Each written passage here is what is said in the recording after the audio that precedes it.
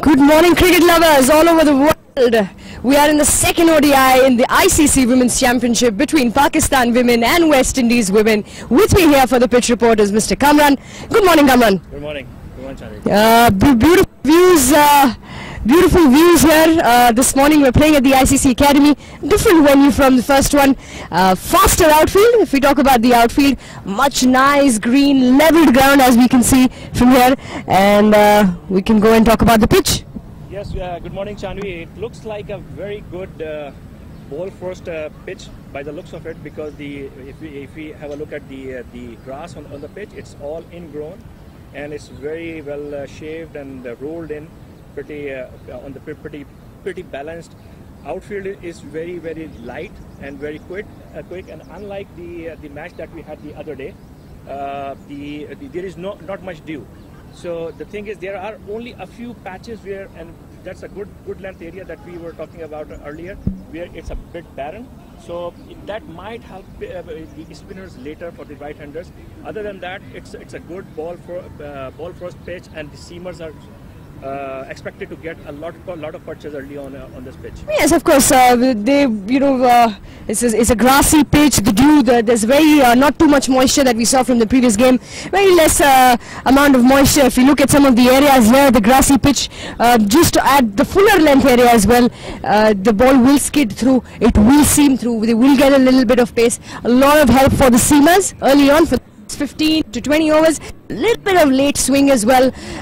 The pacers. If we talk about a slightly shorter length, Kamran, there is going to be a little bit of bounce as well.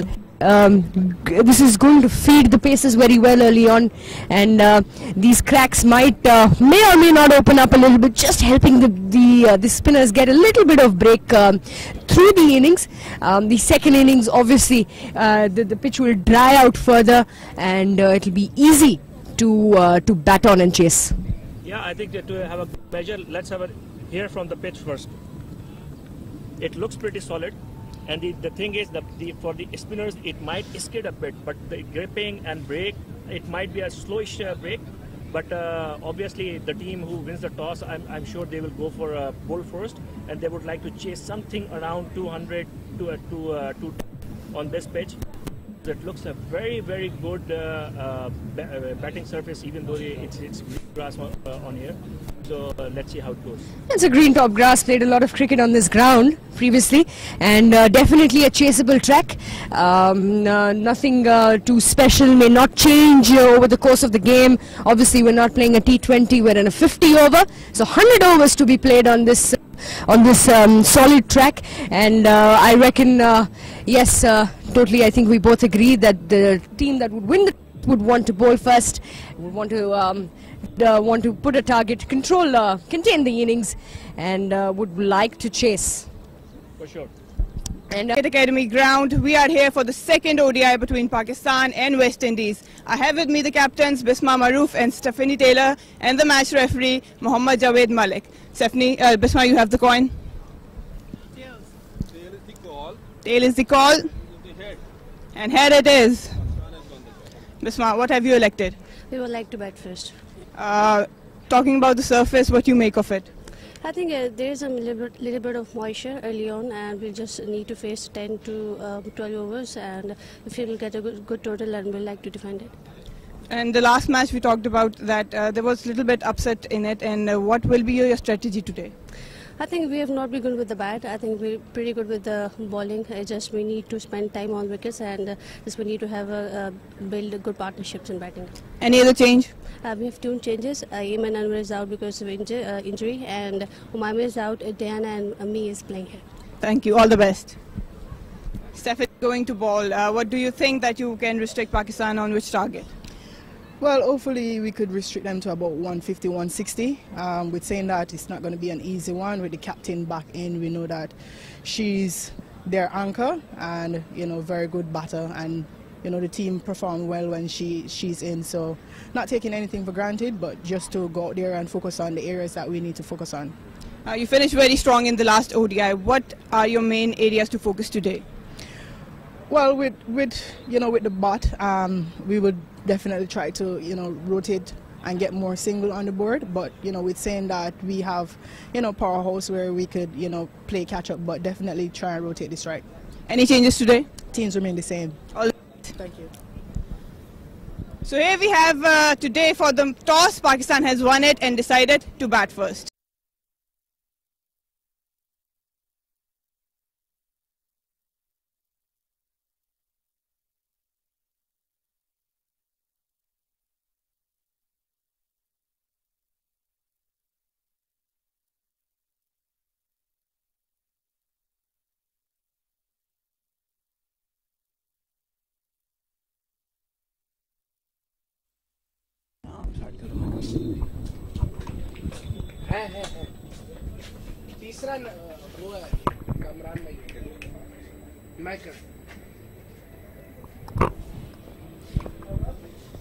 Good morning, viewers. We're back with the action.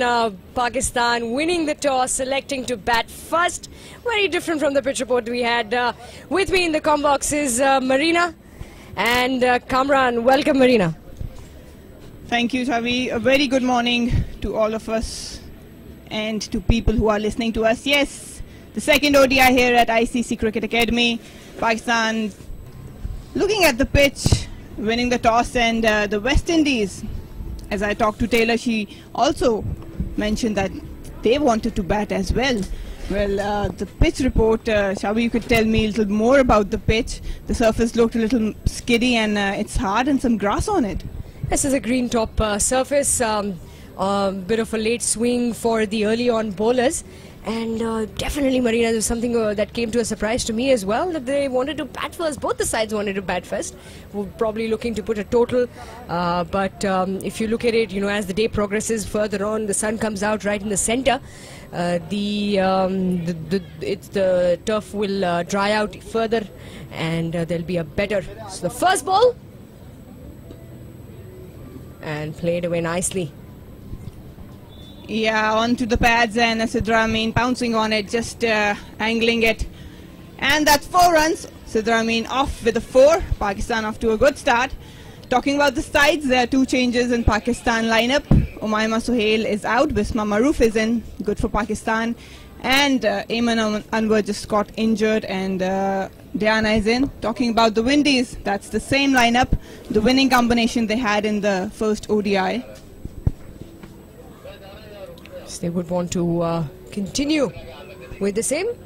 We talk about it's a quick outfield, slight slope at the other end. Better delivery, that. It's a much better delivery. And the Windies will be looking to restrict the Pakistan women to a decent total that they can chase. Pakistan, however, would want to put a mammoth on the board. Yeah, as Taylor mentioned that they would like to restrict Pakistan around 150-170 mark. And I think that as the day progresses, we have a very good sunshine out there, so the dew factor would rather run away quickly. Good bit of fielding, just a little touch behind point by Sidra Amin. Kamran, your thoughts on the toss and the wicket? Good morning, everyone, and good morning, ladies in the comm box. Yeah, I'm a bit surprised. And while you were mentioning that it's okay, West Indies wanted to bat first as well. But that makes a bit of a sense, because for the Windies batters to face up front, they might be more confident about the Pakistan bowling. But if you put it in this context, that Pakistani batters have to face the Windies bowlers, who even moved the ball in Dubai International Stadium as well. Today we are playing here at the ICC Cricket Academy. So it looks like a bit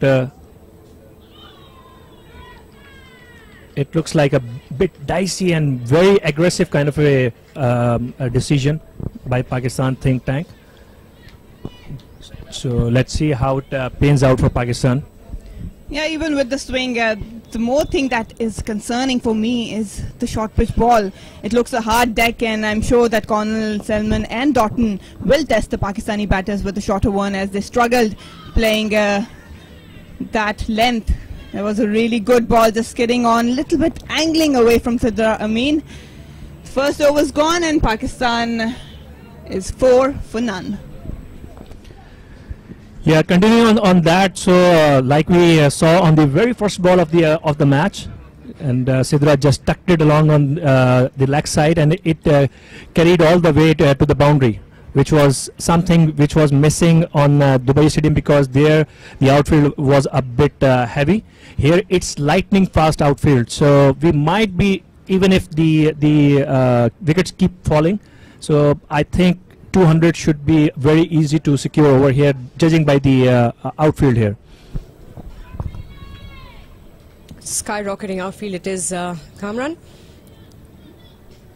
A lot of runs have been scored on this ground previously. Domestic matches, international matches. So UAE men and Nepal a couple of weeks ago. Janvi, as they say that you can only guess about the pitch until a ball is bowled on that strip. So I think what we were discussing at the toss, 200, 210, I think it's definitely a 250 plus pitch. Anything less than that, it will be just a walkover for Windies team. Anything, yes, anything around 220, 230 would be a challenging score for Windies to chase. However, it's a good track to chase on. It's a good delivery.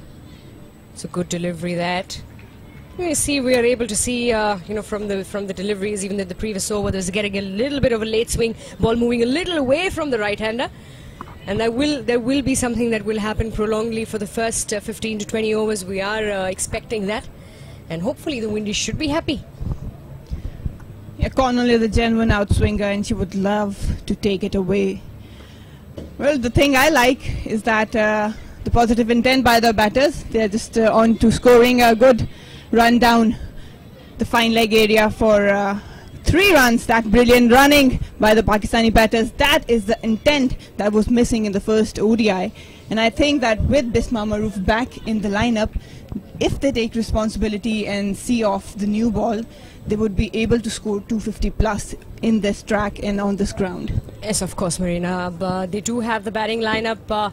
Pakistan women, they've got the hitters, they've got the ones who can run through it, and I think that the 3 that they ran very early on in the innings gives out the message that we're here to make the big score on board, and we're going to play out the 50 overs. I think that's what Pakistan women should look to do, and they'll probably put them at a good total for the Windies, challenge them for the second ODI.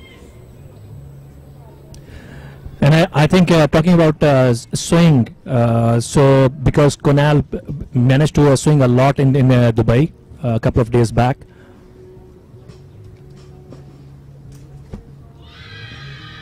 Loud appeal, and I think coming back to that point, because there she was bowling from the end, which was helping the outswing.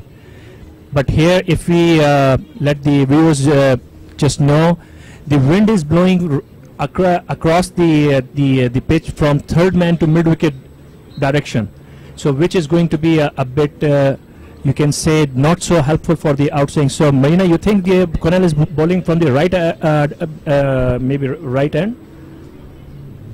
Yeah, I think that they might have a plan, because her natural outswing is there, but maybe just angling in and then taking it away might be the trick that they want to be looking for. Talking about the shout, I think it was a little bit outside off stump, but that's 2 overs gone, and Pakistan is 8 for no loss. Yeah, and because unlike the first ODI, Connell, 5 out of 6 deliveries she managed to bring them in. There she was bowling with the 7-2 field and managed to get Javeria edge twice, and it was a pretty embarrassing moment for Javeria as well, but that speaks a lot about the capabilities of Connell. What a beauty that was. A perfect length for a fast bowler, and just a fractional swing there, beating the bat of Sidra Amin. Yeah, I think, Amran, that's lucky chances a batter can get. You can't do much about it. But on West Indies' behalf, there were regulation catch for the keeper and as well as the slip. And missing out on a main batter, I think that they need to think about it. Sidra Amin, 24 matches and average of 12, strike rate 47, 150. She needs to score. There's a lot of responsibility right up on the order for Sidra Amin. She's a good batter, but needs to click. So the gully comes in. So good delivery, sticking to the turf there. It's just to bring in that additional pressure. The gully in place now for Sidra Amin.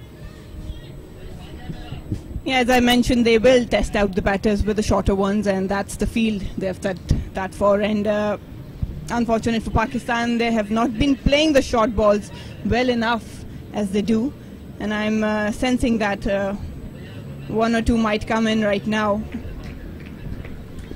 So I think that vindicates our early assessment as well. So after bowling 1 over around, and she has seen that the ball is moving a bit, especially from the wind blowing from this direction, from mid wicket to third man region.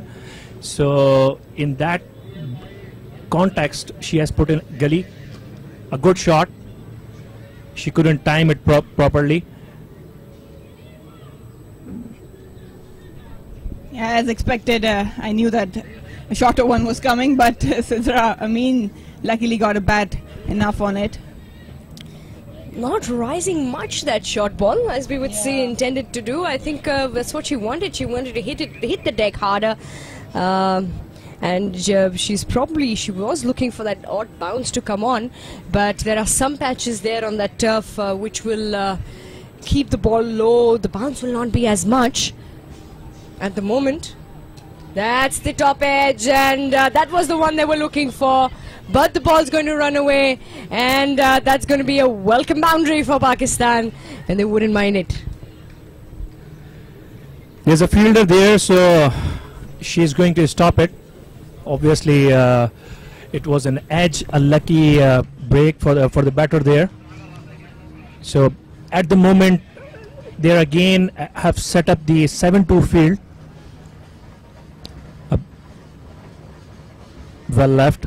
So the plan looks like the same what they were doing at the Dubai Stadium. So it'll be 3 gone. It's 10 for none.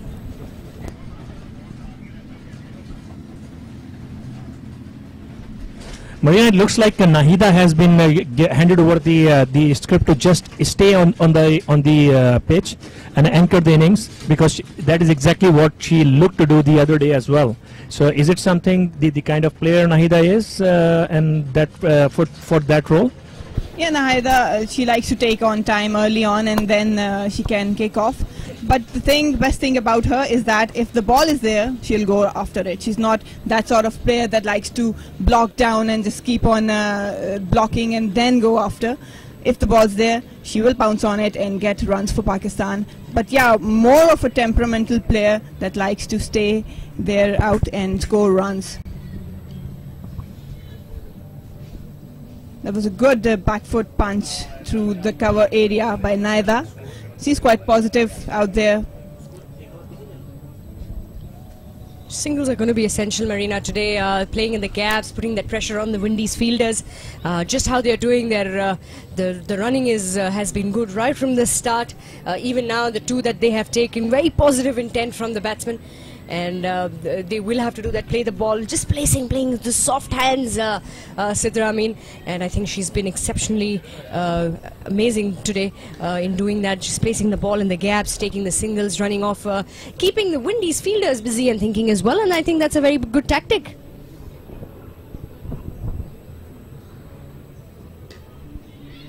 Exactly, that's the positive intent I was talking, that Pakistan needs to kick off with a good start. They need to be scoring runs right from the word go. And that's exactly what this pair is doing, taking on the short balls, clicking singles, and anything that is loose, they're putting it away. They're off to a good start. Another good shot. And talking about Sidra, as much we saw the other day about her, what I liked about her, that she likes to play the short pitch balls with very good proficiency, and her technique looks pretty good as well, because she likes to rise with the ball, and a couple of shots she played there, she rose on her toes and then tried to play over the top of the ball. Again, some width, and the ball was pitched a bit short on the shorter side. Yeah, wild swing by Sidra Amin, but definitely the ball was short and wide, asking to be put away, but just missed out. Well, Connell, I think that she's bringing in that gully fielder with this length. Talking about Sidra, she is an aggressive batter. One likes to take on the bowler. Slightly short of length, that one, and the dot delivery to end the over. 4 gone, it's 13 for none. So I think, like we were saying, that Pakistan went made an aggressive choice of batting first on this pitch, with a bit of lively grass on it.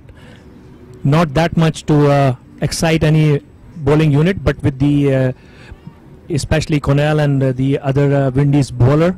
So 4 overs gone without any loss, and 13 on the board. I think it's a good, reasonable start by Pakistan.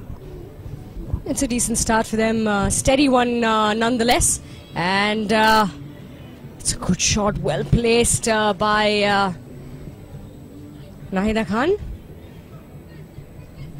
Yeah, that was rather a check shot. She just managed to pull back the bat, not taking on the extra cover fielder. Just managed to keep it down, but a good looking shot again. Bit of a double mind there, I think she was in. I think the wicket is, as we expected, a lot of bounce, but it seems like it's a double pace and double bounce wicket till now. It's a good track, nonetheless. You know, the bounce is good off the grass. Like we said, it's a green top, and it's a natural green top. There is no grass which is rolled in or nothing of that sort. The ground staff, I think, have done an exceptional job in keeping the dew away from it, and that's a good delivery. Just slight movement from the right-hander. These are the kind of deliveries which you expect to come and once in a while, because there are some live a bit tinge of green and live grass on the pitch. So if the ball hits or the seam hits those pieces, they are bound to move a bit. So Pakistan batters need to be mindful of that. And then you are bound to get these kind of deliveries as well. Pitched up, bowler getting a bit greedy and bowling a bit up to the batter, and providing a good opportunity to drive the ball with her foot right next to the ball. A very well driven single there. Yeah, I think that yes, Naida Khan now on the strike. We saw that there was a little uppish drive by Naida. Maybe that's what Salman is looking for, just pitching it up. Might get engaged that fielder on the extra cover.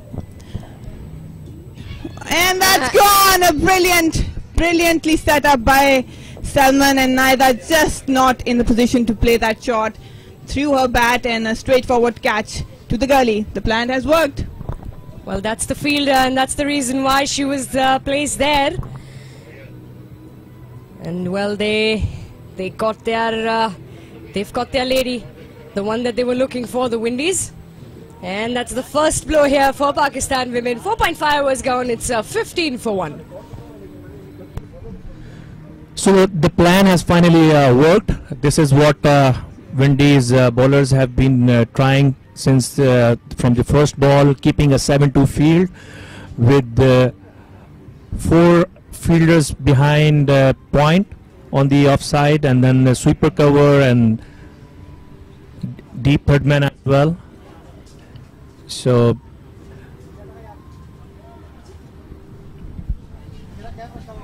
now Javeria Khan walking in for Pakistan. That's another big wicket that Windies would like to take on early, because we all know that once Javeria settles in, she can take it long and deep into the innings.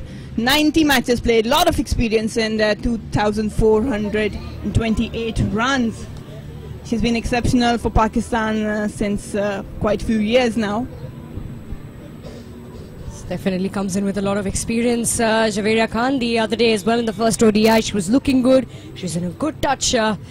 She's looking steady, and she will have to look to go through the innings all the way through. And a good leave there, a confident good leave from Javeria Khan. The end of the over, 5 gone, it's 15 for 1.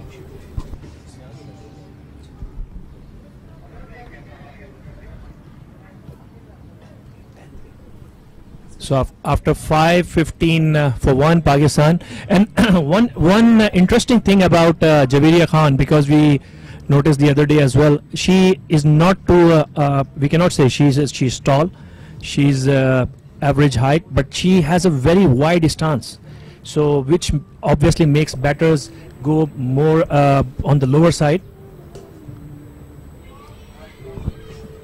Beautifully put away by Naida, and that will reach the boundary. That's perfect timing. Sorry, that's Sidra Amin. Coming on to pads, just managing to keep it down towards fine leg, square leg area, and that's a good looking shot by Sidra Amin. So that's what I was talking about earlier. Kunal, in the first ODI, she kept on bowling outside the off stump, or the ball kept on moving away. But here she has been putting more balls, more deliveries into the batters, and that was a gift for literally for Sidra Amin. She tucked away and earned a 4 there. Again bowling into the body of the batter. They'll want to look to put in some pressure as well. The Windies, they know they've got the first wicket. They will be looking to add on the pressure. That's why we see the first slip and the gully fielder as well for Cornell bowling in from the opposite end. And it's the square leg as well, slightly finer the position. They will have to look to play in the 50 overs. It's a long game. It's a one-day international. 19 for 1 on board. I think Pakistan have done a decent job. It's not bad. They will accelerate and build up the innings going through forward.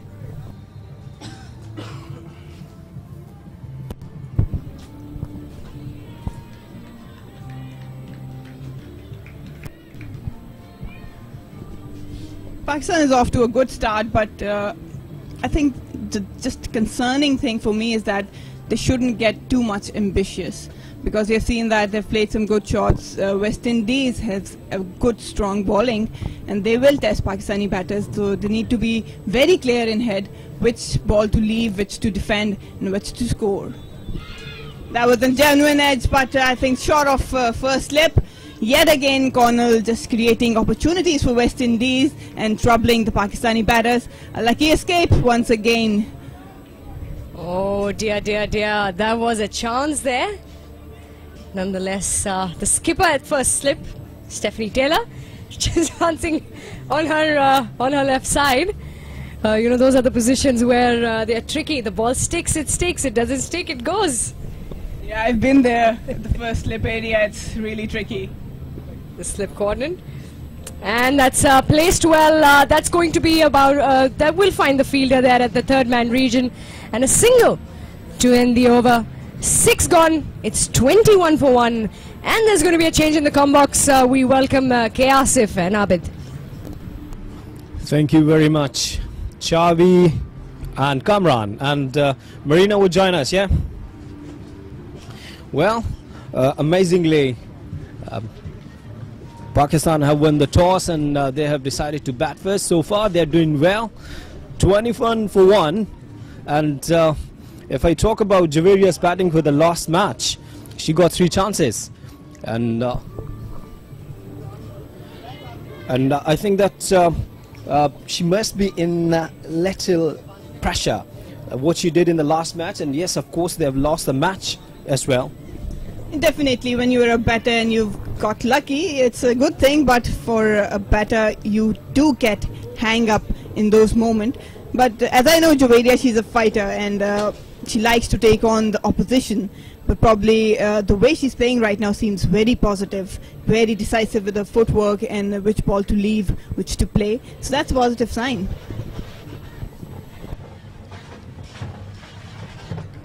That's right, and I would ask you, Abed, that first of all, how are you doing today?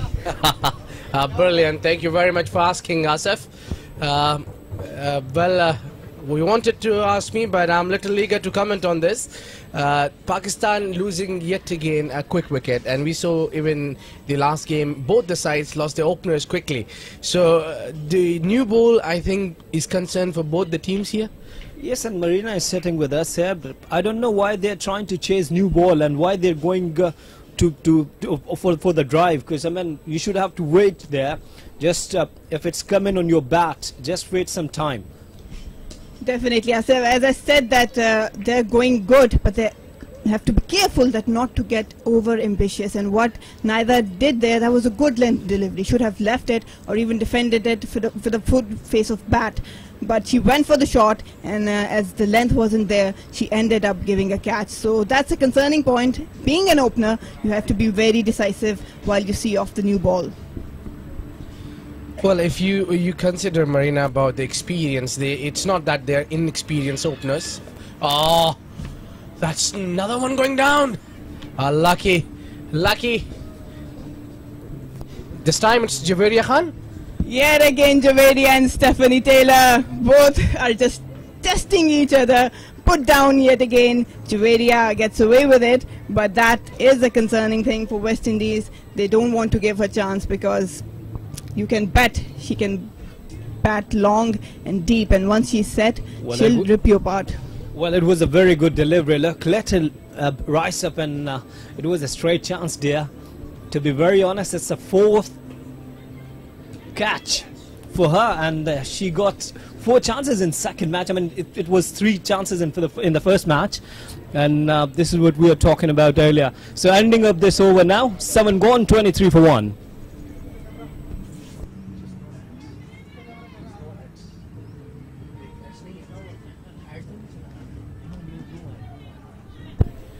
Well, the concern is not that how many chances they get. The concern over here that they should avail the chances.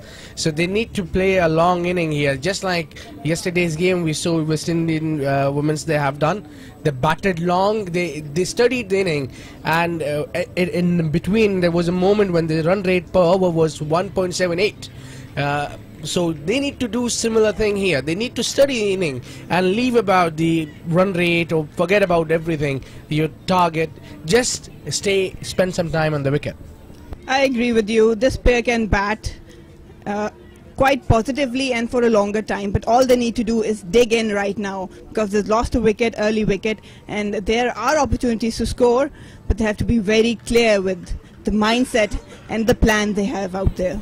Just like Asif said, that you need, if you build that sort of inning, you need to left alone the balls that is going away from you, especially the new ball. You don't need to chase every ball that it's coming to you.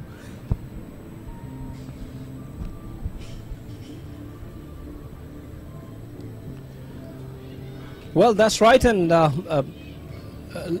let me ask you, especially Marina, because you've been playing for the Pakistan as well, that the Pakistan team, especially when we talk about women cricket in Pakistan, improving day by day, and when you are playing against a team like a world champions like West Indies, you should observe that how did they play in the last match. Try to learn from them.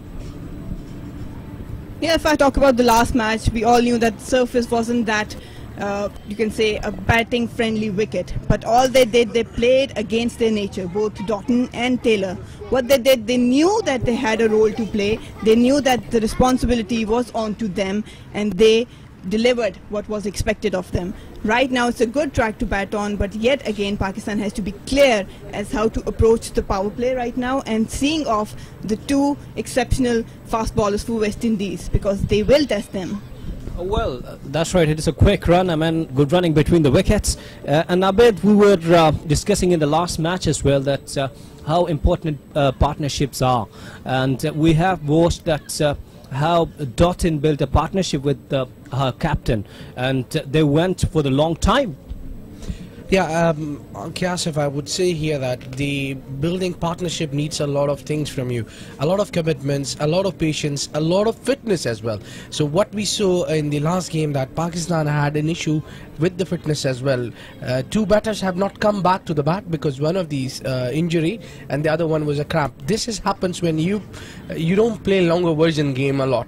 So there is fitness issues as well. I think Pakistan need to recognize that thing as soon as possible and correct these areas and work on it. So I think apart from that, they have a talent. They have look at the running between the wicket, it's phenomenal. So I think Pakistani women need to be fitter, more fitter. That's right, ending up with a dot delivery, 8 gone, 26 for 1. Marina, tell us how these women take us through how these women do their workout. No, they've been working very hard off the field, and with the new trainer Jamal Hussain from England, he has been exceptional. And the main thing about him and the team is that they are focusing on the main areas of fitness. I will not agree that they lack fitness. They've been working back home. They've been working for quite a few months now, but it was a little unfortunate for Naida. She got hit on the head. Javeria did came back on, but obviously if you're carrying an injury onto the field, you cannot give your 100%. But you can look at her today. She's been brilliant in running and quite positive about it. The thing I feel is the lack of temperament for the longer version of game. We have been playing a T20 for quite long now, recently played the World Cup. It's hard to switch on and off from formats if you have the same group of players playing all the formats for you. So that is the thing I think Pakistan lacks a little bit in the temperament for the ODIs. They need to settle down, they need to dig in and then kick off. What about the test matches? They will be having a lot of test matches as well. Well, unfortunately, we do not play any test matches. Even back at home, we don't have a 4-day format for the girls yet. We've been discussing it with the board, and I think it's very, very important to get into that format for developing a temperament for longer version and even your technique as a batter and the bowler as well. So that's the thing Pakistan board needs to focus, and players on their own hand need to work out that they need to play such formats to build their game and develop their game. Asif, I would say one thing I would give them 100 out of 100. Both the teams. It's not about the only West Indians or Pakistanis, but both the teams have been tremendous in the field. I mean, very energetic, very quick. I mean, you don't see many misses from them. Yeah, apart from unlucky today, catches going down. But I'm talking about the ground fielding is being tremendous. Well, that's right. I was discussing earlier before the match with Marina that I'm so happy I have watched them in the last match. They're improving in their fielding. We have watched some efforts from Diana and Alia. Look, it's giving you confidence and you're getting ready for the next and upcoming matches. I was really impressed by Imtiaz, Kainat Imtiaz. She was really impressive in the field. She's a born athlete. She loves to, run around, dive, and same as with Diana. They've been brilliant for Pakistan. Diana has been exceptional, and she's an example for the Pakistan team. I think all the credit goes to ICC as well for arranging this ICC championship, because when we play against the higher sides like Australia, England, we see what kind of effort and what kind of commitment they bring onto the field, and that's when we get inspired, and that's what exactly Pakistan team has done. After watching them and the Windies, they've worked on it. Well, that's the end of over number 9. The score moves to 29.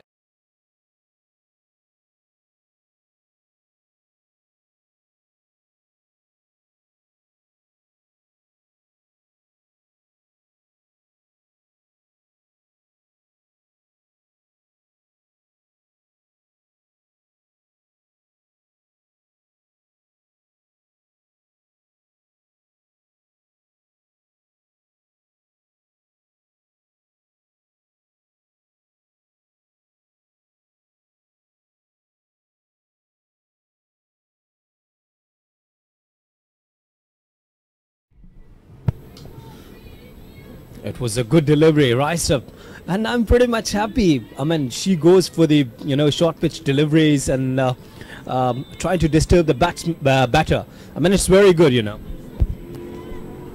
I've played against her. She likes to take on the batter, and believe me, she can test you with really good ones, right onto your body, right in your face. And that's, as a batter, you need to tackle it. But I think Javeria did well, keeping her body behind her and keeping it low. Marina, she is quick as well. You forgot to mention Oh, that. yes, she's quick. She's quite quick. I think she's the quickest I've faced. Well, especially against when you played in the West Indies. Yes, especially in those conditions, she was very quick and seamy. Yeah, and she swings the ball as well and bounces as well. So everything good for her so far. You see, she had bowled and 4.2 overs, and she doesn't look tired at all. She's more energetic, and the pace is still there. And Bolden, look at that delivery. So this time, right on the length. Yeah, our praises worked here for her. Lovely delivery, keeping the ball short, and the surprise one comes. Little Fuller takes the wicket here. Javeria Khan, the skipper, walking back to the pavilion after scoring 5 runs.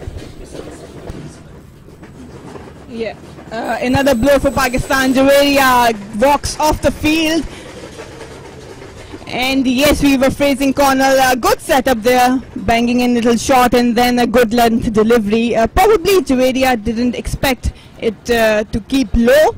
It was she wanted her to bounce more, but a good delivery and another blow for Pakistan. I beg your pardon, Bisma Ali is the captain today. Bisma Maroof, I beg your pardon.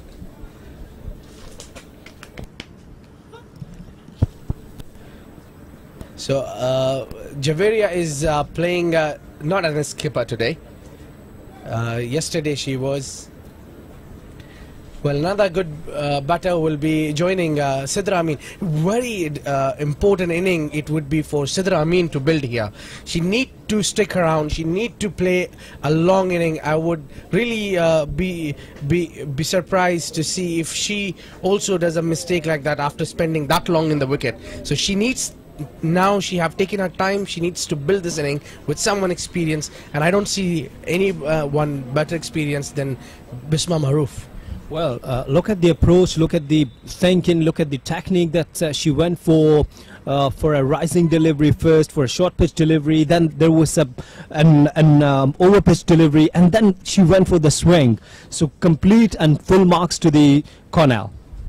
Definitely, it was a brilliant setup to get rid of Javeria. But yeah, talking about this partnership now, Taylor did mention that they were targeting Bisma Maroof. They know how crucial this wicket can be and how important it will be for Pakistan, for Bisma to stay out there. Sidra Amin, she's a good player, she's a good temperamental player, and both of them can build in innings together, a partnership that is now required for Pakistan at this stage. Yeah, well settled Sidra Amin alongside Bisma Maroof will be a perfect pair, I guess. For now, at least they need to stay up till 30 overs in this game from here. Maybe 20 more overs. They need to stay and calm the inning. Yes, now we can see some middling with the ball and taking time. That's Bisma Maroof for you. 95 innings. Yeah, look at the average, 27.7 and 1250s, highest 99. Ow, unlucky. Unlucky just a run. Yeah, that was against South Africa in Sharjah. Was you playing in that? Yeah, I was playing in that, and we were so disappointed. She played brilliantly, single-handedly, just maneuvered the innings for Pakistan, but couldn't reach the 3-mark figure. Are you expecting a good contest between Bisma and Connell? Definitely, she's a fighter. I said that she's a clear with her mind, a good player with good technique, and Connell and West Indies are after her. Taylor mentioned it. They're after her. They know that how crucial this wicket can be, and Bisma knows that there is a huge responsibility on her shoulder, so she knows that she's up for the music. Bisma off the mark with a single. Good running between the wicket, good call, and a very good over for Connell. Got a success there. So 10 overs gone, 31 for 2.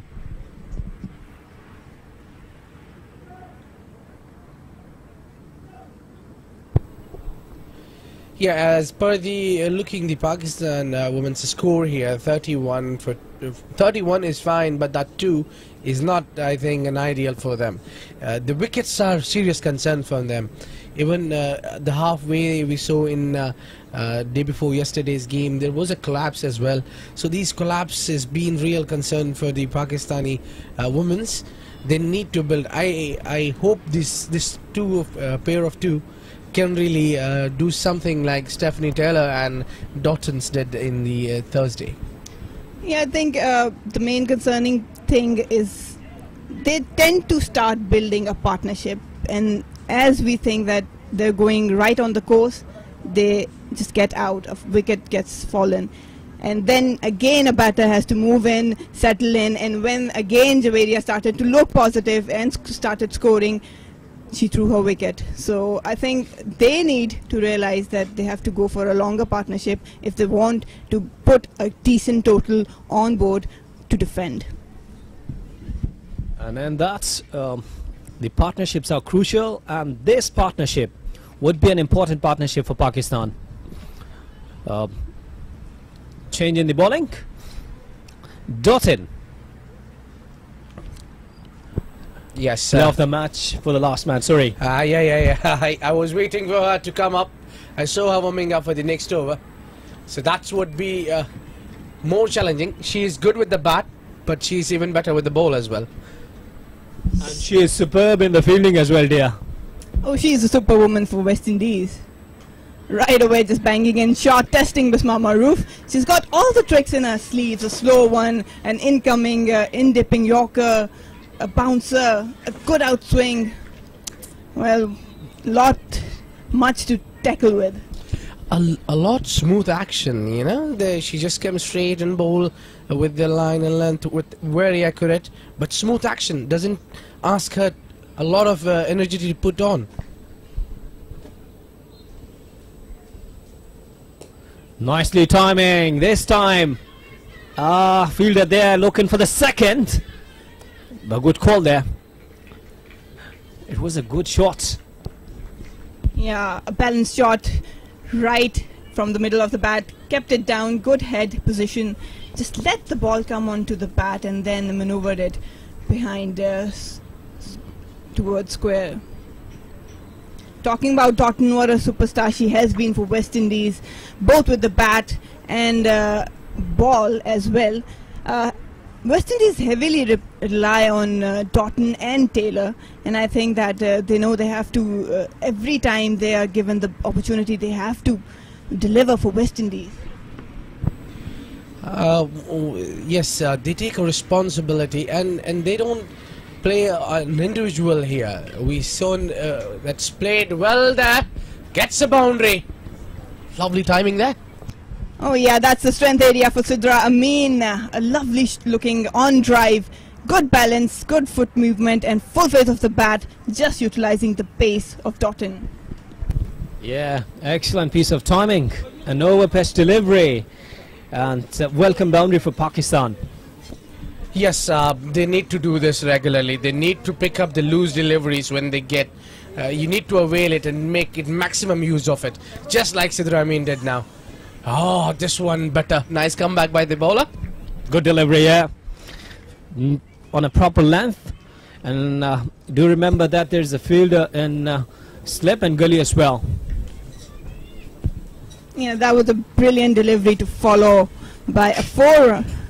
I think just a fractional of movement away from Sidra Amin from a perfect length, and I think that's kind of delivery you would like to watch every day, every moment. Yeah, playing on the onside, and gets 4 runs again here. Expensive over. Yet again, brilliant timing by Sidra Amin. Again pitched onto the pads, and she will not miss out. That's her strength area. Dotton just a little bit off the course with her line and length for this over. It was gorgeous timing there. On the pads, there was no fielder, and got the boundary. So 2 boundaries in this over. Well, mind you that Sidra Amin is batting well now on 27, but she haven't played a slow inning also.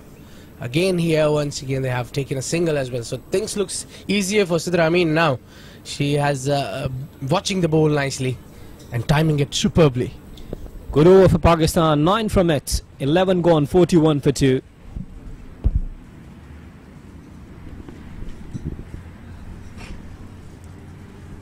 Another advantage that Bisma Maroof brings to this batting lineup is that most of the partnerships Pakistan has is around Bisma. She likes to take on responsibility, not just for her own, but also the player she's playing with. And she tends to develop a good understanding with the person she's batting with, and that is main strength that she brings to Pakistan. Yeah, a lot of characters like that we get to see in men's team as well. We had Mike Hussey from Australia, Yunus Khan from Pakistan. Even we used to have Inzama Mulhaq, who used to build a good partnership whenever he's on the other side. This character of Yunus Khan used to be in Pakistan men's team, that whoever he's batting along, he'll build a good partnership. In Indian side, there was Rahul Dravid as well, a similar kind of players. What they do is that they always guide your partner. So that's the best thing. And Bisma Maroof, indeed, star. She is a star for this team. So she messed up her run up. Another bowling change. Marina, I think if you keep changing your both of the ends,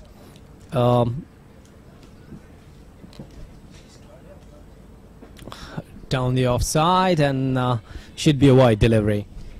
That's a good tactic by the bowling side. You don't allow the batters to settle in by rotating your bowlers quickly. And once you get the sign that batters are getting comfortable with the bowlers, you need to step up and change just to again double mind the batter and let time to settle in as what the bowler is bowling and what line length is he up to. A lovely delivery that is. Good length, but look at the height. The height is the advantage here for Shanella. Even I was saying on Thursday that she's the tallest one, and when she bowls, even the good length deliveries almost go on a bouncer for the Sidra Amin. Is it just me, or she reminds me of Curtly Ambrose, coming lazily in and then banging? Same. I was about to say that is a version of Curtly Ambrose in female. And they belong to the same country. They play for the same nation. Yes. And Sidra moves on 28 with 2 boundaries. And this ball swung a bit, the last one. Or else she was looking for the big shot. That was soft hands and dot ball. There's a little difference between Ambrose and Henry, because Ambrose used to come with 3 or 4 slips, and she has taken 1 slip, isn't it? That's a given advantage you can give to the female side, but the thing right now to focus for the Pakistani batters is the change of pace. She doesn't have much pace that Cornwall was offering, and now they have to settle in for that. How difficult it is for the women's, I want to know that. Change of pace. A little bit, but as a batter, as a professional batter, you need to click on quickly for that. There's no excuse that you've been settling for the pace and now a bowler with a lesser pace has come and you need time, but you have to pounce on it quickly. That's right, this time on the 3rd man area, just for a single.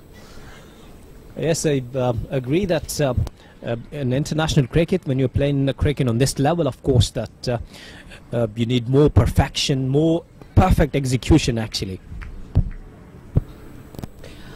They have a hitter as well in Pakistani team who can hit the ball well. Alia, I think she can hit big shots as well. So use of Alia will be very crucial at this game when you're building an inning. And she's a very special character, especially in 50 overs game, because what happens here, they try to play rotate the strike and play with a slow run rate, but when she comes in, there's more responsibility on her to go for the big shots. We've got a couple of hitters. Nida Dar can hit as well. Kainat Imtiaz, I mentioned in the first ODI, she's worked on her hitting because she comes down the order. But yes, I agree with you. The area and the position they will be sending Alia in for today would be crucial. But I think as for a hitter also, you need to give her a little bit of time to settle in, just dig in and realize what kind of wicket she's playing, and then kick off. Well, 12 overs gone now, 45 for 2. Sidra not out on 29. Bisma, the skipper, on 3. I think everything is fine from Pakistan's point of view at the moment. Yes, they are 2 wickets down, but they have both their key batters down there in middle, so they can build the inning here. The way Sidra Amin is playing, she's looking for the full end deliveries and she's punishing it and she's timing it so well. So that's a good news for Pakistan. Well, Abid, this is a key point that you just wait for the bad deliveries and utilize them and get runs while you're going for the chasing them, as we have seen earlier that the first batter, she was trying to chase early on and she lost a wicket. Yes, that is what, Asif, you need to wait for the loose deliveries to come to your way. You don't try to make a good delivery. You need to give respect to the good deliveries and let them go, especially in 50 overs game.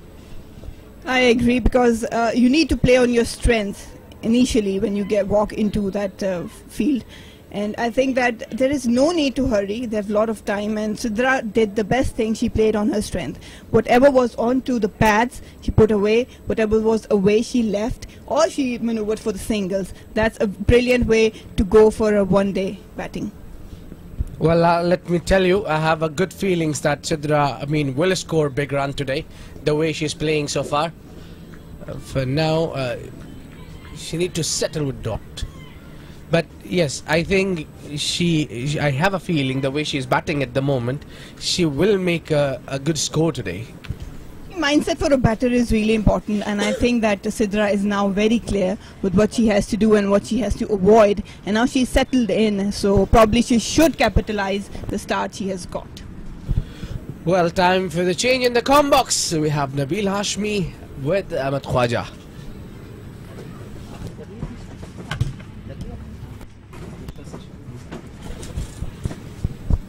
Thank you so much, Abid. It has been a much better start for Pakistan compared to the first ODI.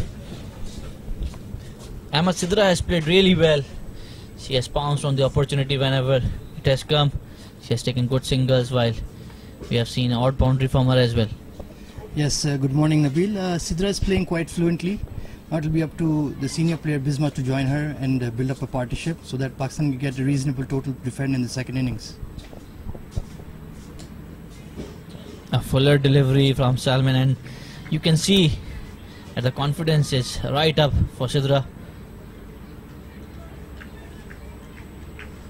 There's a nice stiff breeze blowing across the ground, which is helping with the outswing for Shakira, and it seems to be challenging Sidra out there, but she looks quite well settled now and looking quite fluent. She wanted a single there, but Bisma decided against it, and the point you mentioned, we saw how Nahida fell prey to it. She was trying to cut Salman there, but she was only able to cut it to the gully fielder.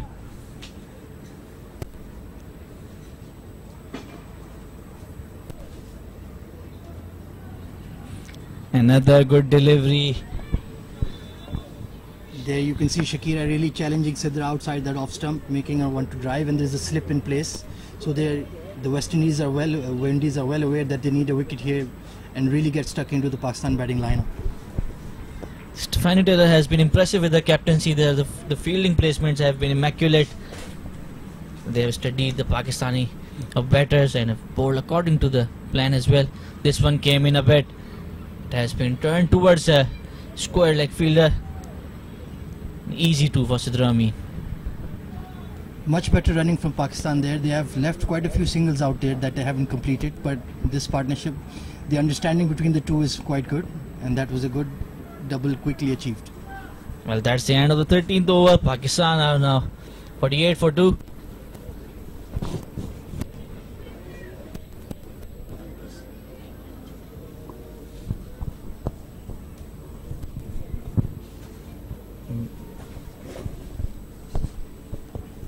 The skipper Bisma Maruf is back in this game. There were a couple of injuries in the last game.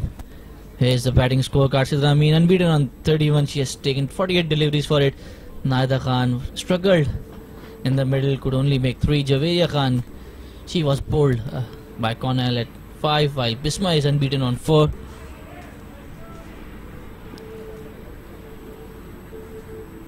Bisma's inclusion, her return will certainly boost up the confidence of the team because she remains a world-class batter in the Pakistan side. Short delivery and it will race away to the boundary. So a lucky boundary for Bisma Maruf and Pakistan. Very short delivery and Bisma attacked it supremely well and hooked it away in style for a much needed boundary for the Pakistan women team.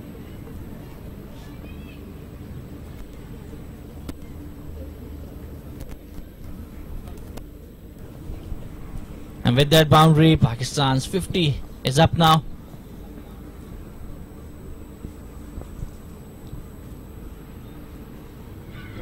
Another short delivery and appeal, and Bisma will have to depart here. So a big loss for Pakistan. Bisma is gutted. She wanted to cut it through point and gully fielder, but only managed to cut it to the keeper, and easy catch for her. It's Deandra Doughton again, the woman of the series so far, who has been dominating Pakistan in the T20s and now making a difference in the one-day internationals as well. Huge wicket for West Indies.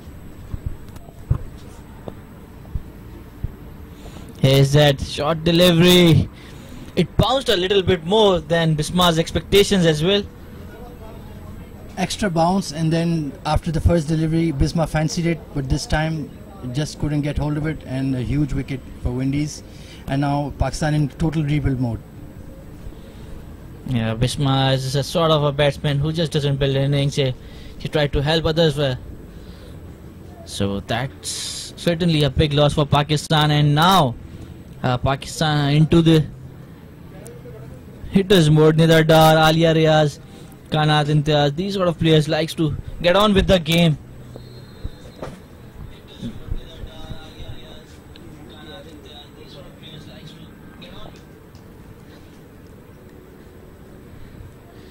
Nidar Dar was really impressive with the bat in the T20 series, especially the last T20I which Pakistan won. She made a brilliant half century. So she would have to play against her nature here. Pakistan, as rightly said by Ahmed, they are in the rebuilding phase now. Yes, much needed partnership will be required over here. Nidar Dar is an experienced player and a free-flowing player, so she can definitely keep the scorecard ticking along with Sidra Amin.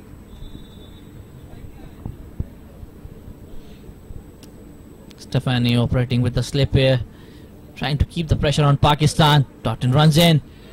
Short and wide delivery. Nidar lets it go. Doughton, she's been an impressive all-rounder. Right up there with the world's best. She bowls at pace, hits it well, brilliant fielder. She reminds me of the well-known English all-rounder Freddie Flintoff. Full all-action game, and she makes it count with bat and ball. Another good delivery. This one came back in. It's really a luxury to have a player like Doughton and Elise Perry, and you have such a world-class all-rounder. It makes captain and coach job pretty much easy. You have someone to bank on, either with the bat or the ball. Absolutely, having a player that can create an impact on both sides is a huge bonus, and West Indies are using it quite expertly. Another short delivery, but defensively played by Nidar Dar. Were you a little surprised that Pakistan opted to bat first here? I think it suits their strength, which is bowling second. Whatever success they have had against the Windies women has been bowling second. So it definitely suits their game plan. but they definitely have to put a board on, to a defendable score on the board to make it count. Another short delivery. So these are persisting with their plan of bowling short, and with that delivery, it's the end of the 14th over. Pakistan women are 52 for 3.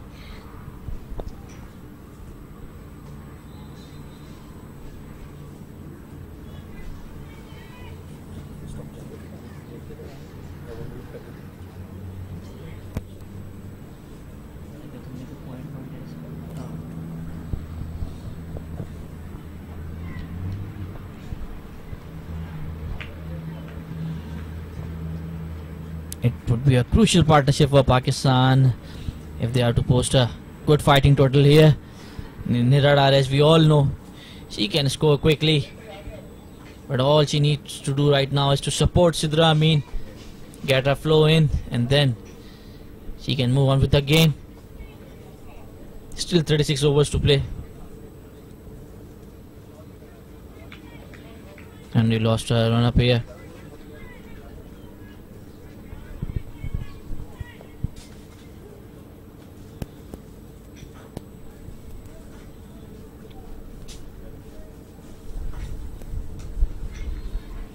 A fuller delivery, played with confidence. Sidra Amin has looked a different player. She has been at ease. We saw some of the pulls right in front of the square of the wicket. It's never easy when the ball is coming at pace. Another fuller delivery here. Shanella Henry is bowling a very tight line, keeping it close to the stumps and not giving her any room at all. Now it will be up to Sidra to show her class and manipulate the ball through the gaps and keep the scoreboard rotating.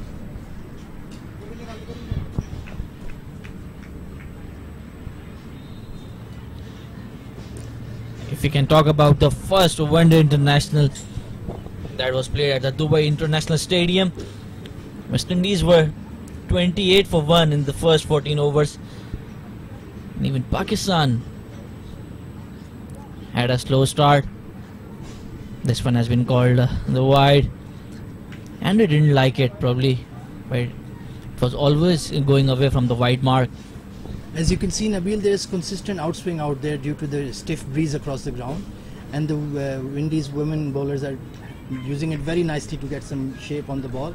So it will be quite challenging for the Pakistan women to keep it at bay. Another good delivery. This one has to the third man. A boundary, a single for Sidra Amin. Here's the match summary from the first ODI. Windies posted 216 for 5 in their 50 overs. Deandra Doughton scored 96. She was unlucky not to complete her deserving century. Stephanie Taylor with a 58 run knock. Kainat Imtiaz took 3 wickets, whereas Sana Mir took only 1 wicket. Naida Khan and Javeria Khan scored 23 and 21 respectively, while the ex-spinner Afi Fletcher and Deandra Doughton took 3 wickets apiece.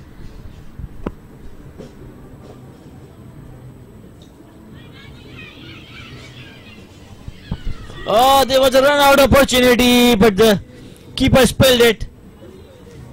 A lucky ladder for Nida Dar. Confusion in the middle right out there. Pakistan cannot afford to lose any more wickets here. Yes, no, maybe from the Pakistan women, and that could have been a very huge error and producing a run out, but thankfully all's well that ends well.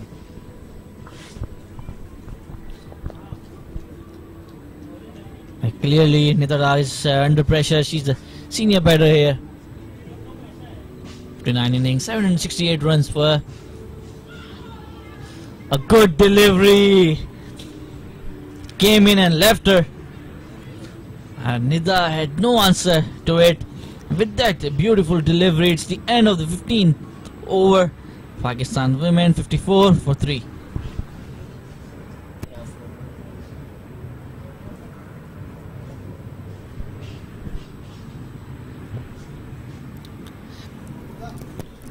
And with that, we have the first drinks break of the match. Players would rehydrate themselves. Probably Pakistan have lost 1 wicket war. They would have liked a score of 54 for 1 or maybe 2. But I think the dismissal of Bisma Maroof, that was a big loss. We have a drinks break once the play resumed. Now Pakistan will have to be careful here that they keep their concentration after the drinks break. Many times we've seen that immediately when you return after a break, there is a loss of wicket or there is a loose shot played. So the Pakistan women will have to really concentrate hard on the next hour and see off the very incisive bowling, West Indies bowling, who are getting the ball to move off the wicket and in the air. So it will be quite a challenge to battle through that and post a good total of about 220, 230. I think would be a very fighting score on this wicket with Pakistan's bowling second, and they tried bowling with Sana Mir and Nida Dar and everybody else. But for that stage, we definitely need a long partnership between Sidra Amin and Nida Dar. Well, let's see what's the message has been sent across. Since it's a drinks break, the strategy could be reviewed as well. Pakistan have lost 3 wickets. I think this Pakistan batting lineup revolves around mainly Bisma Maroof and Javeria Khan. Both are now back in the pavilion. So the responsibility is now even more bigger on Nida Dar because she is the senior player in the side. Sidra Amin has played well. There is still to come Kainat Imtiaz and Alia Riyaz. So there is a bit of batting left. And Nida Dar is in fine batting form as we saw in the 30-20 in Karachi. So there's definitely optimism about her batting, and hopefully she can support Sidra and carry the innings with her.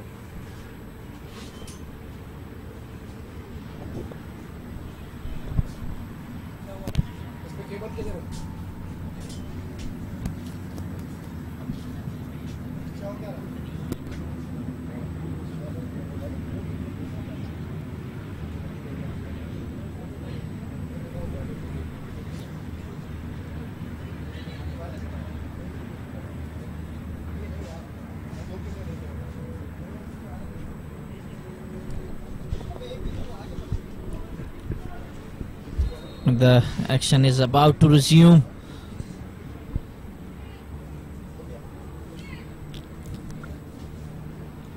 Is West Indies bowling guard Shakira Salman gave away 16 runs in the 6 overs with a wicket to her name and a wicket each for Shamilia Connell and Deandra Totten. While Shannon Henry has bowled 2 overs and conceded 6 runs, so pace up front from the Windies here.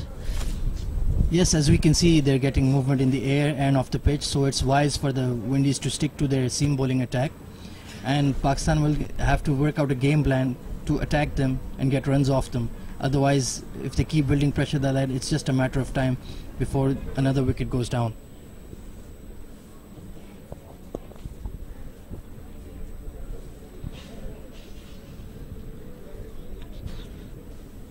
Yes, Sidra taking guard,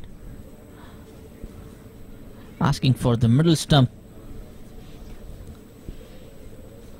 Could be quite tricky because the ball will come in from this end with the breeze blowing across.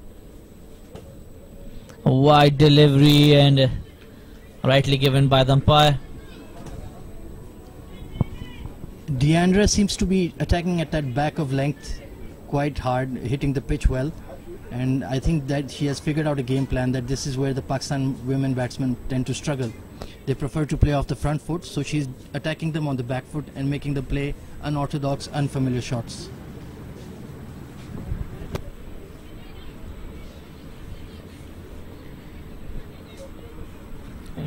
It's not easy when the pitch is helping the seamers and then you have 4 seamers bowling at you.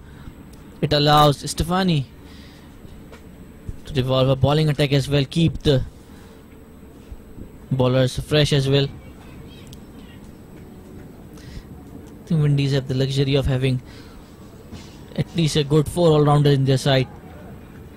With Deandra Totten, Stefani Taylor herself, we have seen that the likes of Nation, Henry, Shemaine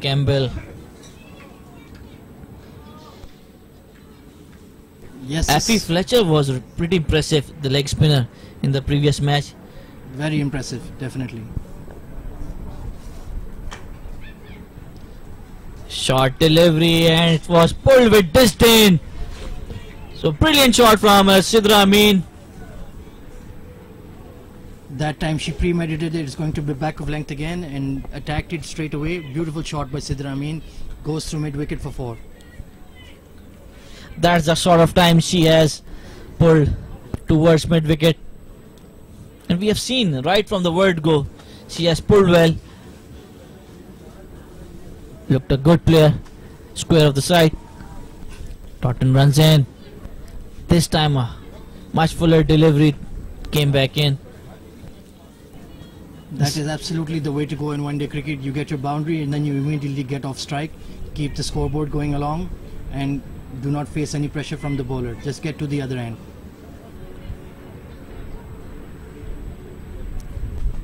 Sidra is on now 37 while Nida is yet to get off the mark.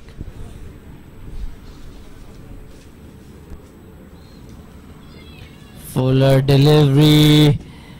A lucky edge for Nida, but at least now she has opened her account and that would give her confidence. Very intelligent bowling from Doughton. You can see she pitched that ball up. She saw Nida Dar was watching her bowl back of the length throughout the over. Then immediately the first ball she pitched it up. Nida Dar was camping on the back foot. She went for the drive and luckily the edge just flew away. Otherwise it could have been quite hazardous. Doughton to Sidra. A fuller delivery. That has resulted in the single. And with that single, it's the end of the 16th over. Pakistan women 62 for 3.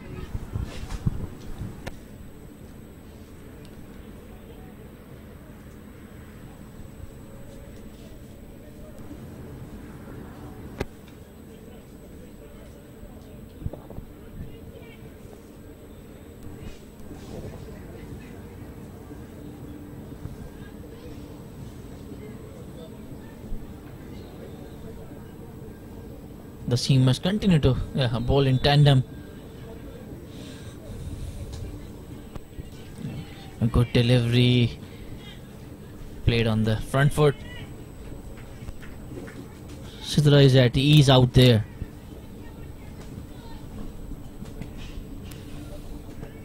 Probably this could be a breakaway opportunity where she can certainly tell that she is well capable of playing the side.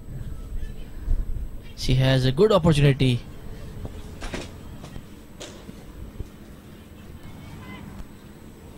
And she takes full advantage of a wide delivery and cuts it away for 4.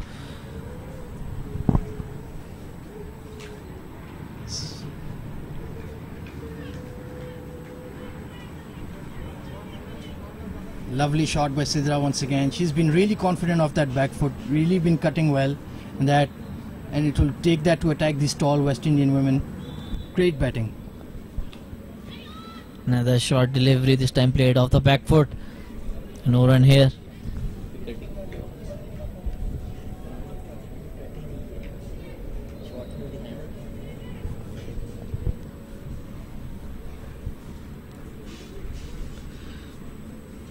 Of the 66 runs, Sidra has 42.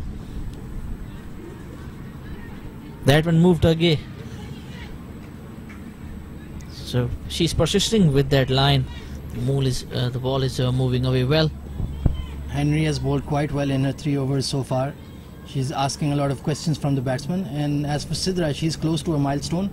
This could be her second 50 in international ODIs. So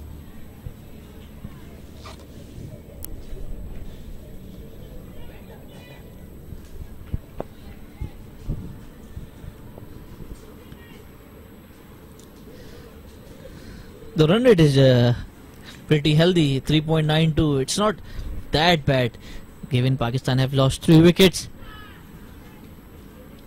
They need to buy their time out in the middle. It's the end of the 17th over. Pakistan women 66 for 3. yeah, the run rate at 3.86 is quite manageable at this stage considering the wickets that have fallen.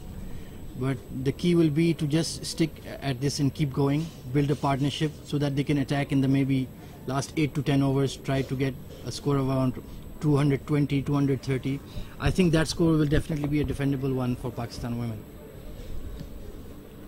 Alia Reyes, Kainat Imtiaz, Sana Mir. They are still back in the pavilion, so there is batting left for Pakistan.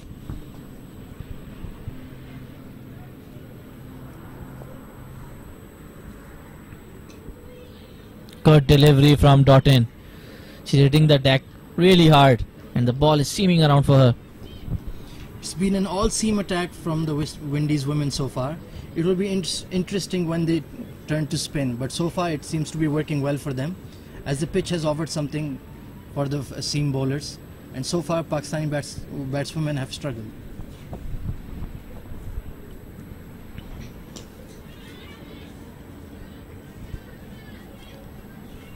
Nita is preferring to play on the back foot. Her wicket would be key now, with Javeri and Bisma already back in the pavilion, because she is someone who can hit big shots as well and can hurt the Windies attack.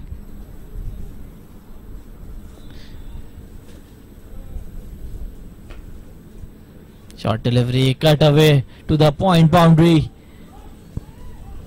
And that's a 4. That's what Nida Dar can do.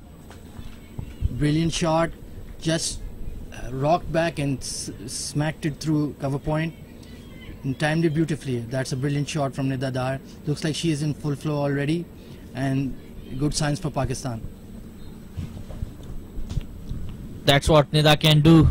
All she needs to do right now is to buy time in the middle, and the runs will come because naturally she's an attacking batter.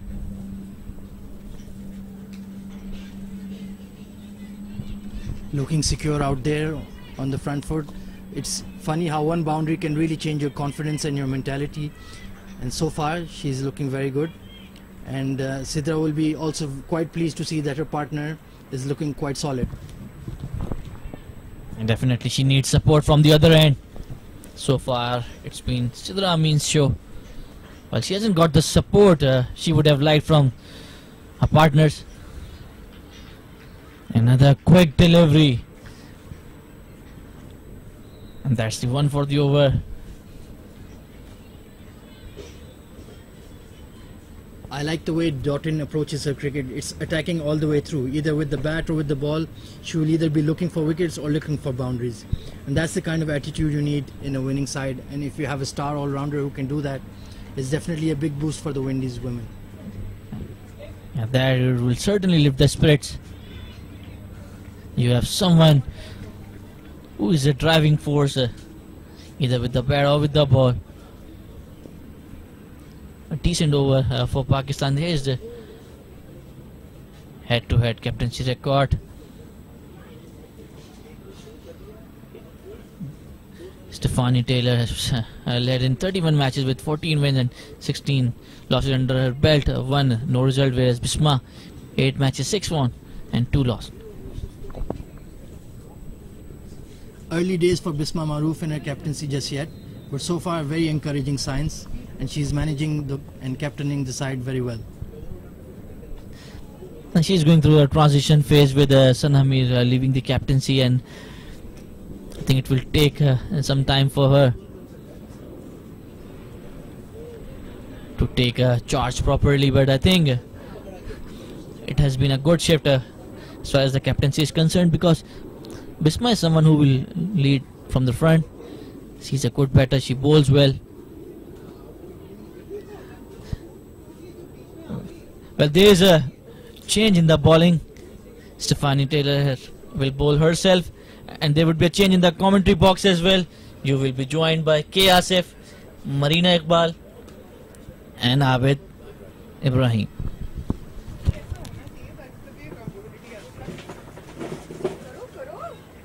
Well, thank you very much, Nabil Hashmi and Ahmed. And the good news for the Pakistan, Sidra Amin is still there, not out on 46. And well, as before this spell, we were discussing with Marina and Abed that today Sidra is in good touch. Well, that would be the last thing I would like to see Sidra getting run out. Because she's nowhere getting out today because she's batting brilliantly. Yes, Sidra has been calm and composed with her approach, and she knows her role right now. It's the innings that has to be built around her, because she's been out there for a while now. Nida Dar, on the other hand, she can change her roles, playing steadily and then being explosive. But right now, this partnership is yet again important for Pakistan. Did you mark my words, Marina, there? Yes, I did. You've been lucky for the players you appreciated, like Cornwall before and now Sidra. Let's see. Well, as we were talking about the partnerships.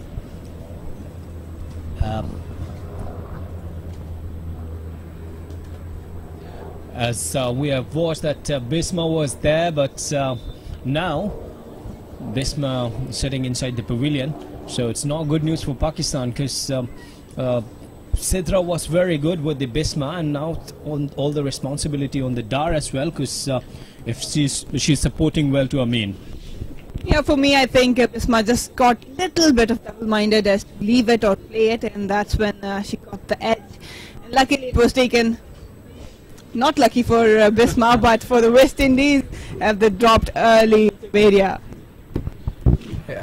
End of the over, number 19. The score boost to 77 for the loss of 3 wickets. And Sidra Amin batting on 48 alongside Nida Dar on 6. So the partnership moves on 25. So the run rate at the moment which is achieved is 4.1. I'm impressed with the Pakistan batting, the way they are batting at the moment. Things looks easier for them. They were after run scoring right from the word go. Confirmation, West Indies bowling. Well, they've been brilliant up the order. Selman and Cornwall, then Dendra, Doughton, 3 wickets, 1 wicket to 3 of them. Have been consistent, but yeah, Stephanie Taylor and Henry then just giving a hand to them.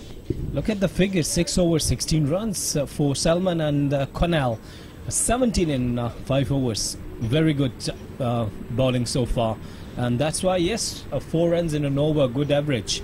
And if they're playing with in next 5-10 overs with this, and then in last 10 overs they would go for the acceleration, I think would be a good idea.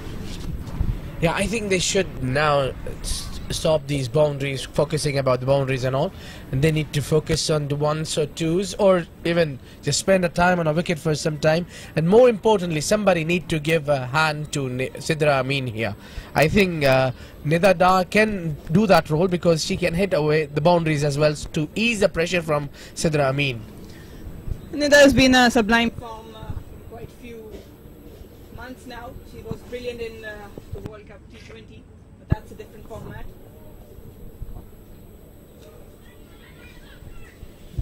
Good cricket, as Abid was discussing, to rotate the strike and take 1 and 2s. Yes, that's what is a key in our cricketing world. You need to rotate the strike and continuously keep the scoreboard ticking. That's down the leg side and gone. That's the 50 coming up for the Sidra Amin. Well played here. Well, tremendous knock. The way she started, tremendous effort. Excellent knock by her.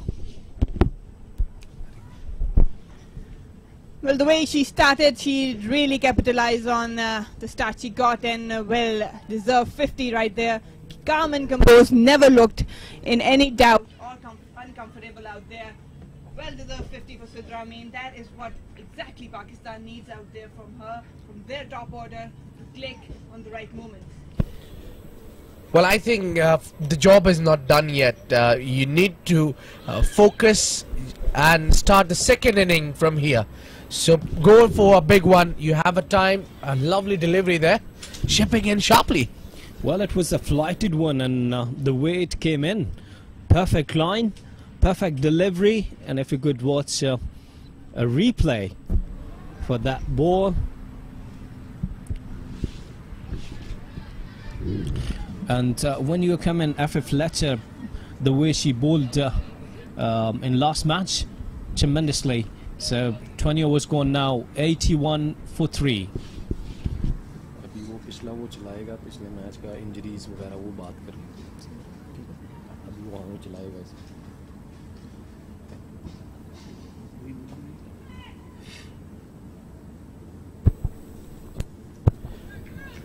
Sidra Amin spatting on 50 after facing 71 deliveries. Yes, this is what even the strike rate is.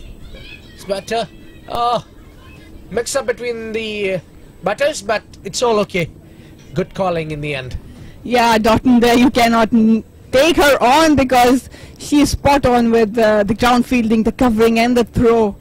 Yes, you were mentioning yourself being in there. And this time, good running between the wicket there. Yes, there's a fielder standing with the square leg umpire. Good call, good running, good sprint. Good cricket all round by these two, drop and run, and then utilizing the bad deliveries. Swept away, brilliantly put on. That's a boundary there. A cracking shot, that's a good judgment, lovely timing. Yes, you see, you could. There is no fielder outside the circle on the boundary there, and the fielder was standing behind the square leg umpire. Good shot, proper timing.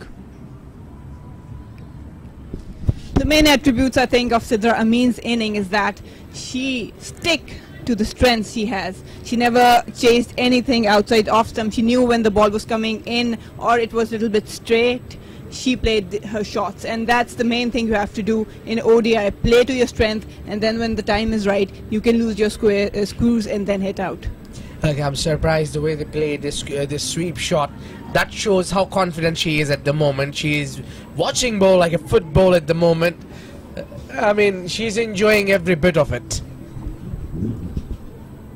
Once again, she went for the sweep and swept nicely. Got a couple there. 2 more added into the total. So good over so far for the Pakistan. Nida Dar loves to sweep, and we call her Sweepula because she can sweep to fast bowlers or any bowler she can take on any day. Yeah, Pakistan have in a man team also a skipper of Pakistan, Sarfraz Ahmed, who also sweeps the fast bowlers. I mean, you need to have a majestic timing for that. It is not an easy to sweep a fast bowler. And talking about Sarfraz Ahmed, he sweeps away a bowler who bowls at 140. I mean, that's not an easy thing. Yeah, he did swept Stark as well. That was amazing. You need a perfect hand-eye coordination for that.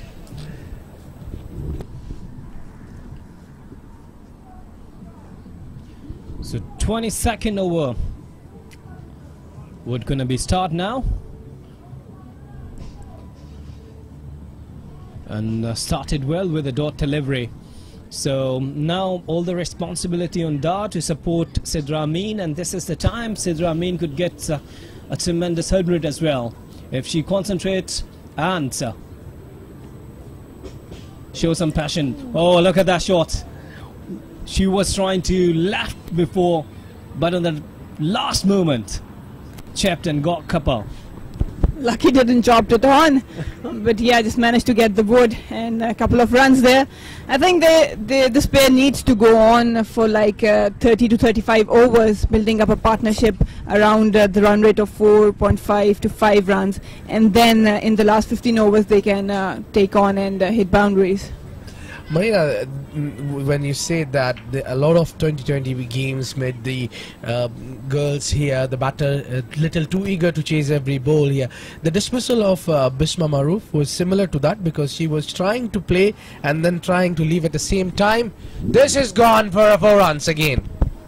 Well, excellent piece of timing there. Look at that shot. It was spinning away, and with the perfect timing, she got the boundary. What a timing she has. I mean, she's relying on her timing. She's timing it beautifully. What a shot that was. This is what you spend time on the track, understand that bowlers are trying to do, understand that where fielders are lacking, you could get results. And look, Sidra Amin moving on 61. Well, there's a batter, I think. Yeah, that's a brilliant shot and brilliant piece of timing straight down the ground. Sidra Amin yet again finding the middle of the bat. A full toss, put away rightly so. Stand and deliver. What a shot that is. No movement of a feet much, just flicking it away. Brilliant. Back-to-back boundaries for Pakistan. Pressure on the fielding side now.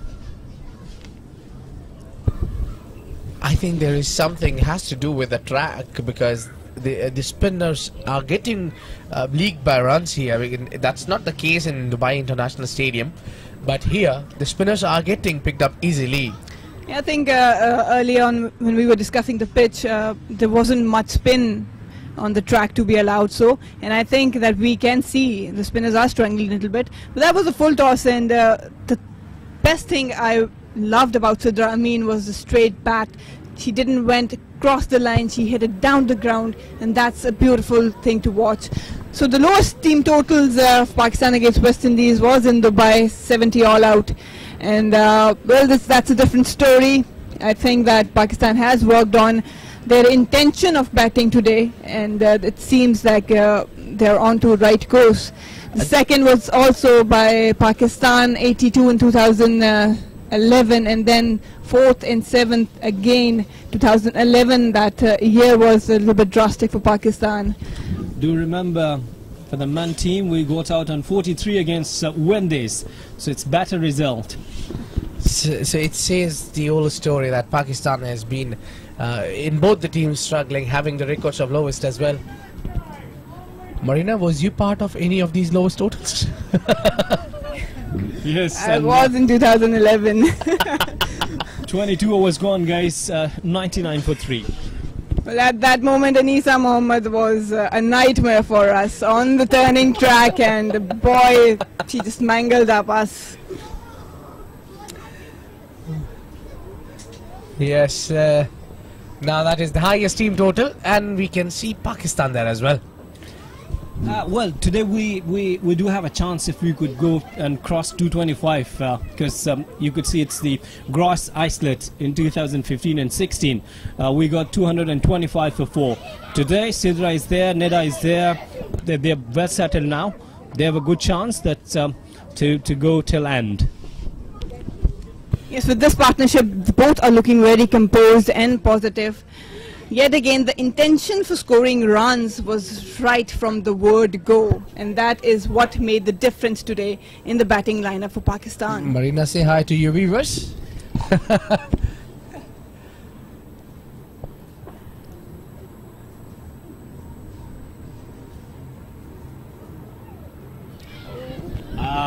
She was trying to go across the line, and Marina, she was talking about that. She was Sidra Amin is sorry, that was Nida Da. So when you're going against the line, you could get trouble. Swept hard. That sweep will for Pakistan. Yes, with Taylor, the thing is that she likes to fire it in. So you have to be very careful with the line of ball. Nida just trying to work it too early, closing the face of the bat, and lucky that edge didn't carry to Taylor. Yeah. Did you notice she just changed the topic about lowest totals in 2011? Well, now, I mean, good captaincy that you got a couple of boundaries when you were playing sweep shots. Now there's a feeder. And deep square leg, 2 singles there. Pakistan passed 100 runs with 3 wickets down, that is, which is brilliant. Comparing day before yesterday, they have come hardly. Well, look at the run rate, 4.46. It's very good, and for the early 20-25 overs, as Marina was talking about, for the last 5-10 overs, you're 7 wickets. It's a good cricket, very good cricket. Brilliant by Nida, sweeping and then realizing that the line was different, dropping it and running hard for that single. These are kind of the things that put pressure on the opposition. They know that if there's a good length ball, they can take single. You bowl a bad ball, you're put away for boundary, and they need some thinking to do right now. See, what I think is that between so we passed 23 overs now, 102 runs on a board after 3 wickets down. The 50 runs partnership comes up for Pakistan women's as well. A good partnership at last. Definitely good partnership, but they need to carry on it, and that's now the stage they need to capitalize to get a good decent total to defend. But yes, positive signs for Pakistani batting lineup. These two are mature enough to carry on till deep into the innings, and then they can allow your hitters to go out and have a go. Good effort by Nida Dar, and Sidra Amin not out on 66. 81 deliveries she has faced. Taylor continues, and this time she was trying to go for the Fletcher. Oh, sorry, I beg your pardon. It's Fletcher, and just for a single. So starting off with the single. Yeah, that's good. That's brilliant by the batters.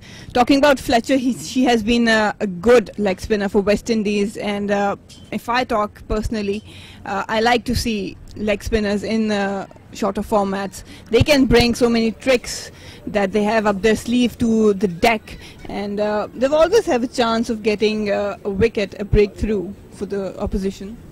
Yeah, you always need to play someone who can take a ball away from you. A left arm spinner or the leggy, as we were talking yesterday about it. Your team is incomplete if you don't have one of those. So you need to have, and they can get you wickets any day. That's right, and the good thing is that now she's not bowling with a slap. Yes, you have 3 fielders, 4 fielders on the offside. Straight to the point this time. Dottin was standing there, and she's so active. Oh, she's a superwoman. I can't say enough of that. But yeah, talking about Fletcher, she has a good googly also. I haven't seen much of a big turn of the ball till now, but yeah, definitely something that Abid and I mentioned. Marina, good running this time. Look, they got couple.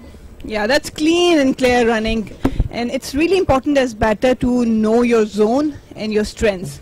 So after 24 overs, Pakistan is 105 for the loss of 3.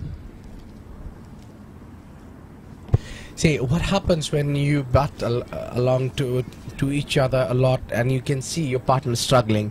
So then you, as being a senior, or you are better than your partner in playing in terms of spinner or leggy or off spinner, you need to take a charge there. Do not let your partner to face it a lot.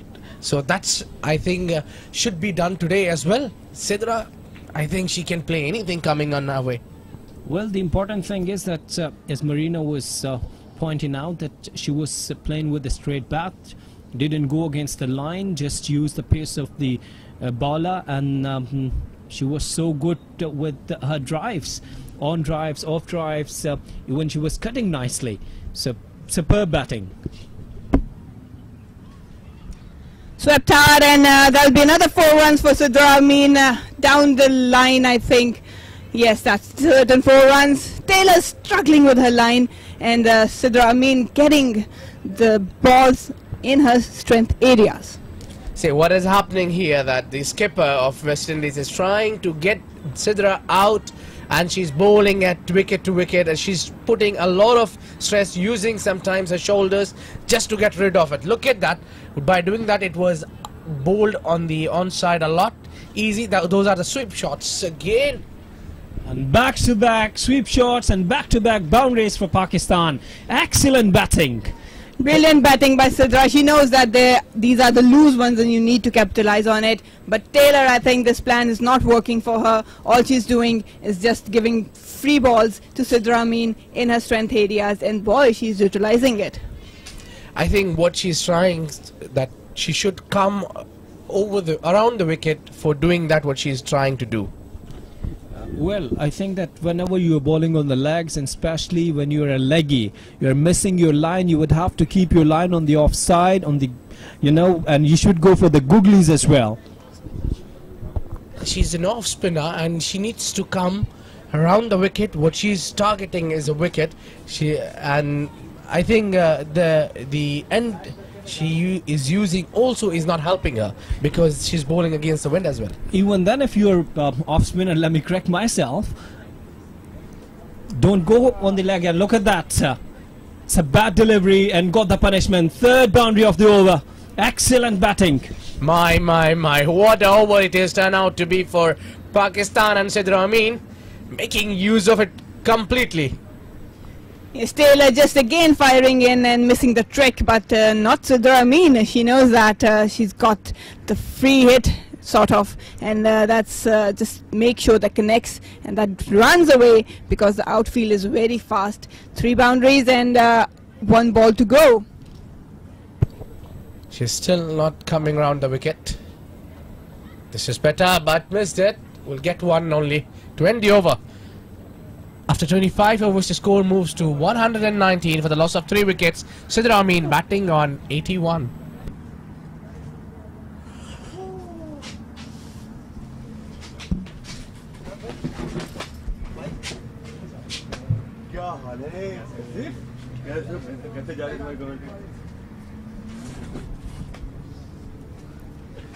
Well, if you could see the recent timeline, it's duck, then 2, then 1, 4, 4, 0, 4, 1. So plenty of runs. 13, 14, 15 and 17 runs. I mean, it's very good for Pakistan. 81, Sidra Amin, she's not out. He's talking about 3 boundaries in the previous over. Dot balls were there, but 3 bad deliveries and your whole over is ruined. So you need to have a plan as a bowler, as a team, as a fielding side, in what areas you need to study the batter to bowl. Yet again down the leg side, and I think she made a good connection. Will run away for 4. Windies off the track right now. This time it's Nidadar. Yes, that's right. And if you could see 4 boundaries, if all of them are on the legs and the fine leg area, it means that look at that shot. I beg your pardon, it's Sidra Amin.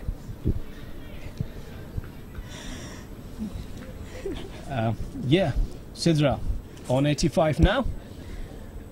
Well, I think what's happening here is that they're not getting any turn from the wicket, so they're probably trying to bowl way too straight and are ending up on the leg side. But Pakistanis are very strong on the leg side, or any team. I think that's a free hit for them. That's a full toss delivery, played it straight, but and batter will get 1 only. What I think is that when you don't get things right and the pitch is not supporting you as a spinner, and myself is being a spinner, so what you need to do is try to create an angles. So those angles will help you. So what West Indian women are doing, they're not even creating the angles. It was a full toss delivery, play towards square leg, and good running between the wicket. Yes, got couple more. Another full toss. West Indies bowlers are struggling.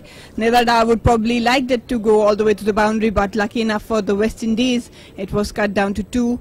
I think that probably they need to have a clear plan, get together and know. Well, that's a shout, a close shout, but luckily Nidadar survived. Very close. Would have to see in the replay. I think that was pitching away. I think that impact was also not there.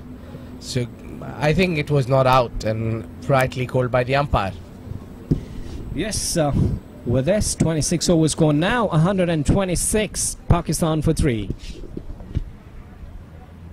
Look, when one batter does the contribution, the other small contributions does count. So now what Sidra Amin have done, let's talk about bowling figures at the moment. Not an ideal figures for Afi Fletcher and Stephanie Taylor there. They've been conceded a lot of runs there, the spinners especially, but Shakira Salman has been phenomenal. Yeah, all the hard work done by the bowlers are now just losing the grip, West Indies. And you've seen that to the fall of the wickets. It's Naida on 15 and then Javeria on 29, Bisma on 53. And now this partnership is turning around to be perfect. Right moment, right time for Pakistan. Yeah, 74 runs partnership, Marina? Yeah, that's what they want out there against West Indies. If you want to build a good total and put them under pressure, this is exactly what you need. As we have seen that 225 is the highest score against the Windies. So today is the chance that if we could go more than 225. She's coming up with flight deliveries and a good technique by Sidra Amin. There is no need to go across the line. A change in bowling now. Anisa Mohammed is on, the nightmare we were talking about, but not anymore, I guess. Pakistan batters have moved on from that. She's a brilliant bowler, no doubt about it. Has played more than 100 ODIs. I think, if I'm not wrong, it's 102nd ODI for her. Well, right now, at the moment, Sidra need to forget about everything and focus for about 100. She's just 11 runs away. She's 14 runs away from 100. That was... it could be single there if Dar is quick. They've built up a good run rate now, and all they need to do is make sure that they don't fall behind it, because now they've got the momentum, they've settled down, both of the batters, and now they need to accelerate rather than just being more cautious and of the new bowlers. It's over ending so quickly. 27 overs are passed now. 126 runs on the board for the loss of 3 wickets. Sidra cruising towards 100, and that would be historic here if he makes 100 here, because none of our partners have crossed the 20 runs or 30 runs mark so far. Yes, Sidra Amin eyeing her maiden 100, and that would be a brilliant mark for her and also for Pakistan. The target they had in mind, they need 1 or 2 main batters to click for them. Anisa Mohammed right up there, rank 21 in the ICC Championship bowling rankings with 495 ratings. She's been exceptional for West Indies. Stephanie Taylor at number 10 ICC ranking, but I think today she's struggling with the length and line as well, especially with the line. That's a leg spin delivery. A little fumble and dot in this time there, and mostly you won't expect this sort of fielding from Dottin. She's so aggressive, she's so quick, she's clever. Good cricketer. Yeah, rare miss from Dottin. Full toss delivery and driven towards long off just for a single. So she's batting nicely. Moved on 86 now. Fletcher, I feel that hasn't found her rhythm till now. She's been bowling a lot of full tosses, and she's been a good, consistent bowler for West Indies, but today that's a different story. Well, this time if you see that Dar, she was trying to hit over extra cover, but didn't go perfectly. Isn't it looking a lot of fuller length deliveries and full tosses being bowled today?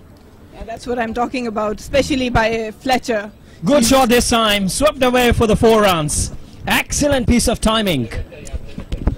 Yeah, Fletcher's all over the ground till now with the bowling. She's been consistent, but not now. Nida Dar just sensing that that's a boundary option and goes for it. A brilliant shot, brilliant connection, and founds the gap.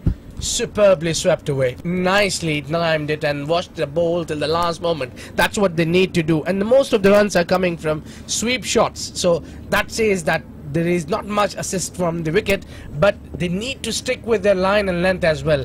This one is played with a straight bat and dot bowl to end the over with. We are past 28 overs. Joining us, Chavi Bhatt and Kamran. It's time for us to leave the comm box. It's all for you, Chavi. Thank you, Abid. Well, things have turned around here for Pakistan. 132 for 3, 28 overs have gone past. And with me in the comm box is Kamran. Welcome back, Kamran. Thank you, Chanvi. And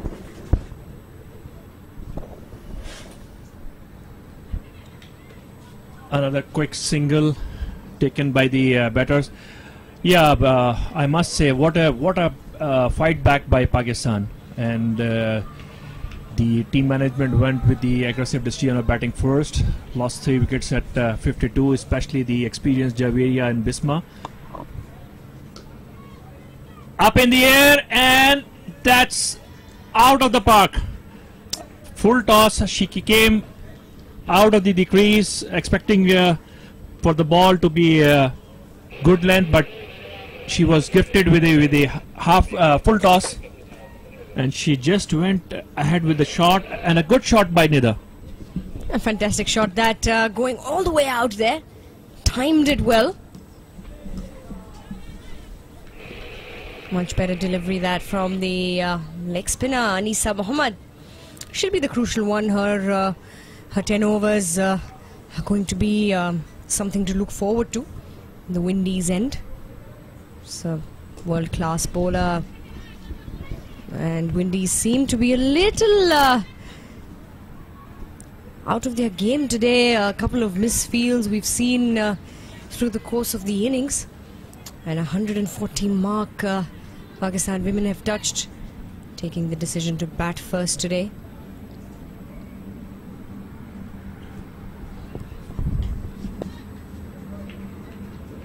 And the most commendable thing by Pakistan batter is the level of confidence and control they have played this innings. Again, nicely played in on the mid wicket and taken another single.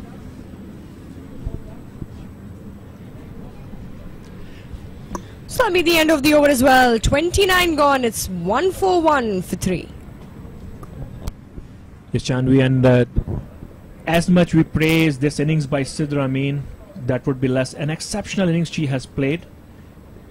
So if you can see most 5-wicket hauls in ODIs that have been taken, Anisa Mohammed has most 5-wicket hauls. So she is the leading bowler. Then the exclusive of South Africa, Klein Brandt, England, with 4 each. And a change in bowling. Deandra Doughton comes back into the attack. Short of length and cut away. She's looked good, Sidra Amin, right from the start. Steadied up the innings, though she did realize that the 3 wickets fell on the other end. She would have wanted a partnership early on rather than later. However, it's never too late. She touches the 90 mark of 107 deliveries, played some exceptional shots around the ground. Yeah, especially she was pretty good on the short pitch deliveries.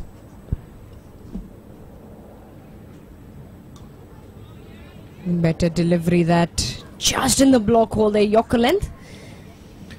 Sidra Amin, hailing from Lahore, made her debut in 2011 against Sri Lanka, and she has been not that much regular of Pakistan side. She has been in and out, and she has played only 26 matches, and before this match she had only made 50 plus score only once, wrapped on the pads but clearly sliding down the leg side. So Chanvi, this is also her highest score in ODI. Before that she had only one score of 50 plus, that's what's 52. And she's looked steady, she's looked good today, in control of her game. She will be looking to cross the... she would want to make her maiden 100 today. And well, we hope and all the luck to her that she does so. Pitch short of length, that delivery. We were talking about, you know, the pitch and how it's going to change the shape. As we see the moisture has dried out now, the ball's coming nicely onto the bat. And this will be the later overs where the runs will get built up. It'll be interesting to see what score does Pakistan end up with? They would want to look at something over 100, 230, 240. That'll be something that'll be defendable on this ground. However, there's a high chasing ground. Those batting second have successfully in the past, it's been proven that they have constantly gone forward. 143 is the 30th over that we're in. A constant run rate being maintained by Pakistan at 4.8 and over. Yeah, and the partnership has swelled to 91 runs as well. It's a very crucial partnership, the kind of foundation any team innings require. And this is what you need at this stage of the game. You require these runs to come in and partnership to go building on. So that'll be the end of the over as well. 30 gone. 144 for 3. So Sidra into the nervous 90s, so to say. So we will have to see.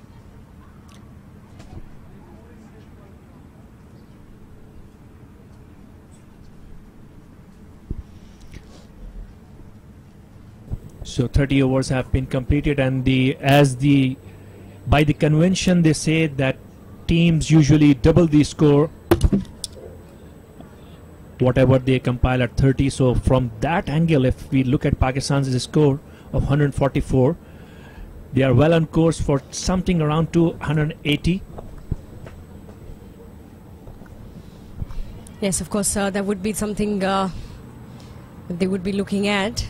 Another 20 overs to go by, and they would be looking to put probably another 100 runs on board quite easily. 100, 120 runs on board put Pakistan in a very, very strong position. They've done well. This is what one good innings at the top do to the whole team. And this innings by Sidra Amin has put Windies on the back foot a bit. And now they must be looking to save some runs, because it's lightning fast outfield. Any shot that clears the fielders, it's very tough to. She comes down the track, meets the ball full, and just drives it too long on for another single. What's going to be essential here is this partnership. It's already worth 94 runs, and they will have to ensure that they keep going on all the way to the end. Slightly short of length, that delivery. Anisa Mohammed taking those variations. She will have to work around the variations. The Windies. Smart bowling change here, I think, by Stephanie Taylor to bring in Anisa Mohammed. Probably she should have been brought in a little earlier, I reckon. Yeah, I think the discussion that we were having earlier as well, I think the Windies, Captain Windies side missed the plot as well by Connell bowling Connell and Fletcher from the wrong ends. I think if they were brought from the nets end, the opposite ends, they bowled from the football field end, they would have been more effective. Yeah, perhaps sometimes the ends make the difference as well. For the bowlers to use the surface well, there are a couple of patches there useful for a couple of bowlers. Good over that for the Windies, just a couple of runs from it. 31 gone, 147 for 3. A very solid base has been laid for Pakistan. 19 overs more to go, with the top order batsmen in the 90s nearing 100, and with a couple of hitters in form of Kainat Imtiaz and Alia Riaz still to bat. Pakistan looks to be on course for a good at least 275, 280 total here. Huge shout, and probably getting wrapped on the legs there, Sidra Amin, at this situation. They're wanting the 2 with sent back, and the umpire not interested. I think the ball was just going down leg on that instance. Yeah, we will have to have a look at it in the replay. So it was probably because the gesture that the umpire made, it was sliding down the leg side. But Sidra must have her heart in her mouth. On 93, it's not a good time to have That's a good single. And a direct hit would have put Nidadar in a little bit of trouble, but good legs there. And they've run really well between the wickets, these two. Now the partnership worth 97. Sidra Amin on 94, Nidadar 32. And yes, if we look at that replay, the ball is going down the leg side. Missing leg stump, and a good decision from the umpire. And that short of length delivery, I think what Dottin is trying to get that bounce off the turf. But I don't know if it is the reverse swing or the conventional, but the ball seems to have started to tail in a bit. And it's, or maybe the natural angle of Dottin, that she's bringing the ball into the batsman. I think it's a bit of both. The turf as well has, that's a good shot. It's well played there by Sidra Amin. And it's the behavior of the turf as well, Kamran. You know, it will tape in, like you said, that the ball will move in a little bit to the right-handers. Yeah, it's the 32nd over of the innings, and the length that Dottin is trying to bowl, it looks like she is looking for some reverse here. Again, it moved in a bit, and around on the leg stump, she just tucked it on in the square leg region and scored another single. A lot of runs in that area, the fine leg and backward square leg region for Sidra Amin today. Everything that has come down the leg side, she's played comfortably. A couple of boundaries we saw as well, down square leg. Very strong she is in that region. And what these two have done very well, they've played tactically well with the fielders, kept them busy, have had they've kept the fielders busy. It's 30 to gone, 151 for 3 for Pakistan, and the players will take drinks.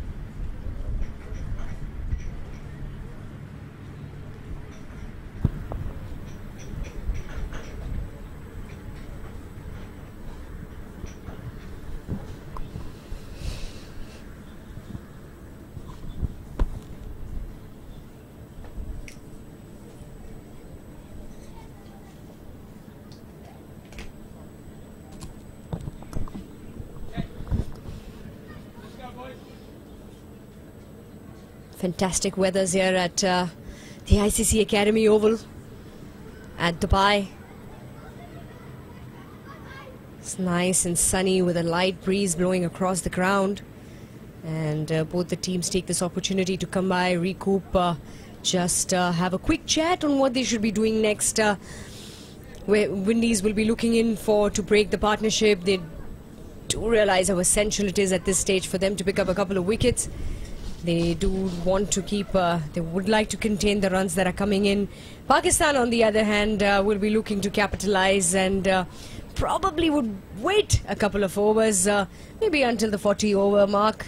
And then the last 10 overs, they would want to go ahead and attack. That's the batting card for Pakistan. Sidra Amin right on top, leading from the front here today. 95 or 117. Nahida Khan couldn't make it for too long. She was out for 3 of just 8 deliveries. Good flighted delivery.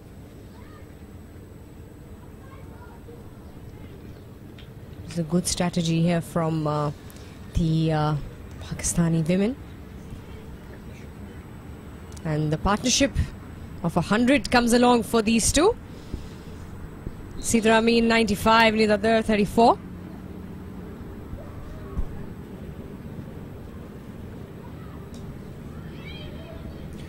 Yeah, an excellent partnership for the 4th wicket by these two when the 3rd wicket fell at 52 in the 14th over. So they have compiled their runs in a pretty good time as well. Anisa Mohammed continuing, and Anisa has been around like for ages at this level. She made her debut back in 2003 at the age of 15 at that time. Good shot. Played pretty late, waited for the ball, and won another single by Sidra Amin. And that's a trick with the leg spinners, Kamran, how late you play the ball's going to move away. You're a right-hander, the ball's going to move away from you. Played late, played fine. Get it through that gap between the backward point and the third man region. Played well. And a good piece of fielding as well. But while the singles are coming, and that might trouble the Windies, usually what happens, Kamran, in games of this sort is, you know, singles, they trouble the fielders, they keep the fielders busy as well. You see the game is moving along. And that's what Pakistan would want. They would want to keep the singles ticking.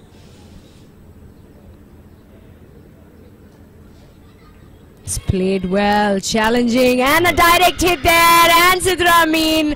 That was not required. She was 4 away.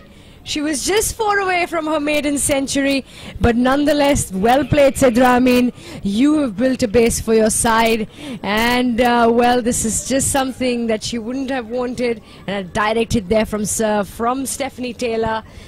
And with the Windies, they've got their person, they've got their lady there. So close, yet too far. Sidra Amin, an excellent innings, laid the foundation, and I think she got a bit edgy about getting out of those nervous 90s. Went for a run which was not really there, and in the end the fielder reached to the ball much quicker than she anticipated, and direct hit. The only chance she really had was if the fielder had missed the stumps. That did not happen. And Anisa Mohammed with an accurate, very accurate and fast throw ran Sidra Amin out. So a partnership of 102 comes to an end, but regardless of how it ended, but it was a very good partnership that may just change the course of this game.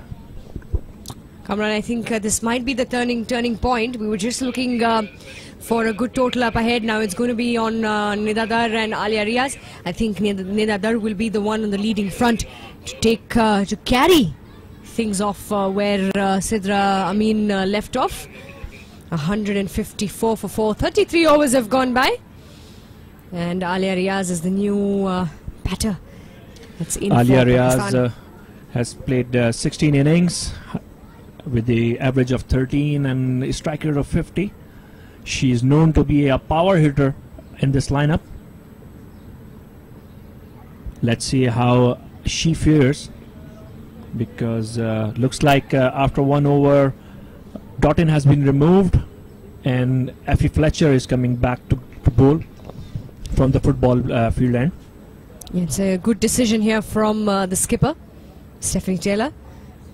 You have a new batsman in, bring your spinners back on. And, well, that's played nice and fine by Alia Riaz. And yes, that's going to reach the boundary as well. So the boundary to start off, and she gets off the mark right away.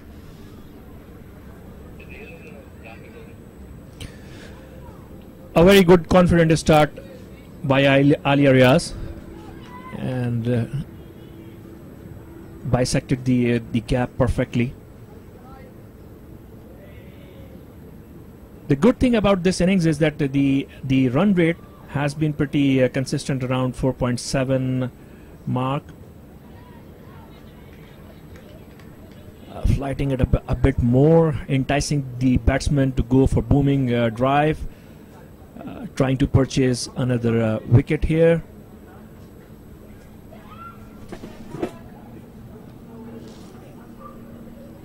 She was bowling with only 2 fielders outside the circle. Now she has moved long off and long on out.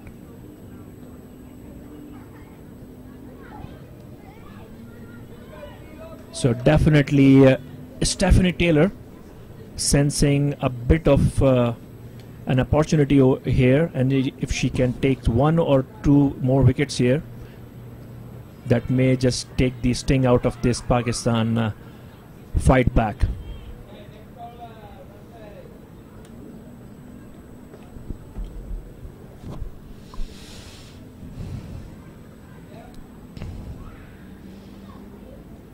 Nicely flighting the delivery in the air, Effie Fletcher.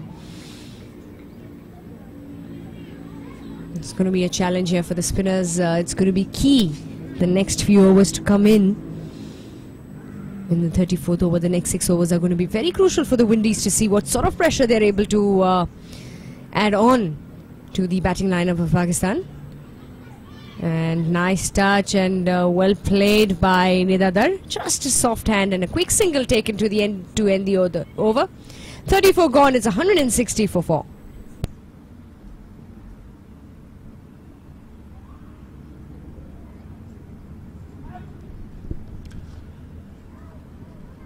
Overs to go, and Pakistan score reading 160. Alia Riaz, who has come to bat, hailing from Rawalpindi. She made her debut in 2014 against Australia and has played 17 matches with a high score of 51. Tried to sneak a run, but sent back, rightly sent back. So Anisa Mohammed applying all her experience here and squeezing the runs and creating those opportunities, like she forced Sidra Amin to take a run which was not there. Well, that was straight in the hands, and unless played, that went straight to the hands of Stephanie Taylor, and that was something that was not required. I think hasty. It's the 90s that sometimes get to you, and that's your test. That's the test where, how your temperament is. It's all about your temperament. It's all about your mental strength. And I think we have to give it to the throw as well, which was very fast and accurate throw. That was a close throw from Stephanie Taylor there at the mid-wicket region, going straight at hitting onto the stumps. Let me remind you, that's the angle where you have the view of just a single stump, not all three. So good throw, Taylor.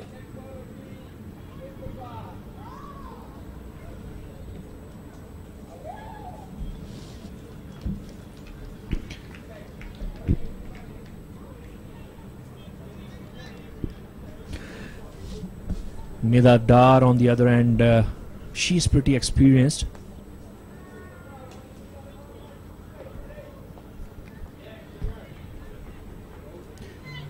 This is the passage of the play where all the experience of Nida Dar, Sana Mir, that is required for Pakistan if they are going to put a fighting total on this pitch. Looped in the air and just missed the fielder there. Dangerously played. There was a bit of a chance there as well. The ball going up in the air. Well, landing in no man's land. 35 gone. 163 for 4.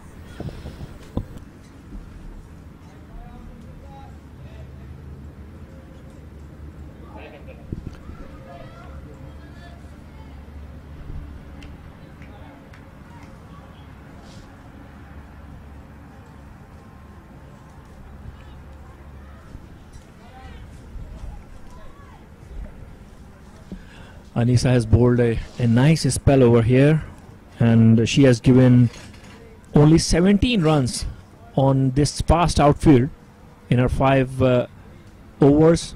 One of them was maiden, so pretty good performance. On the other hand, Fletcher and Dottin both have gone more than run a ball.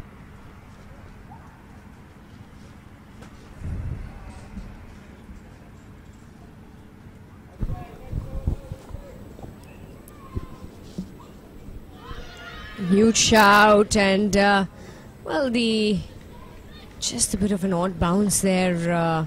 The leg by signal from the umpire. I think that was sliding down the leg side and hit her on the thigh rather than the pad. It was a bit sliding up on that occasion. Yeah, and pretty easy decision for the umpire there.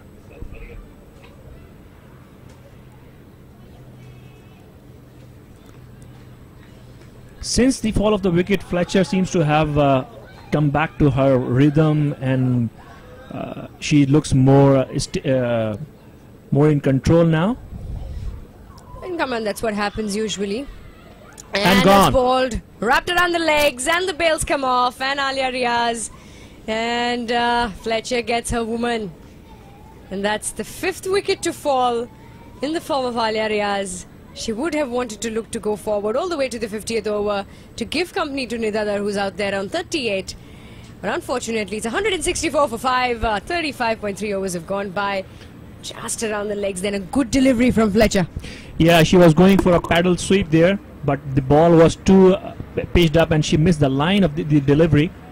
And she expected, for some reason, she expected the ball to be on the middle stump, but it pitched on the leg stump and just went on to hit the leg stump. So this is what we were talking about, the drift and the wind can do. So it looks like, because right now the wind is blowing from third man to the mid wicket area, so it just drifted on more than what Alia Riaz was expecting. So the next batter comes in, Sanamir, a pretty experienced campaigner. 104 innings, 1,566 runs at an average of 18.2 and a strike rate of 42.53. But she has 350s, and batting at these numbers and having 350s against her name speaks a lot about her experience and the potential as well.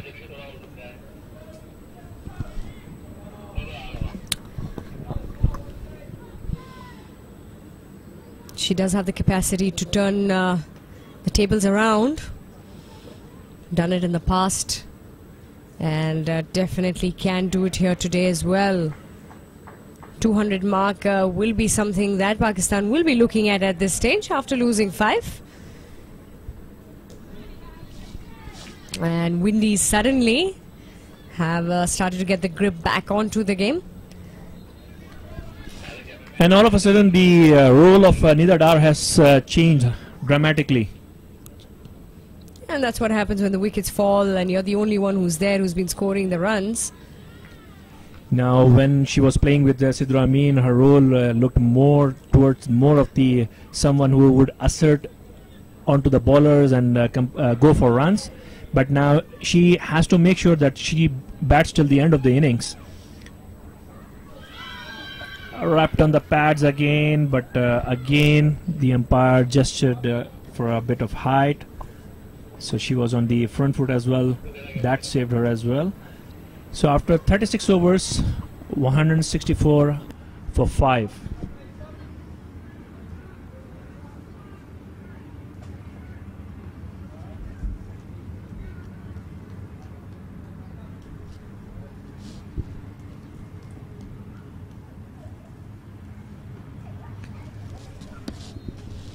Pakistan team had laid down a very good foundation. Windies bowling. Shakira 1 for 16 after 6. Konal 1 for 17 in 5. Doughton 1 for 33 in 6.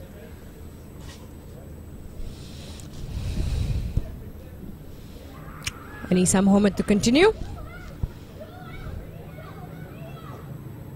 Flighted, swept, and a bit of a chase there for the fielder, but there's nothing stopping that. A boundary coming in along for Nidadar that will give her some relief. Every run from here on is going to be important for Pakistan. A very good shot. The way Anisa is looping the ball, enticing for the drives. This time Nidadar preempted the situation and stretched out and took it on the full and swept it very square, because there is square fielder is there.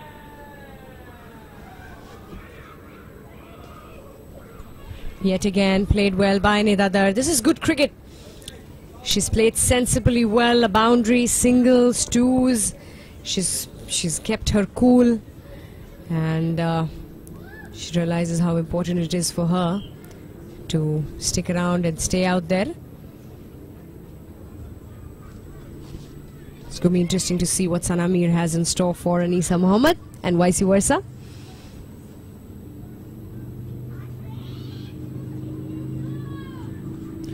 Unlike Sidra Amin or Kainat Imtiaz, Alia Riaz, who got out earlier, Nidadar, she has plenty of experience of playing at this level, and she has 3 50s to her name. A bit of an aggressive batsman, Nidadar, but today she has adjusted to the situation, and that's exactly what you expect from your middle order. You adapt to the situation of the game, and you take your team forward.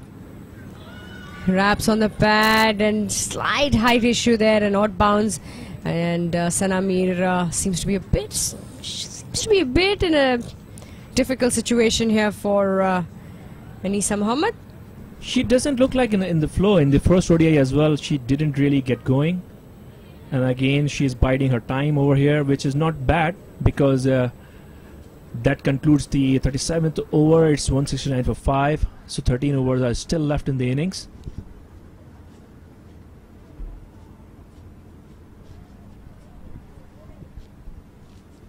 $169, so realistically Pakistan would be looking around 260 now, because those couple of wickets must have hampered their plans, and for that target or that target to be met and those dreams to be fulfilled, these two have to bat for a little while here, because these are the most experienced players in the side, and they need to play at least 5-6 overs.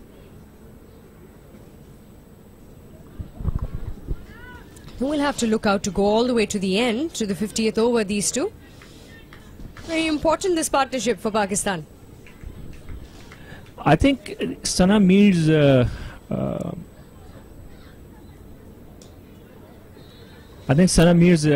fitness played a part as well, that Alia Riaz was sent before her. Otherwise, Sana Mir would have come here.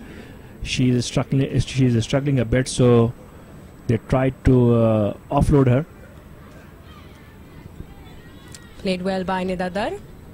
Lot of patience. Not being very hasty. And this is what happens when you're batting first. You've got that least amount of pressure. You know you've got nothing to lose. That swept away, up in the air, and one bounce to the fielder. It's a good shot, that controlled shot. She knew exactly where the fielder was. And the Windies are going to have to think of something before the partnership builds up here.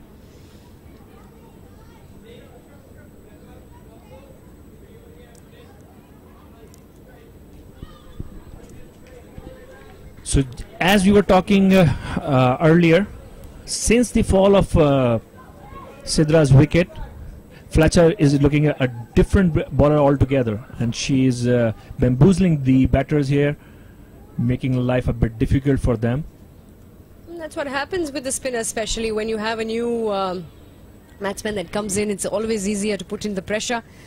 And a good piece of fielding, the dot delivery to end the over. 30 had gone, 170 for 5.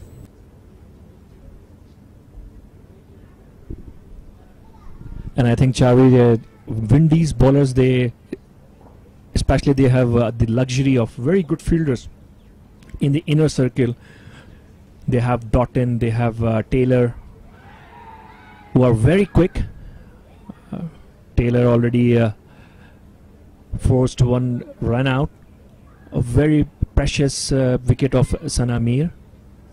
And we must keep in mind that as compared to the Pakistan team, most of the Windies players, they are very experienced. Again, an up shot in the mid-wicket region, a very well executed shot, picked her spot,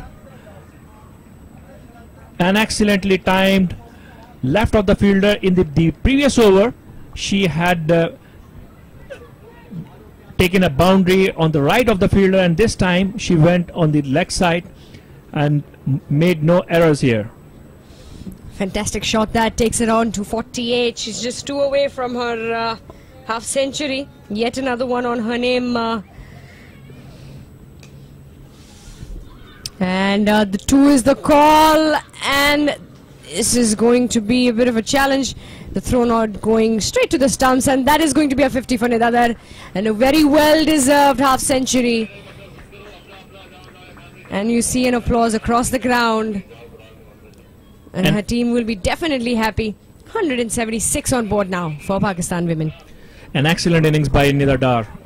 She came at 52 for 3 when Bisma Maroof got out, and first she built a partnership with Sidra, and then now she reached to her 4th 50 in ODIs. And now, as we see, her 2 shots have forced Anisa to bowl a bit quicker, not giving that much of air now. Anisa will have to bring in the variations. Kamran, we've been talking about how they will have to bring in the variations, and they would want to. And that's slashed away. A bit of a chase for the fielder there, but there is nothing stopping that. Yet another boundary there for Nidadar. She is looking in control.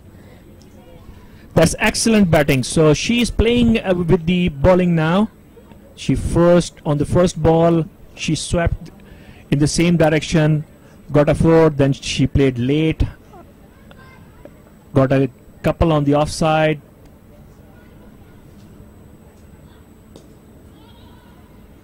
And again, right after the boundary, she just goes for a single.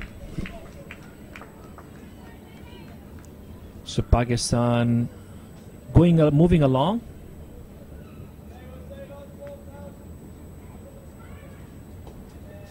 Again, enticing the batsman to go for a big drive. Sana Mir playing the cautious trade, and she gathers another single. 39 gone. It's 182 for 5. With 11 overs to go, Chavi, what do you think Pakistan would be looking at as a target from here on in the last 11 overs? How many they would be looking to compile here? Well, the 50-60 runs on board will put them in a good competitive position.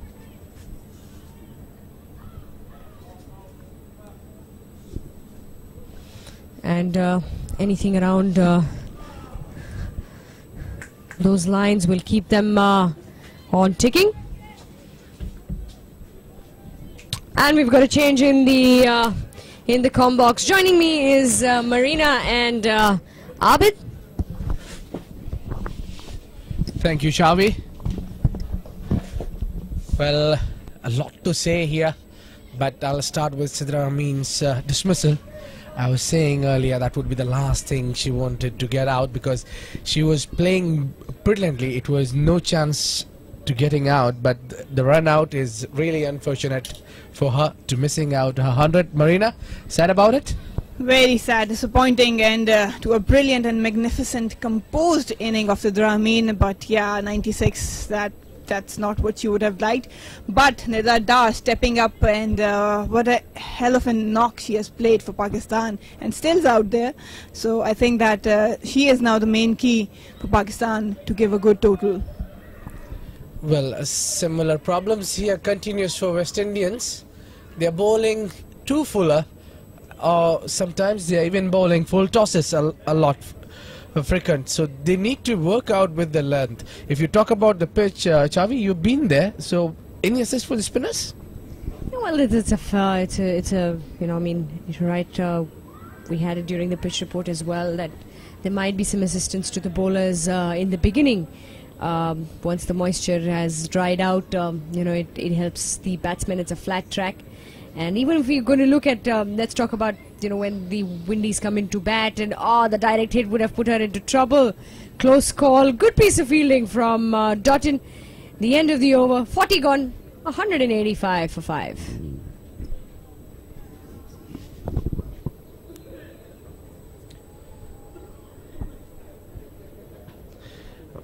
The really best part about Pakistan batting has been that they have not let the run rate fallen below 4 runs and over. They've been carrying this all the way. Yes, I talked about the intention. They were, but definitely for West Indies things are not working, especially for the spinners. Their pace. West Indies will need. West Indies will have to tighten their ties a little bit. Want to try and put across the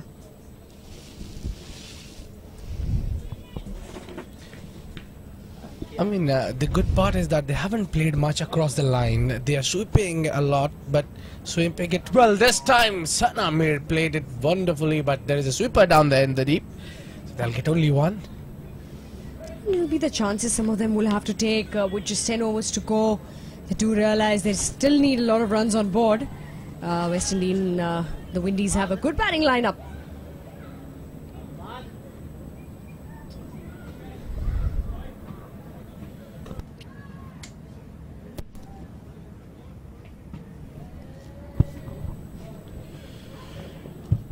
We are past 40 overs now, and 186 runs on the board for the half team going back to the dugout.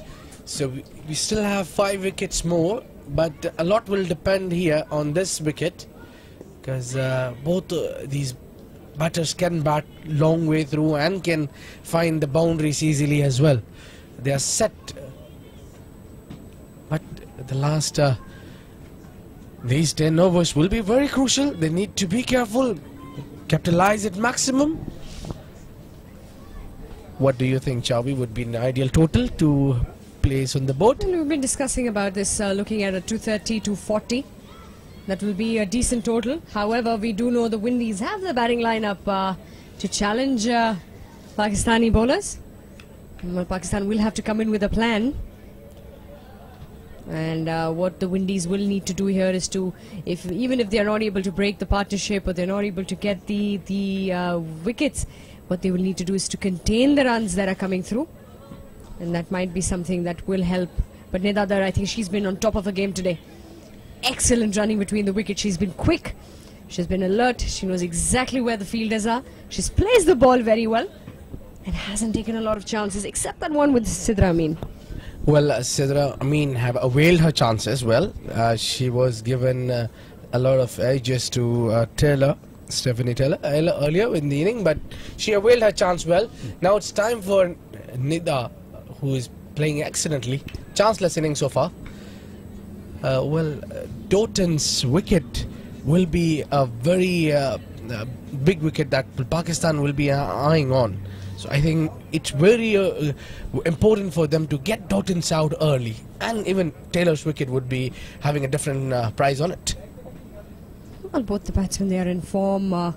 You don't know whose day it's going to be on a given day. Played late and played well by Sana Mir for a single. And that'll also be the end of the over. So 41 gone, 9 to go, 188 for 5.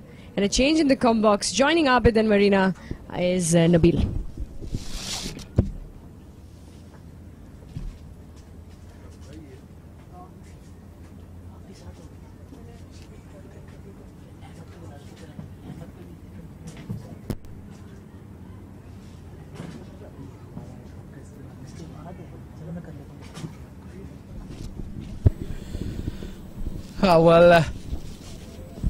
It's an ideal situation for Pakistan women's at the moment, having 188 on the board after 41 overs. The half team is out on dugout. Welcome to the Combox, Nabil. Thank you so much, Abid. It's been a different match altogether for Pakistan compared to the first ODI, courtesy Sidra Amin's brilliance. That would be declared a dead ball umpire. Wasn't happy with something. Let's see what it was.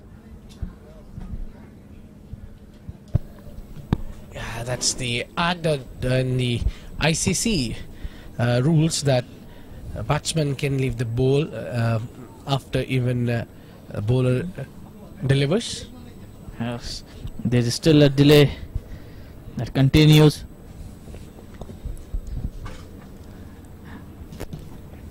It has been a great fight back from Pakistan, led by Sidra Amin, and now Nida Dar continuing the good work. Flatted delivery, swept hard by Sanami for a single.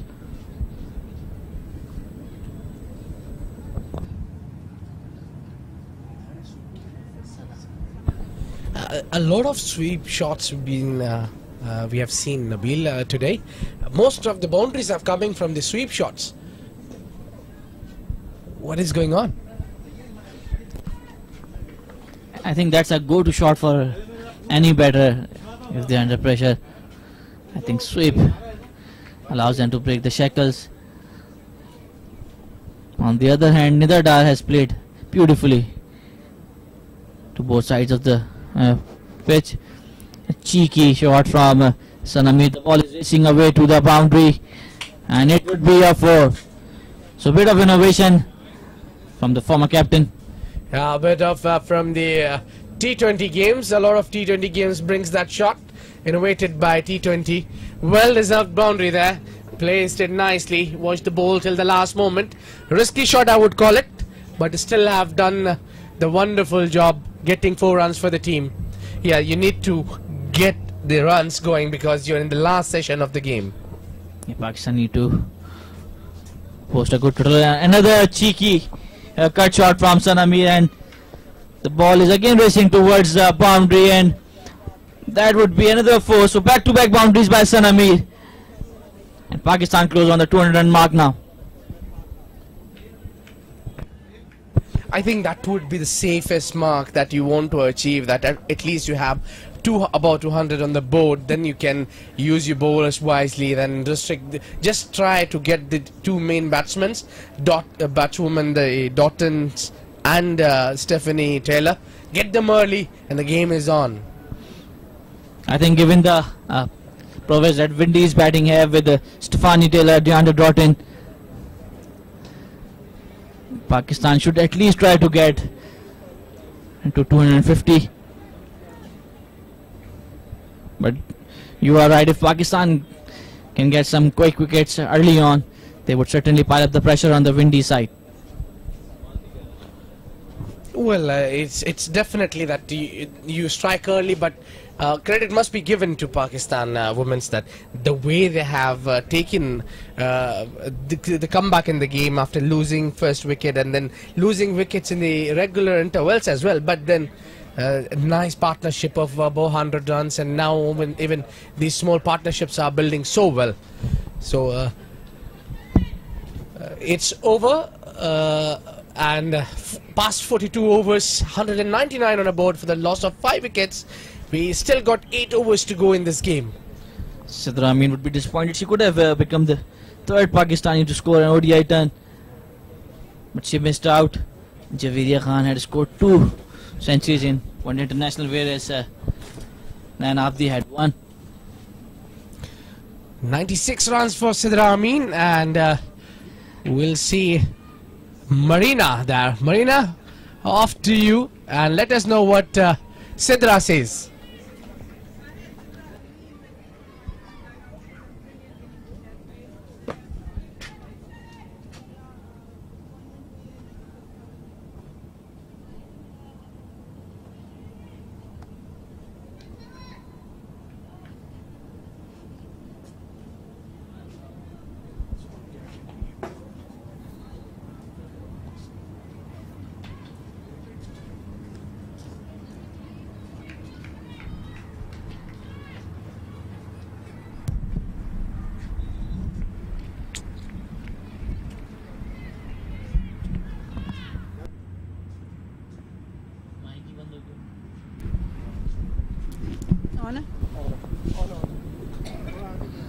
boundary runs in again. That's a wide delivery. Not given a wide. Yeah, close call. Even the batter is asking the batsman a bit there. Doubtful. But former skipper will handle that. We'll have Sidra Amin with our Marina Iqbal.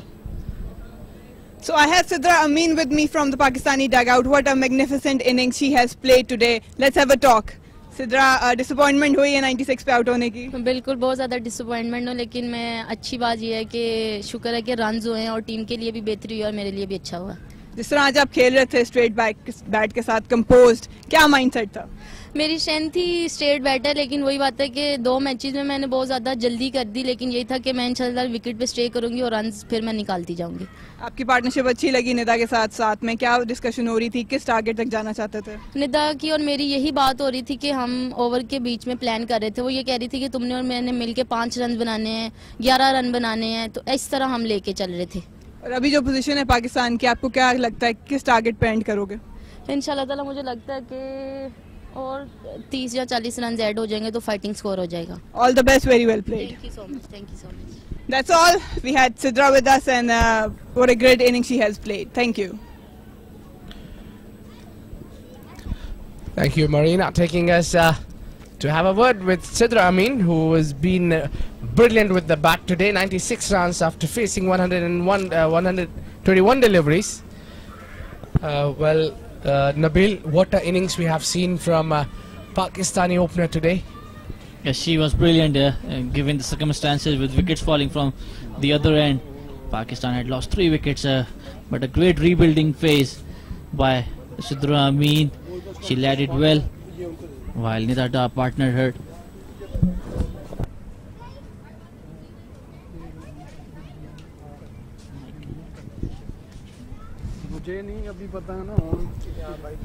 So Pakistan has past 43 overs after 5 wickets down.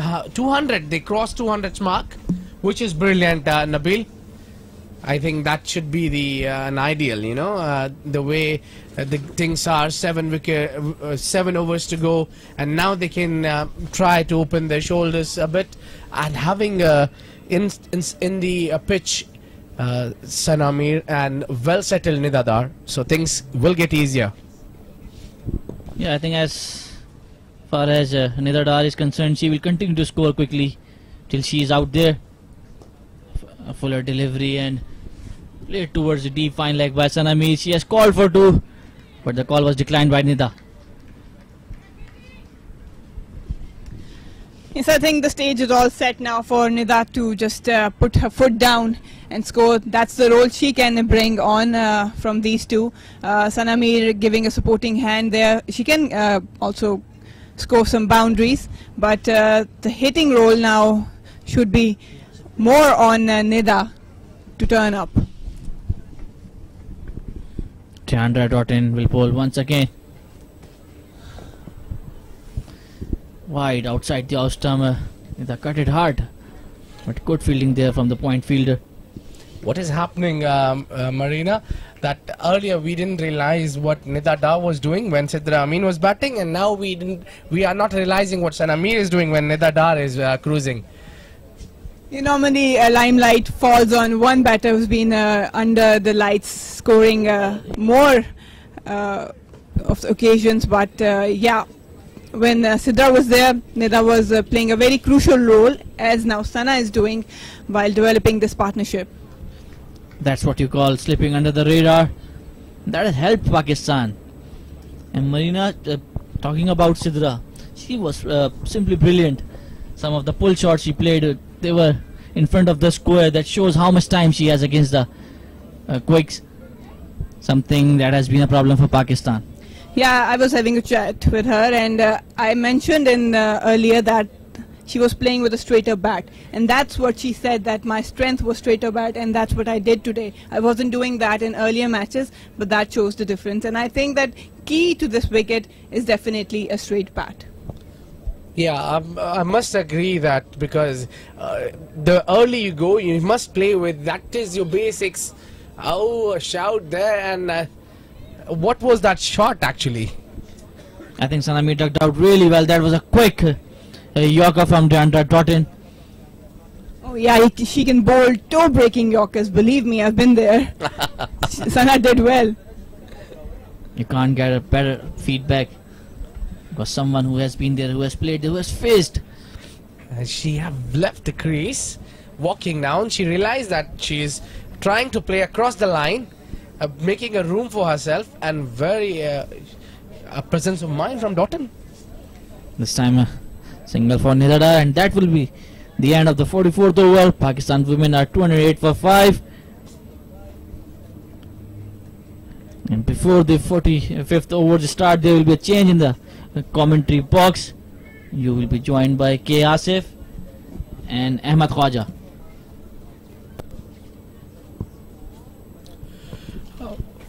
Welcome to the comment box, K. Asif and Ahmad Khwaja. It's all yours now. Take us and let us know what the score is. Thank you. Abed, and it's the Pakistan and ICC batting ranking. Javeria Khan, she's on the 24th. Nahida on 25th. Besma on 28th. Sanamid 34. This time. Run out! Excellent piece of fielding there. It was straight to the fielder, and she wanted to take a run, but good throw. Straight, and another loss for the Pakistan.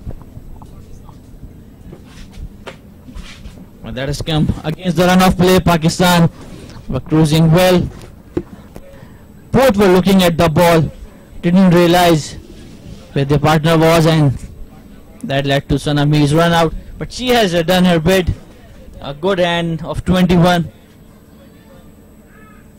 And now Pakistan has a good platform to launch the assault in the last 6 over. Just the wrong thing to happen for Pakistan at this stage. They were looking well settled, both of them. Now another wicket will slow down the run rate again, but it's up to Nida Dar to take a hold of the situation and play as freely as she has been so far. It's been a brilliant innings, and she might be within reach of 100. Yeah, Nida Dar, as we all know, she can score quickly. K. Asif, and good thing right now is that Kainat Imtiaz has come out to bat, and she can bat a bit and can make useful contributions. A fledgling career with 5 innings and 38 runs under her belt, but she can bat, and she could be a good partner for Nida Dar because both like to run quickly. Yes, that's right. And if in last 5-6 overs, if they could manage to get 40-45 runs, could be a handsome total.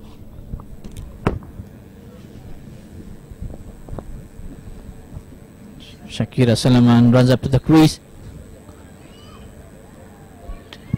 It was down the leg. She's lucky that the ball went straight to the short fine leg fielder. If we could see the last run out, Ahmed and Nabil, that the fielder standing on the extra cover position, and she could only see single stump, you know, and from throwing on that position, it's not easy always. This time booming drive towards the cover region. It only resulted in a single. Yes, at critical stages of the innings, the Windies have produced runouts that have changed the complexion of the game. Otherwise, Pakistan was well in control in both situations, but the key run out of Sidra and now Sanami, who was providing the partnership with Nida Dar, has once again changed the direction of the innings.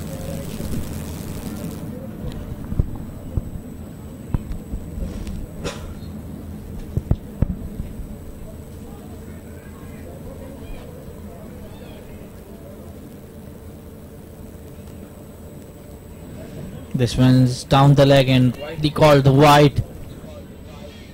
So Asif Salman has not been able to control her line. She was lucky a ball before. She could have conceded a 4, and now a wide delivery. Yes, if you could see recent overs, the timeline is 1 dot 1-1, then there is a wicket and 1, and then there is a void. Once again down the leg side and the same result. Pakistan would happily take those wides because the score is ticking. And with the new batter in Ahmed, I think that's the best thing you can get. And it was the run out you were watching on your screen, and it was excellent to watch there. Yes, brilliant fielding by the Windies women. They have been very good in the field and saved quite a few runs. Good delivery this time.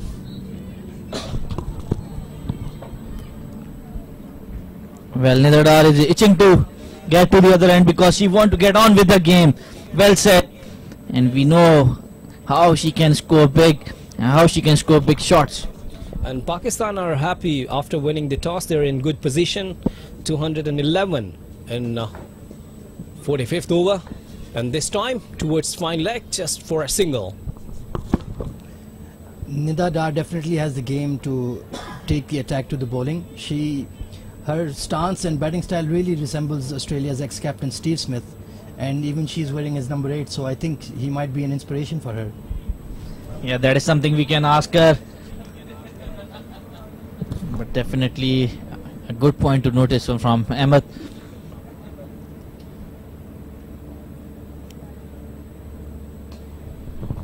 This time towards sweeper covers just for a single, and ending up this over with a single. 45 gone, 213, and there's a time I'm asking to Nabil. Steve Smith was supposed to play for the Multan Sultan. Either is he playing or not? No, he's out of the Pakistan Super League because of an elbow surgery. So that's a big blow, but the replacement that they have made is phenomenal, with probably the best all-rounder in T20 format, Andrew Russell, joining the ranks. He's the batting summary so far for Pakistan. Sidra Amin starring with 96, and 96 is the same score that Deandra Doughton got out on. And Nida Dar, you can see she's unbeaten on 63, whereas Sana Mir has scored 21. And that has been slap batted to mid-off. She's unlucky not to get a boundary here. Well, amazing to see here that you're bowling in the depth over and two fielders standing inside the circle, mid-on and mid-off. Ahmed? Nida is definitely timing it really well, so there's hope for a flurry of runs here. They'll have to be careful with keeping the field up because she's timing it really beautifully right now.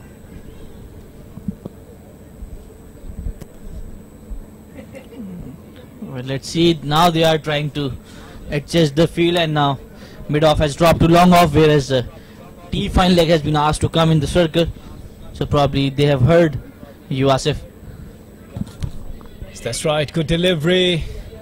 Straight to the mid-on. A little bit of yes-no maybe again from the Pakistan women. They will have to be careful because 2 run-outs have already cost them dearly in this game. Well, it's all about the momentum, and Pakistan should end on a high, because all the good work that you do, if it doesn't end well, if the momentum goes to the opposition, they get the hope. And with the sort of batting prowess that these have, courtesy of Deandra Doughton, Stephanie Taylor, Shima and Campbell, these are dangerous batters. Even Nation, she's a strong hitter. Yeah, we saw her in the T20 series, how she hit those big sixes.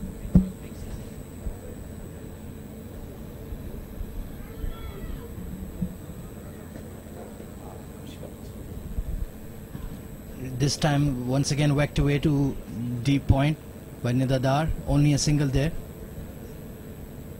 She looks to be getting a bit frustrated with the lack of strike rotation, so it will be up to her partner as well to ably support her at every opportunity, because that's the only way Pakistan will finish with a strong total of around 240-50, which can be defended quite well with their bowling lineup. Yeah, there is something pretty evident from her body language as well. She's itching to get to the striker's corner.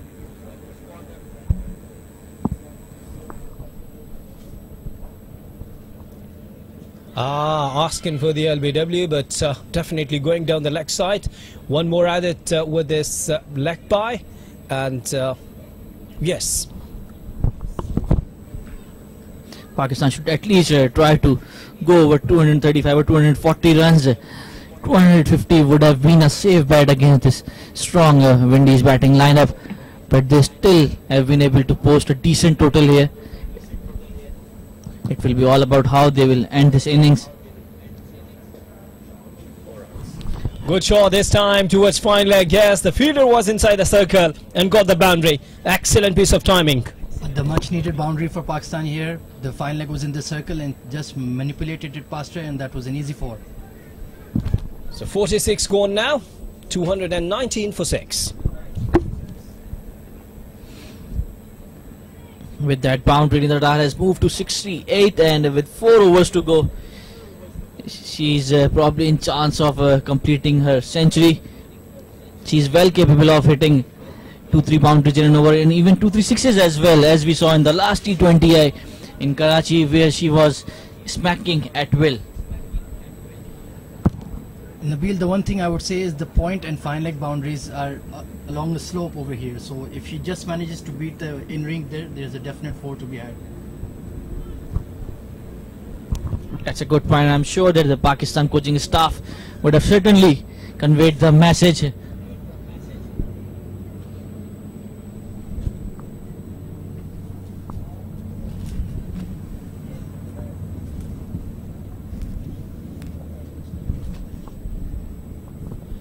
Salman continues and first dot delivery. So now if you see only 5 runs remaining to 224, and if they're making 225, that would be a highest total ever against Windies in ODI.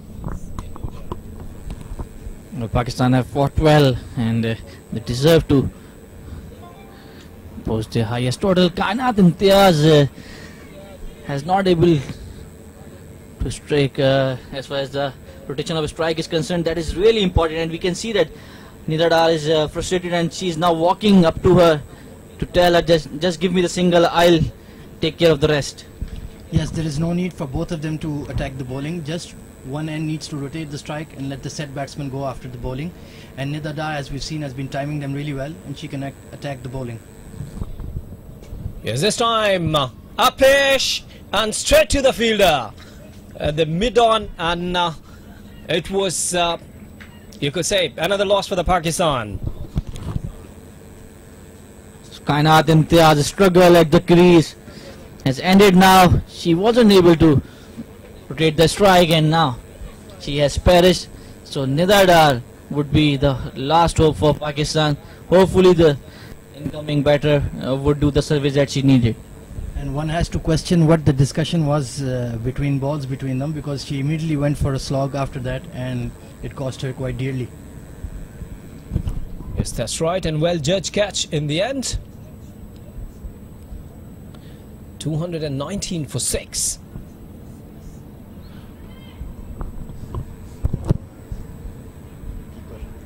Incoming batter is the stylish wicketkeeper Sidra Nawaz. She's probably the best, someone who's the best glove work in Pakistan in terms of women cricket, but she definitely needs to improve her batting skills as well, because cricket is changing quite fastly here.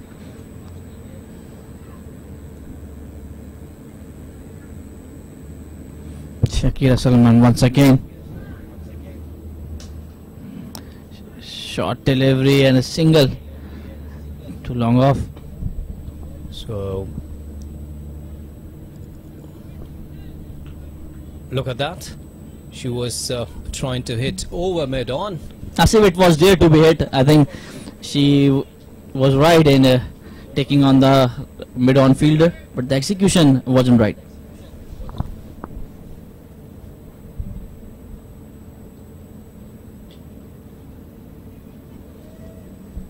A little bit mix up. Yes, no, yes, but comfortably taken. One more. At this stage, I think Pakistan would be happy to settle with around 240, because it seems like the pitch is slowing down a bit with the constant heat, and I think it's getting a bit tough to hit out against the quick bowling of the Windies women.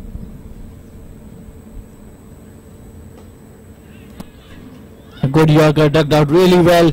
The call is for 2, and they easily make it. So good running by from Nida Dar and Sidra Nawaz. Ending up this over with this couple, and 47 gone, 2-2-3 for 7. What is your prediction, Nabil? Which will be the target for the Windies women? Let's get our prediction in there. I think if Nida stays for the last 3 overs, Pakistan can score up to 250. But I think, like you said, 240 would be a safe bet here.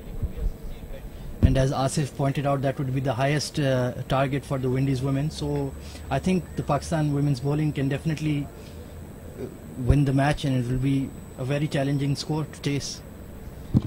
Yes, but do remember that Nabil is keep telling, Dotson is there, Stephanie Taylor is there, Nishan is there, Campbell is there. This time Upish, but remain lucky just for a single at mid-on. I think that's what Pakistan needed, to have Nida Dar on the strike, and I think Sidra Nawaz was right here giving the single to Nida. Let's see what Nida will do. There's a change in the field. Long off has dropped back, whereas the deep fine leg fielder has been asked to come in. Cornell is at short fine leg. I think Nida Dar will definitely target that fine leg boundary with the lap sweep or that dill scoop perhaps. So I think that is definitely into play at this moment. Dill scoop, when you're talking about Dilshan scoop, yes, there's a chance and you could get runs there. Is that a double that they took? You can see that she has covered her stumps. There we go. You would call it a lucky boundary here, but at least they are trying, and fortune favors the brave. At this stage, Nabil, I think there are no lucky or unlucky or any kind of boundaries. However they may come, they're all acceptable. Yes, who cares? That's either with the bat or with the pad or the wide extra. Does not care. Just take runs.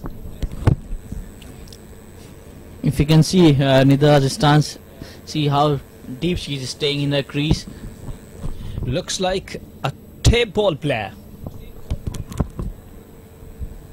And this time she made it into a full touch for the Yorker, and it's a 6 over square leg. What a brilliant shot by Nida Dar. Excellent timing, leg, and the first maximum of the match. Nida Dar is playing a special innings here, absolutely taking the game away from the Windies women. Yeah, and that was MA2. That was the first 6 hit against a fast bowler, whereas the first 6 came against the spinner. Nida Dar hit it against the wind to Anisa Mohammed.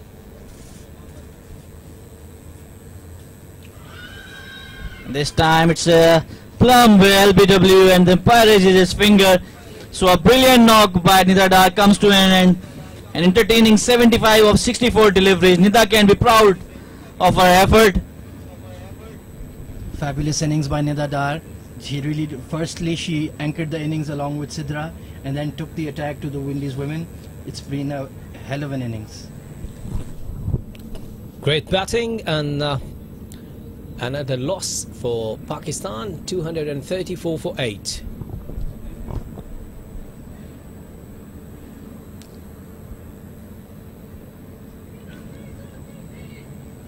Sidra Nawaz will be joined by the tall, fast bowler of Pakistan, Diana Baig.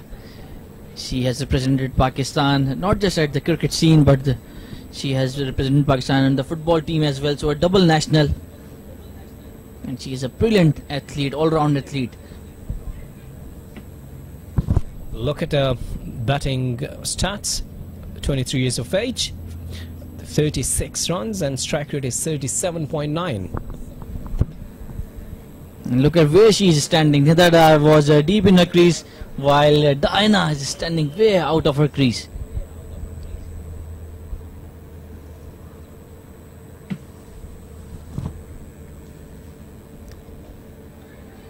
Onto the pads, defended really well. And Deandra Doughton once again, Nabil, having an impact on the match with the ball, just like the previous game. And now let's see how she goes with the bat. She's truly a match winner, either with the ball in hand or bat.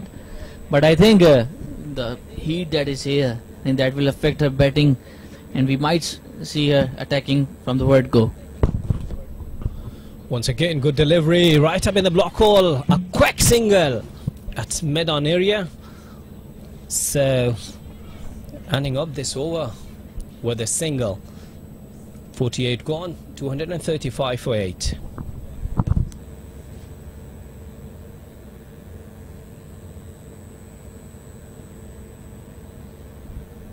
Let's hope Diana and Sidra can finish the innings with a flurry. I think they've set a very good platform for the last 2 overs. Hopefully, I think even 260 is in play here, Nabil. That would be quite a far call, Ahmed, to be very honest. But I think if Pakistan can make even 5 runs and reach that 240 run mark, they would be happy. And given that the established batsmen are back in the pavilion, Pakistan have 12 legitimate deliveries to play with. Maybe if Diana has been watching a bit of Hassan Ali in South Africa, I think she would be inspired to go for some big blows.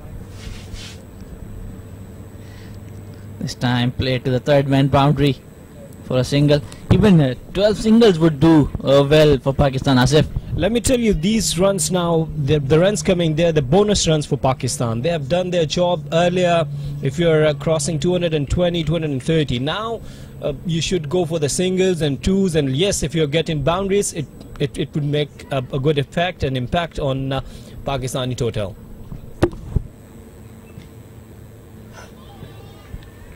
That was a good delivery, good quick delivery. Connell has bowled quick, whether at the back end of the innings or up front.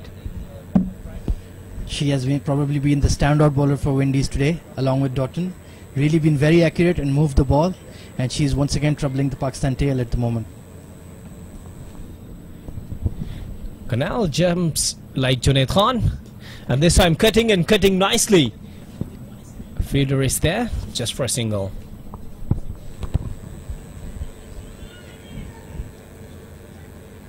Yeah, Khan had a similar sort of jump while running in, as we see Junaid Khan used to do. That is something and a habit that he has developed over the years. And Connell's jump is similar to Junaid to get momentum in a run-up. Fuller delivery, another quick single, a try at best times. But the single has been completed. Could have been a replay of the previous run out. Good effort. Windies women in the field have been absolutely electric. They've produced wickets and they've produced pressure, and it's been telling of the Pakistan batting lineup straight from the word go. What has been really brilliant about them is that the shoulders haven't dropped. Another quick delivery. I think the pace has troubled the Pakistani batters, and Sidra had no answer to it. Given the sort of frame that Connell has, a big frame, a big unit, she has got good height. Probably a terrifying sight. The extra bounce is definitely troubling Sidra at this moment, no doubt.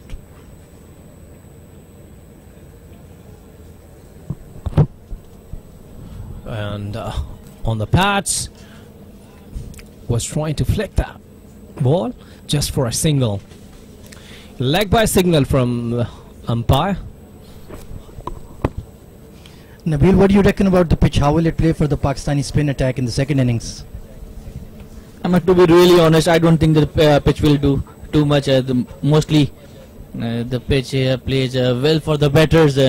It's a flat batting track.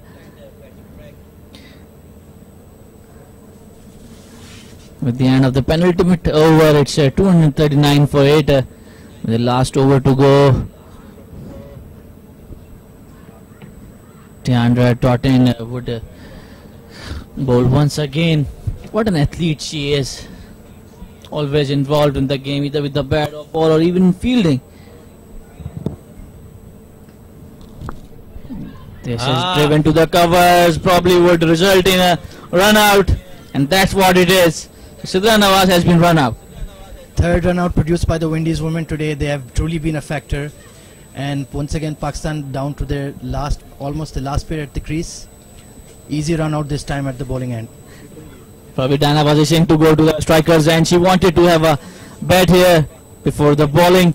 Sidra wasn't happy with the call, but like we do, and we always see that in the end overs, the bowlers, they are itching to get on the strike and play. Well, it's a good thing that Pakistan have managed to play 50 overs, and credit goes to Sidra and Sana. Nashra Sandhu, 21 years of age, 12 innings, average is 2.57, and strike rate 11.84. So yes, she would have to manage 5 deliveries now. Let's see what Diana will do. And Andrea runs in. She wanted to come out of the crease, but Dottin saw it, bowled a good Yorker. So a single to Diana, and now the strike is taken by Nashra Sandhu. It will be quite a big task to ask them, but the straight fielders mid-off and mid-on are in the circle. So that is their best bet for a boundary at this stage. So let's see what Nashra can produce. That was the run out. Yeah, too much yes or no, Asif here.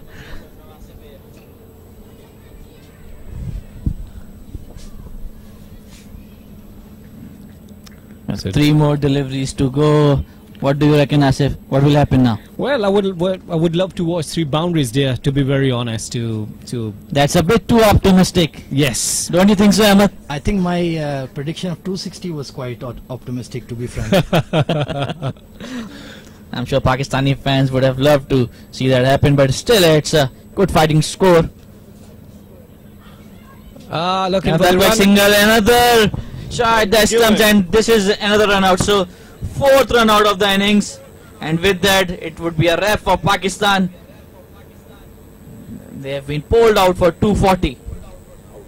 Disappointing end to the innings with all these run-outs and no runs made, but I think it's a very healthy total that they can defend, and hopefully they can get stuck into the Windies batting. Yes, that's right, and 240, so 241 is the target for Windies in 50 overs. They have a very strong batting lineup, but well played by Pakistan, especially Sidra. She was unlucky, got out at 96. Yeah, definitely she deserved that century, because she could have been only the 3rd Pakistani batter to have scored ODI century. 2 have been scored by Javeria Khan, while 1 has gone to Nan Abdi. But we must not forget the role of Nida Dar too. She played an anchor role while batting with Sidra, and then took it on her towards the late part of the innings. She played an outstanding innings, and now her major role will be in the second innings with the ball, with Sanamir, Nida Dar, and Diana and Kainat. It will take a huge effort from the Pakistan bowling to restrict the powerful Windies batting lineup. And here's Pakistan's scorecard. Sidra Mir starring with 96 of 121. Naida Khan could only score 3. Javeria Khan 5. Bisma Maroof 8. And then there's this brilliant knock of 81 by Nida Dar. Alia could only score 6. Sanami 21. A good hand. Kanat Imtiaz 1. Sidra Nawaz 3. Diana Beg 4. And Nashra Sandhu could not open her account. And Pakistan were bowled out for 240 in 49.4 overs. 12 were extras. The 4 run-outs will really disappoint them, Nabil. That will, a couple of them really changed the game, and who knows where their total could have been without those. And definitely a valid point, because the first run out resulted in Sidra means prize scalp. But the youngster played a brilliant knock here, and that's the Windies bowling scorecard. Shakira Salman bowled 10 overs for 33 runs, took 2 wickets. 2 wickets were taken by Joanna Dottin. She conceded 55 runs.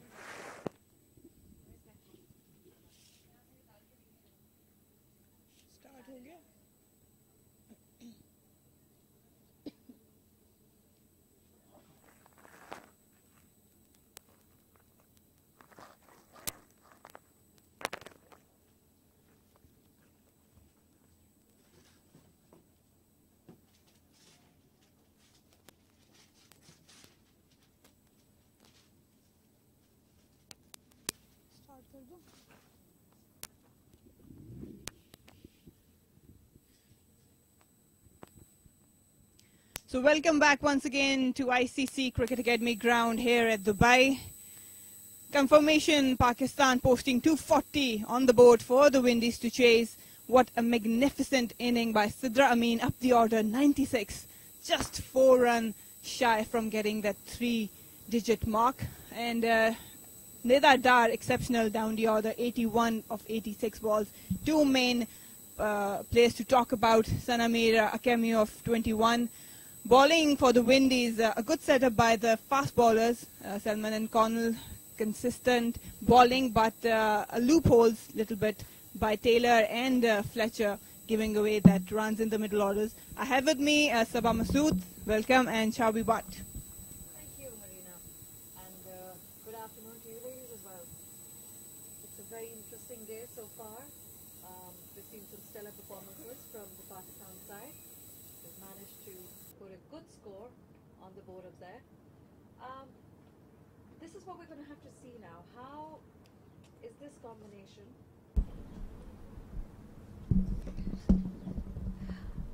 Right, thank you ladies. Thank you for joining us. They've managed to put up a good score, the Pakistan team, and comes the first ball.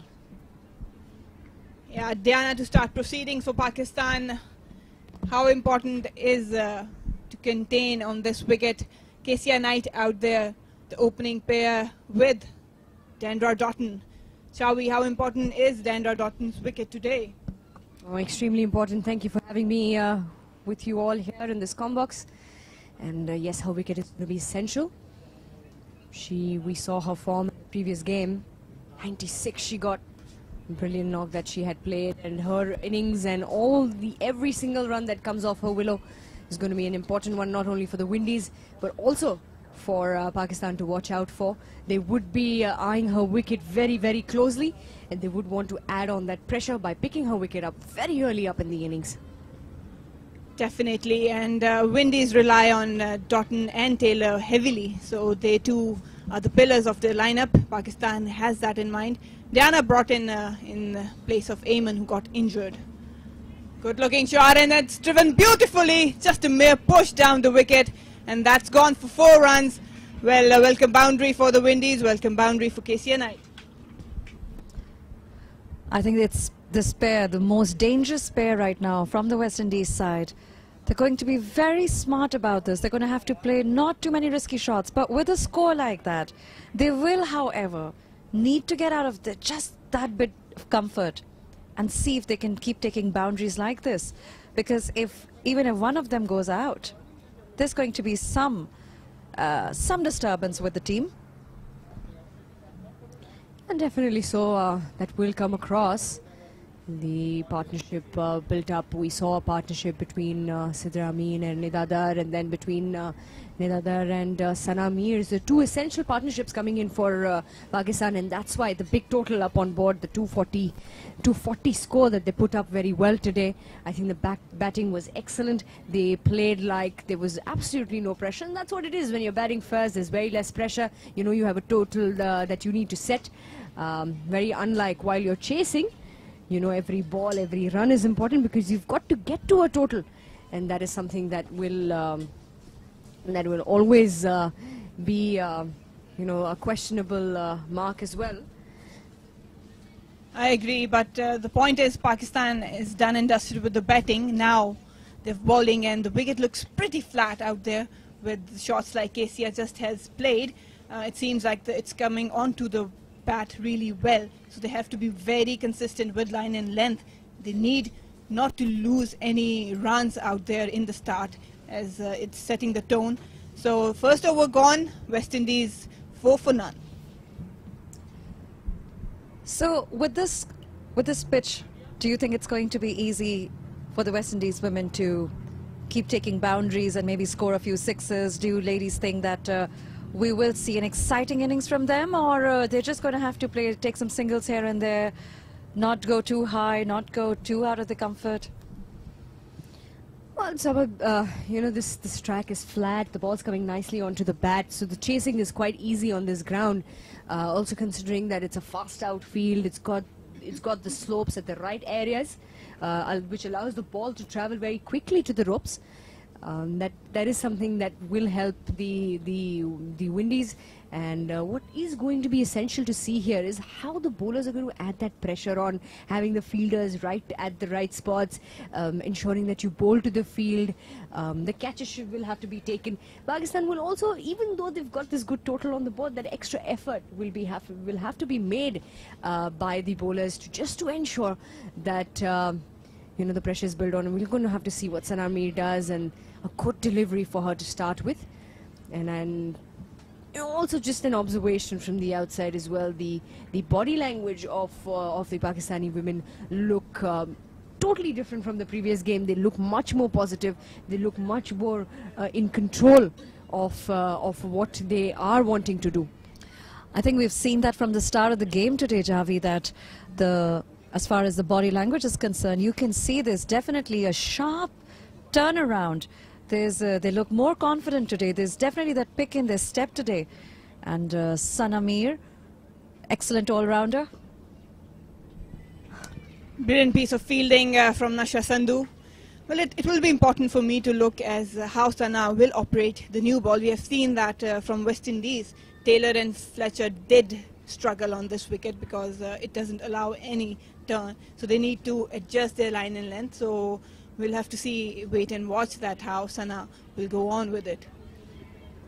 Oh, of course, you know, I mean, she usually comes in the second over, she bowls with the new ball, she's got the experience on how she's going to use it.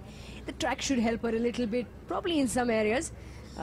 Maybe a little bit of wind that we see that's blowing across the ground might help her with a little bit of movement. Again, she's a spinner. Maybe the quicker one might do the trick. She's got a lot of variations. She's got the ones that she flights, the flatter ones, the quicker ones. She's got those. It's going to be very important to see how she uses these variations. She has trapped Doughton quite a few times with the new ball, with a quicker one, and I think that's what they're targeting, bowling straight to her, right into the pads with a good pace on it, not allowing any room whatsoever to Doughton. It's a beautiful day here at the ICC Academy, and playing the second ODI, Pakistan versus West Indies, and the women are in form. I think they both look pretty confident today. I think they're both going to want to win this match. They are all on par, and that's the end of the second over as well. It's 4 for none.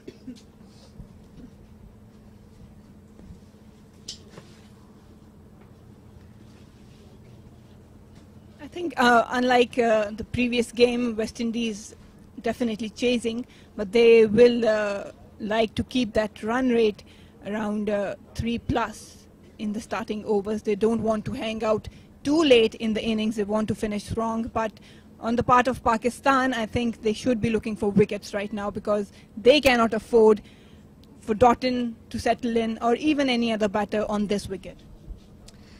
So at the start of the game today, it kind of seemed that whoever will win the toss will definitely want to bowl first. Did it seem that way?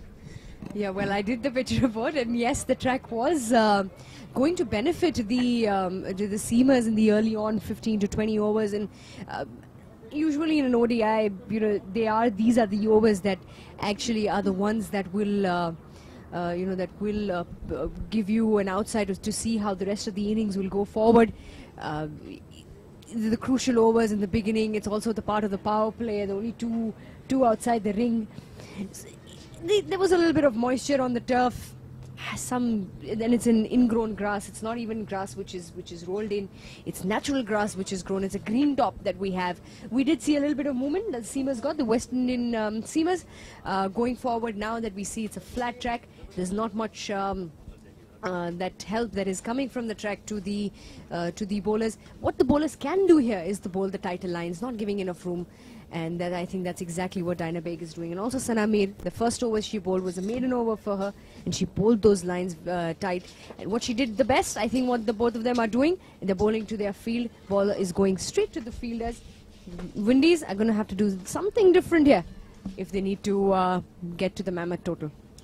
I agree, Javi. When you don't have much support from the track, all you need to do as a bowler and a fielding side is to bowl a straighter length, and also considering the strength of the batter, you need to trap it down. You need to pick the area that is her weakness and try to bowl it on those ones. The Windies are trying to play very safe, and has been a maiden over so far. Not just the Windies are trying to play safe, but I think it's a very windy day here in the comms box. It seems as if it's going to be raining dust very soon. Yeah, some of the dust is coming down here. That was a brilliant delivery by Diana Baig. Talking about her, she's a youngster, a very committed one from Gilgit. She's one of the few players we have from Gilgit, and a very hard-working girl, a good, genuine outswinger. It's a beautiful place in Pakistan, and if that's where you come from, you just bring a lot more beauty to the game itself. Very consistent she is in her line, in her lengths, and the edge just falling short of Javeria Khan there at the backward point region. That might have been a chance, but that's good bowling from Dynamic. She's creating those chances, and they will have to do more of that. Yet another maiden over. It's still 4 for no loss. 3 overs gone past. They're definitely trying to be very, very keen about this. They're not playing too many shots here. Although we have seen miraculous performances from Dotton, and this pair can really do wonders, but right now they're trying to play safe. Right now they're not going with too many shots, even though we have seen a maiden over here and there. But I do think that with Dotton still holding the bat, you never know what's going to come next. Well, she did that in the previous game. We saw how she built her innings, and we did see that she had a very, very slow start. Eventually she picked up. So again, she's one of those players, you never know what's in store until actually that she would do it. So well, Dotton, go on with it. We're waiting. She's got some magic up her sleeve, girls, don't you think? Definitely she has. She's been brilliant, and we've seen that. And with that shot, we know that what she can do with Opford, a little bit fuller on the length, and she all had to do was to make a good connection. 4 runs for Dotton. Chavi, I think she heard you. Probably did. But she's going to have to keep this consistently. There was a bit of a top edge again there. There was no... the point was a little backward. Even there's no extra cover. The cover fielder slightly towards the extra cover region. And some bowlers, you know, they go with a sweeper cover option just to be on the safer side in the power play. Yes, but I think Sana has a plan of bowling straight to her. That's why she kept the field rather that way. But there is a huge gap, and she has to be very careful with what line she's offering to Dotton especially, because she will not spare any loose deliveries. This is what the spare is capable of. This is what the Pakistani team right now be scared of. Sana Mir to Dotton. Ooh, that's a lot of ball here and there, back and forth, and she's an absolute swing, isn't she? Sana Mir is at her best. She likes to take the attack to the batters as well. But you don't want Dotton to get settled. Pakistan will not like it. Some scaring tactic figures there. Sana Mir is trying to look in control, and she's not going to give too much room to the players here to make a lot of runs. But this is what this pair is capable of. A boundary here, and then some dot balls, and then another boundary. And that's where they will get going, and the Pakistani team will have to watch out for that. So change in field coming here. The lefty-righty combination going on for West Indies. And Sana Mir is going to be coming around the wicket, so she's creating that angle for the left-hander. This is going to be an interesting one. It's the final delivery of the over. We will have to see what Sana Mir is going to bowl. Is going to be a flighted, flatter, or the faster one? It was a good length ball, and Sana did manage to get Knight out in the previous game. So 4 overs gone, West Indies 9 for no loss.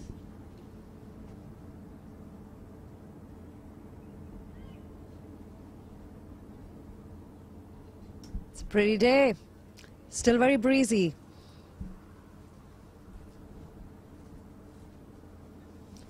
But the pair seems to be settling in. They seem to have a plan. A bit of chat between the two ladies, and they're definitely onto something. Yeah, with the target on board, you're a little clear as what approach you want as a batter to go around with, and I think that they know that they have a little depth in their batting. Totten out there, if she hangs out till the end, that would be a great support for West Indies. And as for talking about Pakistan, they really don't want that. They need to take her out of the equation as soon as they can. Pakistan's strategy should be to pick up the wickets instead of containing the runs. They should be looking to add on to the pressure that way, because the more they contain the runs, the more the batsman gets comfortable out there, the more they're able to see the ball more clearly. And that's what happens. Even though they play a couple of dot deliveries, I'm sure they wouldn't mind it. What Pakistan should be looking to do here is to pick up those wickets very, very quickly.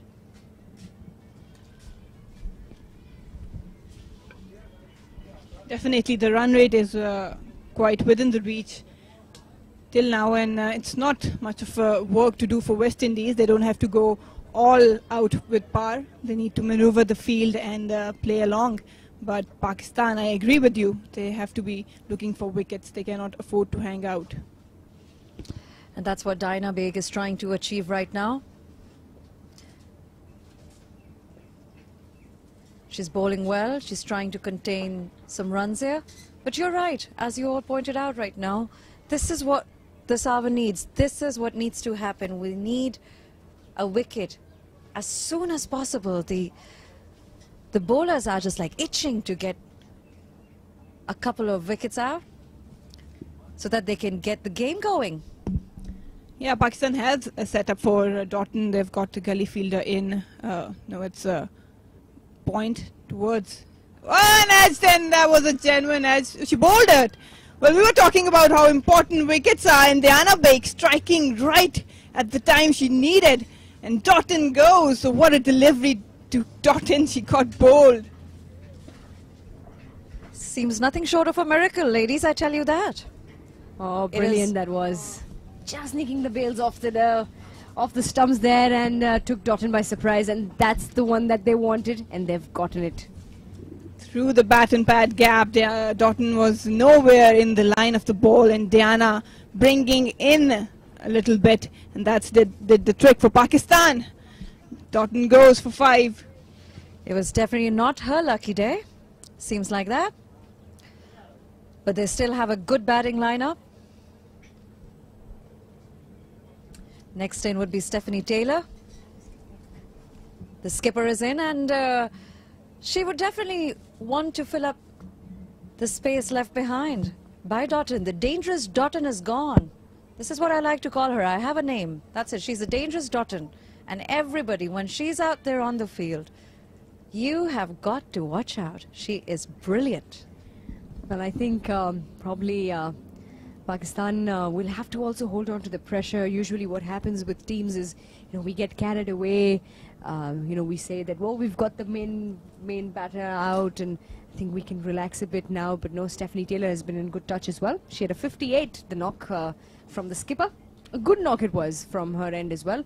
And that'll be something as well. What they will have to do is now they will need to get the grip on the game even more than they already had.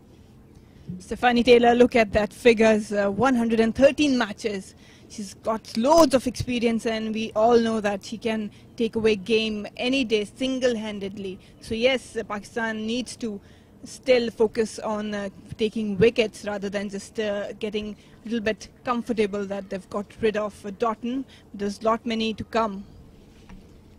Stephanie Taylor and Keisha Knight are going to try and build a partnership, just the way Totten and Taylor did the other day with the first match. That was a beautiful partnership, and it saw them through the match. Tried to hold the ball. That was a good looking shot, but straight to the mid-off fielder.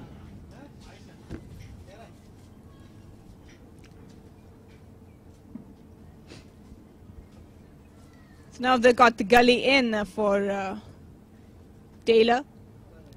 She tends to give away some chances in that zone, and Pakistan is aware of it.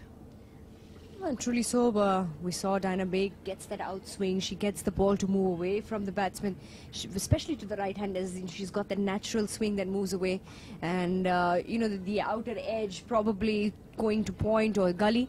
I think it's good thinking by Bisma Maroof. She's the one who's put herself there at the gully region. I think there's very good thinking to just add that additional bit of pressure on her. They will also keep the skipper Stephanie Taylor in check. She knows that, you know, that's the one that I shouldn't give away to. Definitely, and one thing to mention here is Diana can bring back into, as she did to Doughton. 5 overs gone, West Indies 1 down for 9. West Indies women require 232 runs in 270 balls. That's actually a really manageable figure if you look at it. And if they keep playing the way they have been playing, with not losing too many wickets, this team has still got what it takes to win this match very easily. And they're on par when it comes to the run rate. It's a 50 overs. You've got plenty of time. Take some time out there. Spend some time on the turf. This is what the coaches usually tell you, the basics. And that's the batting scorecard for you for West Indies. Just the 1 wicket down of the main one for Doughton. That's the one that they were eyeing. Sanami to continue. Sana has been exceptional if you talk about bowling to left-handers. She's got a good economy, and also most of her wickets have come for left-handers also. She got slip in. So Pakistan is looking for wickets, and that's exactly what they should do, because run rate is not concerning right now for West Indies, and probably it will not with this track. Every time Sana has the ball in her hand, it seems as if she comes out there with a plan. The body language that says so much. She says, I'm here to get you, and you better watch out. Constantly shows, definitely does that. And this is the kind of body language, the kind of aggressiveness you require in games of this sort. We've seen, we've been talking about how the women's game has evolved over the past years. You know, we were talking about how the power game has come into popularity in recent times. We never saw big 6s and 4s coming in from the women earlier. Women are getting stronger, they're getting fitter these days. And well, if you closely look at any of the games, and we have people who would want to compare the men and women's game, I don't think we're far behind. Absolutely, and if you see the way Sana Mir bowls, or the way Doughton would throw a few 6s in the air or 4s, they're just absolutely nothing short of brilliance. I agree, it's not anymore the hanging out in the garden for ladies. This game is totally professional, and when it's come in the ground, it's rivalry, no more. Absolutely, I think these ladies, they can give men a run for their money if they were to play some of these ladies in the ground. I don't think they'd be able to stand for too long. Yeah, truly so. Well, we do know how that would be, and well, that'll be. I don't think I would be able to stand a couple of minutes with them. I'll probably get knocked out in a minute. Well, that'll be the end of the over as well. 6 gone. It's 10 for 1. I'm going to need some special helmets and some special pads to protect myself. I don't think I'd be able to take any of their balls. I will be running for the covers. The cover position for fielding? Into the comms box.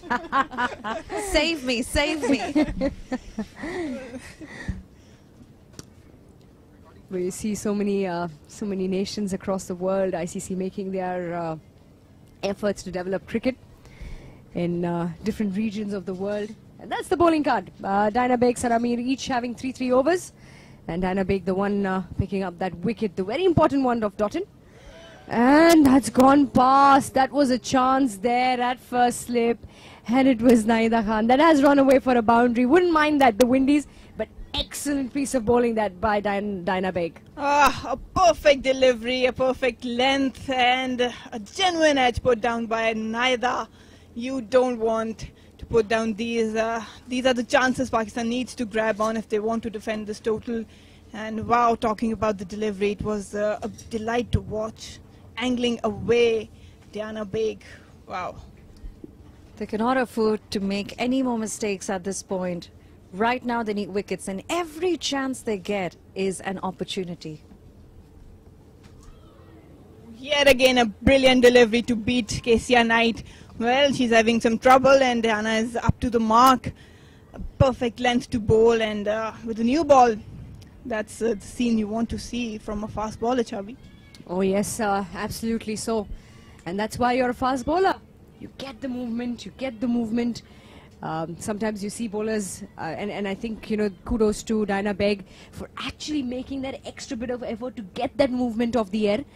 You usually don't see, yet again, a good delivery. Confident leave by Knight. When the turf is not helping you as a bowler, this is what you've got to do. You've got to use the air, you've got to use the leather by itself and a little bit of your shoulder to get the movement of the air. And there are very few today that you see who can swing the ball in and out both. And I think Diana Beg is doing a wonderful job here. She's doing such a superb job if you look at her figures right now. I mean, with a couple of maiden overs, that's just been beautiful.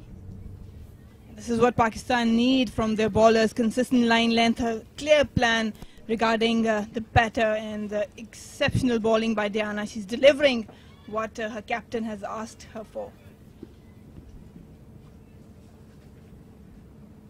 She is an inclusion in the side today. And well, she is making her mark.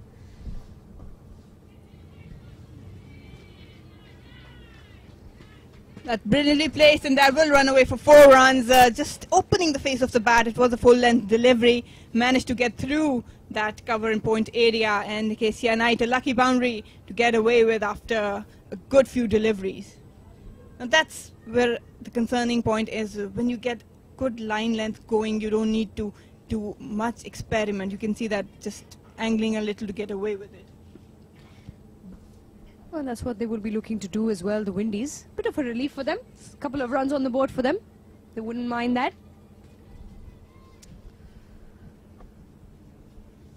Last ball for this over. Diana Beg to Kesia Knight, who's kind of finding it hard to play. Oh. Didn't carry that. Just falling short of Naida Khan, and she was on it. What a good delivery to end the over. 7 gone, 18 for 1.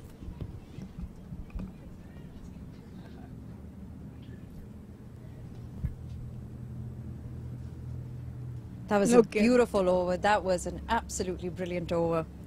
Could have been, just had they been a bit lucky there, they could have easily gotten a wicket from that over. Yeah, lucky for Kesia, but definitely a brilliant fielding by Naida. The ICC Women's ODI batting rankings, you can see Stephanie Taylor right up on the number 9 for 632 ratings. And then Doughton on the second. She's gone, luckily for Pakistan, but all is going on. Some boundaries, some drop chances, a good piece of bowling, a perfect ODI match. There's a lot happening there. Catches up, there are edges, ball is falling short, couple of boundaries. Well, it's game on here at the ICC Academy in Dubai. It's West Indies chasing a mammoth total of 241. They're at 18 for 1 after 7.1 overs. And the first wicket to fall was of the very important wicket that Pakistan would have wanted. It was of Deandra Doughton. Not so lucky today, but who was lucky the other day was Javeria with missing so many catches. That was a match made in heaven, I would say. She got away with one even today. A slip. That is Taylor unbelievable. down. That is unbelievable. There has, I think she's had a special note from God saying, no more catches for me.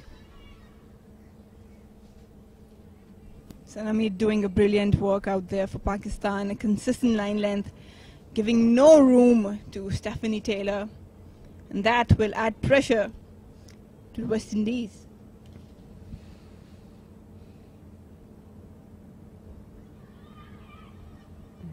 Fielders are right on the mark, not giving any room to them to take those singles. The singles are not coming nice and easy.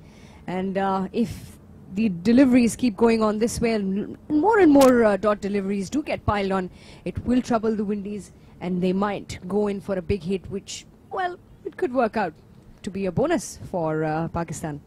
The bowling lineup has been shuffling between Sana and Diana.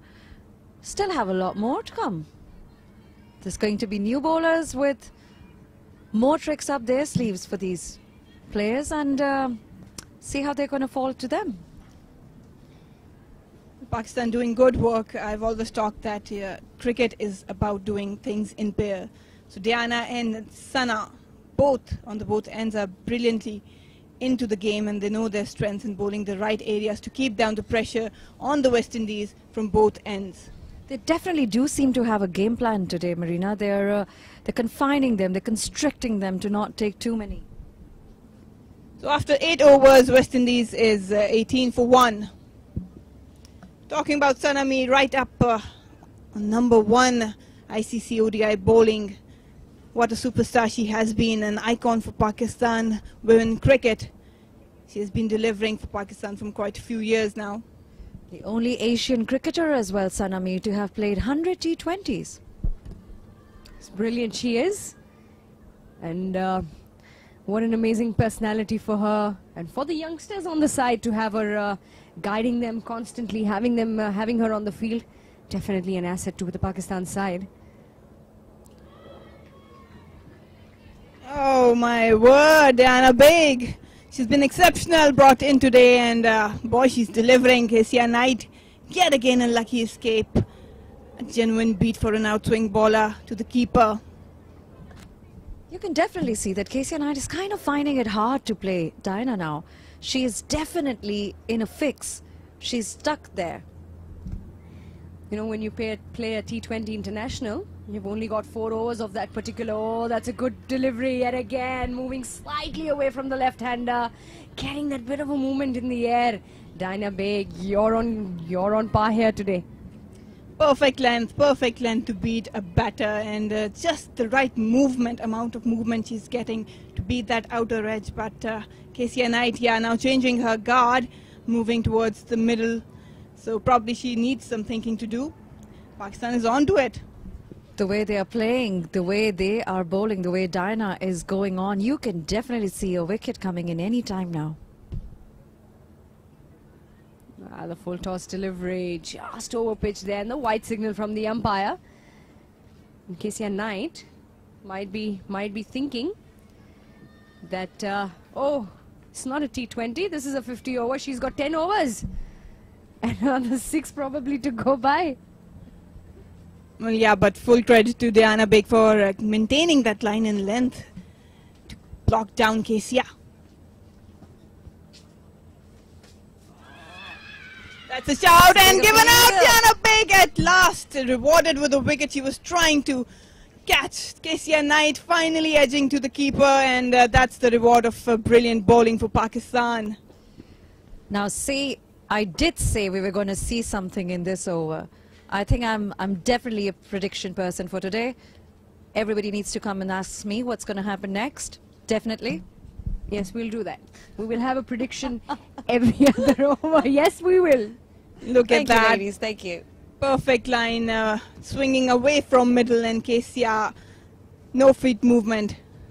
Well, we saw that coming. Luckily, by the prediction Sabak gave us, we need some more to come. I am the tarot card reader for today, ladies. Everybody needs to bring their destinies out. Yes, I think also good glove work there from Sidra Amin.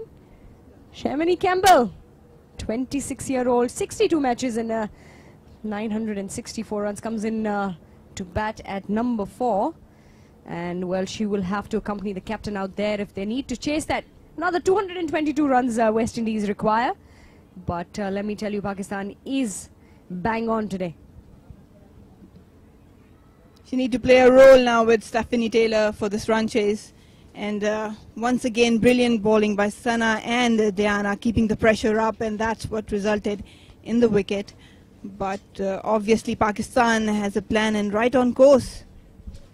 But the danger is not over. Taylor is still on the crease, and you can see that as long as the skipper's there with a partnership being made, it can be any minute that the boundaries will start coming in. The ones, the singles, the twos, that's all they need. That's all they will need. And once they start going, Taylor can definitely take it up.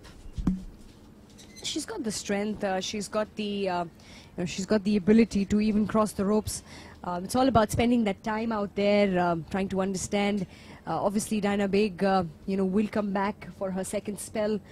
She will take a break. Probably, I'm guessing that she might have one more over to go after this one. She'll probably bowl 6 on the trot, have 4 that'll be kept in for later. Well, that'll be something to see. Usually, when the bowlers are bowling well, the skipper just, tells them to go in till 7 overs. Yeah, that's a good-looking delivery and played well. Yes, now a huge responsibility on Taylor to just make sure that West Indies cross that chase down mark. But Pakistan, on the other hand, needs to keep putting pressure, not with just these 2 bowlers, but the other spinners yet to come, because we have seen that not much of a support for spinning department today. But with world-class spinners we have like Nashra, Nidadar, they might have a plan, and they should have, especially for this lady on strike.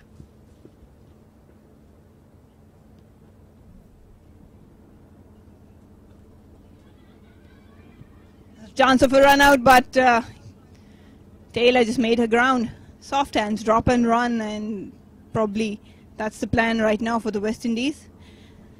9 overs gone, West Indies 21 for the loss of 2.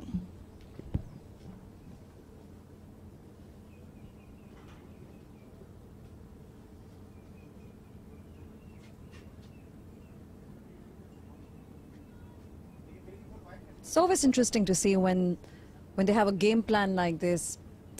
The skipper seems to be chatting with her new partner there, with Shemaine Campbell, and definitely talking about the score that they need to chase. They have only managed to get 21 runs. It's always good to come together, between the overs, come have a quick chat.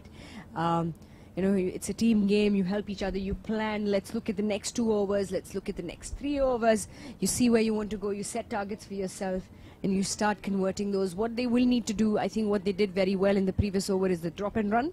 They will need to keep the Pakistani fielders busy, and that's what happens when you start taking the singles. That's what Pakistan did very well today in the partnership, is the singles were coming. We didn't see too many of the big hits. Nidadar, yes, getting the 2 6s, however, but they took the singles very well. They were moving across the pitch very quickly, and that kept everybody busy. You keep the game going. Change in bowling by Nashra, and drop shot, and that she has been punished away. Little bit uppish, but to reach the boundary. Not a good start for Nashra, but definitely Taylor utilizing the bad ball.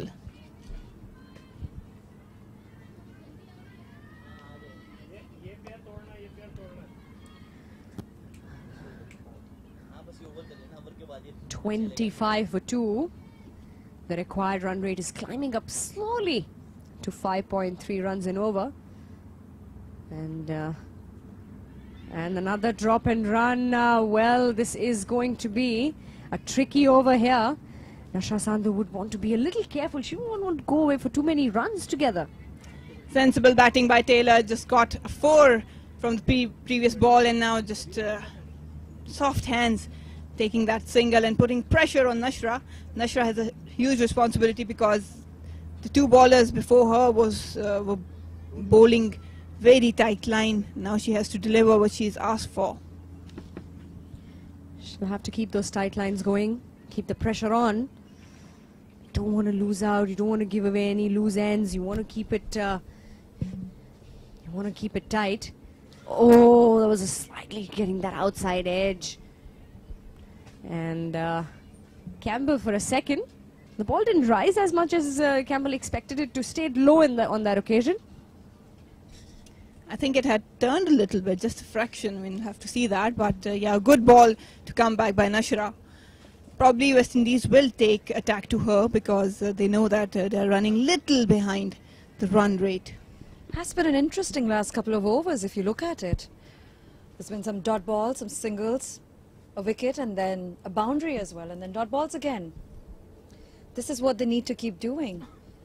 If they don't want the West Indies team, to settle down and get too comfortable, this is how they will need to constrict them, to just let them take singles and maybe a couple of dots here and there, but getting them to get loose on some boundaries will definitely make it a game easy to achieve for the West Indies team.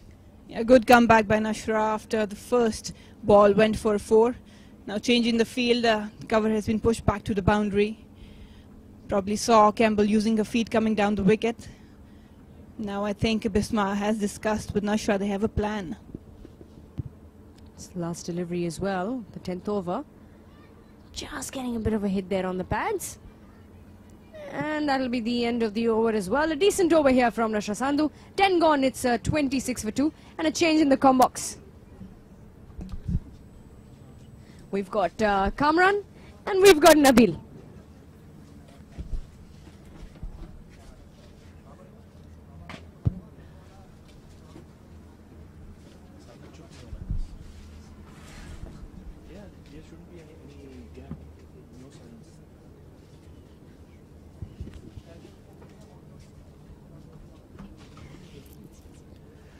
Thank you, Chavi. Thank you, Marina. And Sabha will continue with us. An excellent start by Pakistan bowlers. The perfect start that Pakistan would have talked about at the beginning of the innings.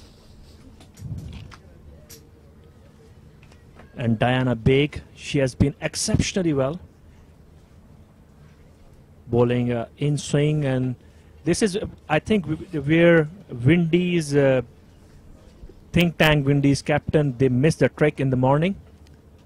They brought in Kunal from this end, who is basically an outswing bowler, and she tried to outswing the ball from here, but most of her deliveries kept coming back into the batters.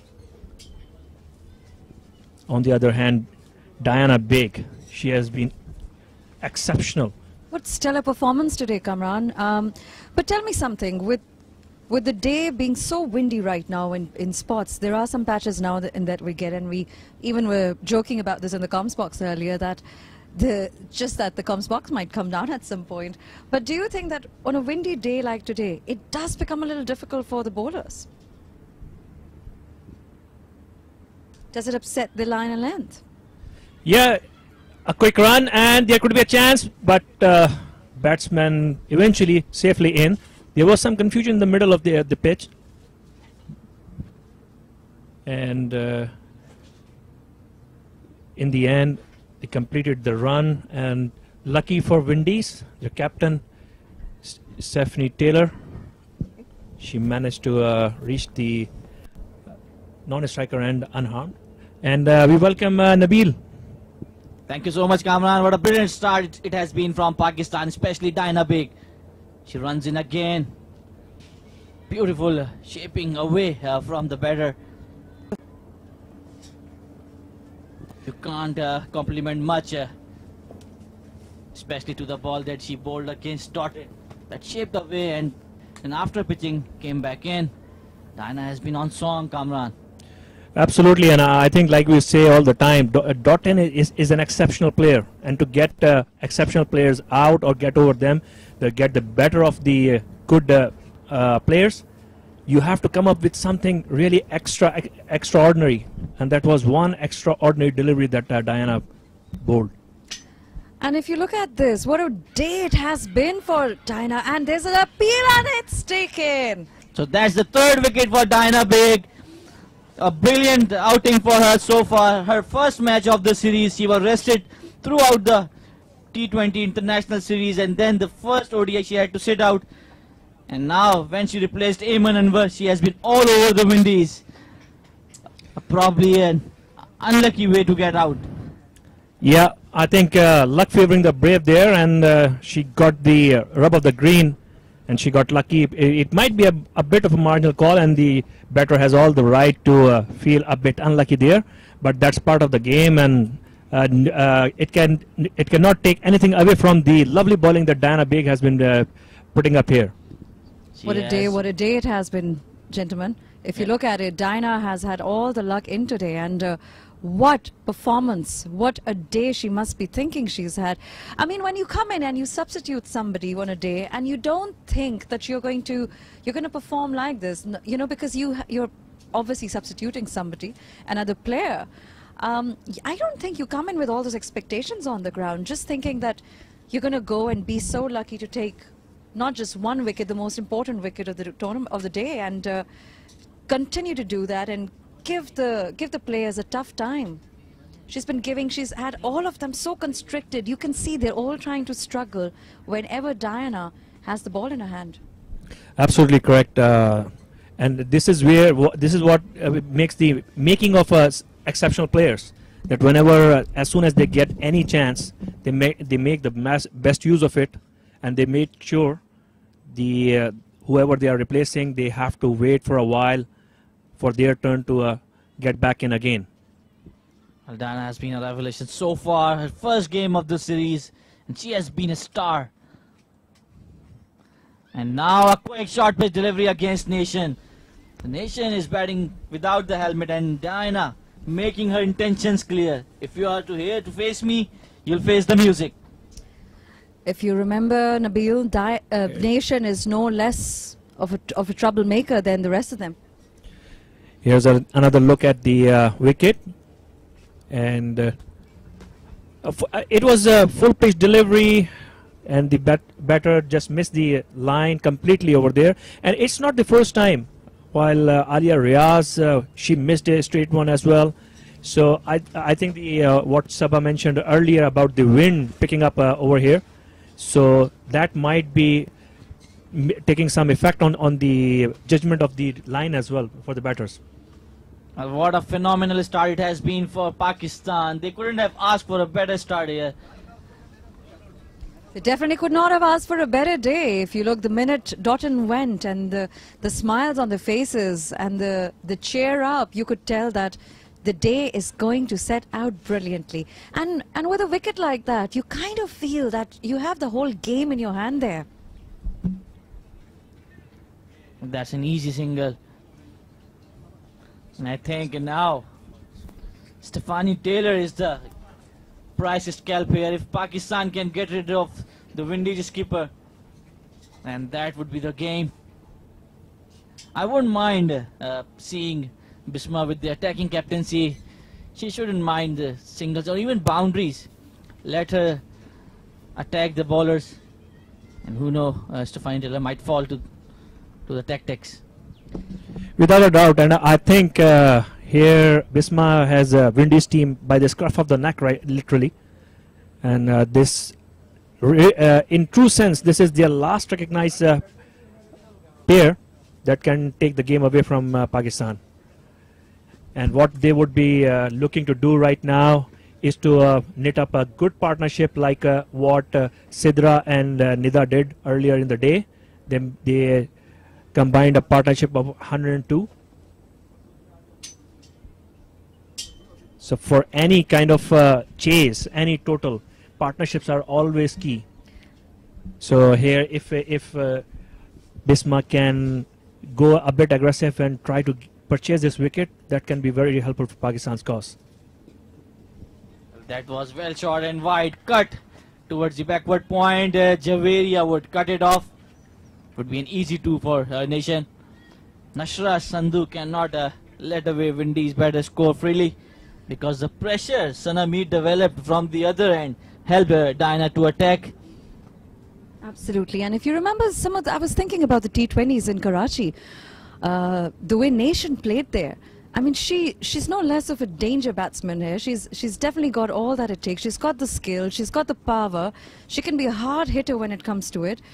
Her level, her skill is no less than the rest of the team. And with Taylor right there, these two can still form a partnership. I mean, these players can really take the game a notch up and take where it needs to go just by being a little careful. Without a doubt, and that's where the Pakistan captain needs to be a step ahead with the game plan and not to give them the time to settle in and jot down a good partnership here. With that dot ball, that's the end of the 12th over. It's 31 for the loss of 3 wickets. If you look at the run rate, it's 2.58, and I think we're going to need to have the West Indies team will need to take that up just a notch up, because that's what they need to do for the runs to be achieved. It's only been 31 runs in 12 overs so far. They need to step up the run rate, but not lose too many wickets. And here is the summary. Diana Baig has done 6 overs, with 2 maidens. Very impressive. Sanamir with 4 and 2 maidens, and Nashra has just started her overs with 2 overs down and has given 9 runs. 1 extra. So Diana would continue. She's having an extended spell due to the 3 wickets she has taken. The bowlers are not doing so bad if you look at it. There's just been 1 extra throughout. She wants a nation to play an expensive shot. That was a wide delivery, inviting her to open up her arms. And like you said, Sabah, Pakistan have been really disciplined in their bowling. Just 1 extra so far. That's very impressive. I'm sure the boys are learning something from here. The ladies are giving them a lesson or two. And definitely, and these cricketers have become stars, especially because of the home series. With the crowd coming in, I'm sure they must have given inspiration to the next generation. Absolutely. If you remember the kind of crowds we pulled up in Karachi, they were beautiful. I mean, there were some school girls, some college girls. There were a lot of people, this young generation who wants to play cricket and who is so attracted to the new format. The T20s put up a great show for everyone. I think the credit must be given to the West Indies Cricket Board and the Windies team who not just came to Karachi for the matches, they went out. They enjoyed their time out there. And that is the sort of message that Pakistan needs to send across the world. West Indies have been the great ambassadors of the game of cricket. Great ambassadors and supporting cricket in Pakistan, and the nation couldn't have been more thankful to them. Short delivery and pulled with disdain. That was pulled right between long on and mid-wicket boundary. So, as we were speaking, nation is a dangerous batter. And Pakistan cannot take the game for granted. And I think it might be a good idea to have someone replace Diana Baig, because without a doubt she has put in a very good effort. And especially with the Stephanie Taylor, who is playing, she has been in the circuit for a long time. And in 115 matches she has played, she has 532 50s. She's number 9 on the rankings all the way up. So both Diana Baig and Nashra are pretty young, very early in their careers. So it's going to be a very good learning experience for these young Pakistani bowlers to play with the best of the against the best of the business. And also Diana needs to have a rest before getting another crack at the Windies batting lineup. It's a hot day, and you could see that the speed has dropped, the intensity in the run-up has dropped. But very well bowled, Diana Baig. You have been the star in the 7-over spell you have bowled. And with that, it's the end of the 13th over. Windies are 35 for 3. They must not lose any more wickets right now. That's what the West Indies team is thinking. That's what the ladies are now thinking. All the players on the crease need to stay there. They must not lose. KCR Knight, who was gone by Diana Baig, and then Dottin and Taylor, who's playing right now with Nation. These two need to keep the pace up. We'll still have a big lineup. If you see, there's still Natasha to come in, and Henry and Fletcher. They can still put up a fight if it comes down to it. Absolutely correct. So I have a look at the batting card of Windies. Kasia Knight, the first one to go, then Dottin as well. So there has been no shortage of effort by Pakistan. Nashra Sandhu continues. Earlier in the day, Sidra Amin made her career best score of 96, missed her 100, maiden 100 by just 4 runs. And in this innings, Diana Baig, she is 3 for 16 right now after 6 overs, which is by far her best bowling figures in her career. Her previous best figures were 3 for 41. And what a beautiful performance we saw earlier in the day from the Pakistani side. I mean, the ladies gave a great job. You know, they look so confident today. They had that skip in their pace. And a good pedal sweep by the experienced Stephanie Taylor. And she picked her spot. Nashra Sandhu, she's probably struggling a bit with the wind. And it looks like because the wind is not that kind of wind that is steady. So it's a start and stop kind of wind. And Nashra Sandhu is struggling a bit to put the ball where she wants. Gentlemen, it's been raining some dust in the comms box, I tell you that. My hair would need another wash. Just adding to the strong wind comments that we are making, I think another problem that Nashra would face it is about the drift. The drift she usually gets because she's bowling against the wind, so she won't get that drift in.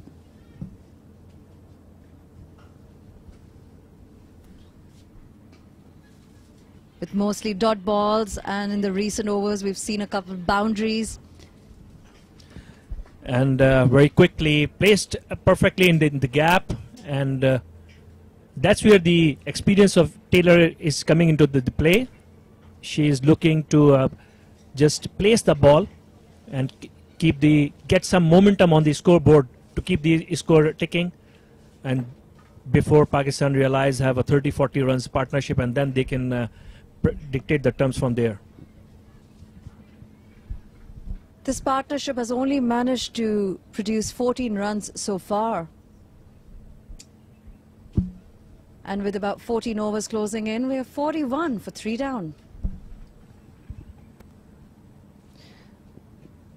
Well, another seamer would replace Diana Baig. It's probably going to be Alia Reyes. A good move from Pakistan.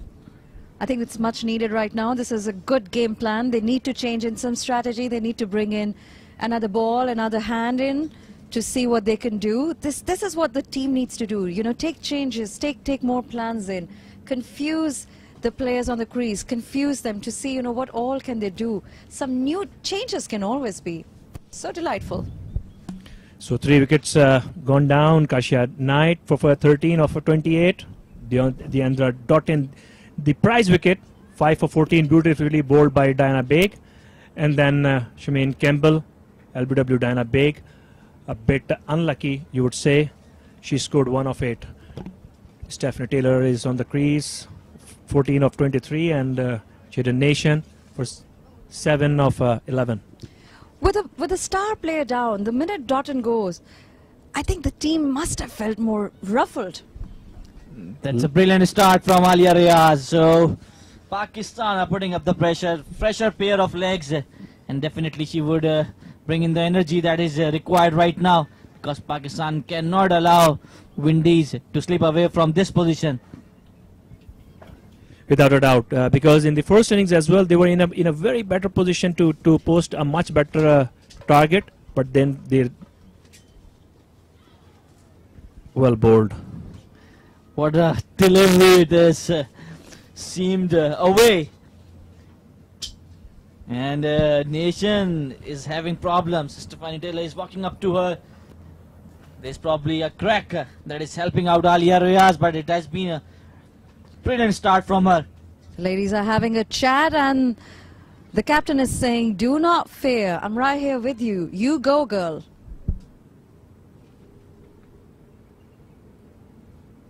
So Alia Reyes.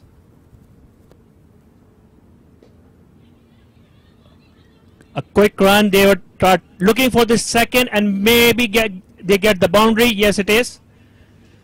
So again, Stephanie Taylor bringing all her experience to use and just placing it. It's a Nation this time. So that looks like the game plan right now. Well, that was a beautiful nick from Nation. And the quick chat seems to have come in handy, Nabil. Definitely, I think the pressure was mounting on her. And, this boundary must have given her some relief. Alia Reyes teams in again. This time a fuller delivery driven to the covers fielder. If you looked at Alia Riaz's bowling, even when the first ODI, she gave a stellar performance again. I mean, she was very good with a line and length. She's bowling straight deliveries, and she actually gave a really good performance. I mean, she was a delight to watch. Yeah, basically, Alia Riaz bowled stumps to stumps. We saw how. That's up in the air and in the vacant area on the mid-wicket boundary, and easily a couple of bounces into the rope. Another boundary for a nation in the over. So it's the second boundary of the over, and the initial pressure Alia developed with those two deliveries. It's now over, and the pressure is back on Alia and Pakistan. Let's see how she'll respond. This is what me and Javi were discussing earlier as well, that when you have a quick chat with your partner on the crease, sometimes it can really help you, get you going, get you coming out, coming forward. This is a dot delivery. So eventful over comes to a close, and with that 15 overs have been completed. Windies women are 49 for 3, and it's going to be the first drinks break of the innings.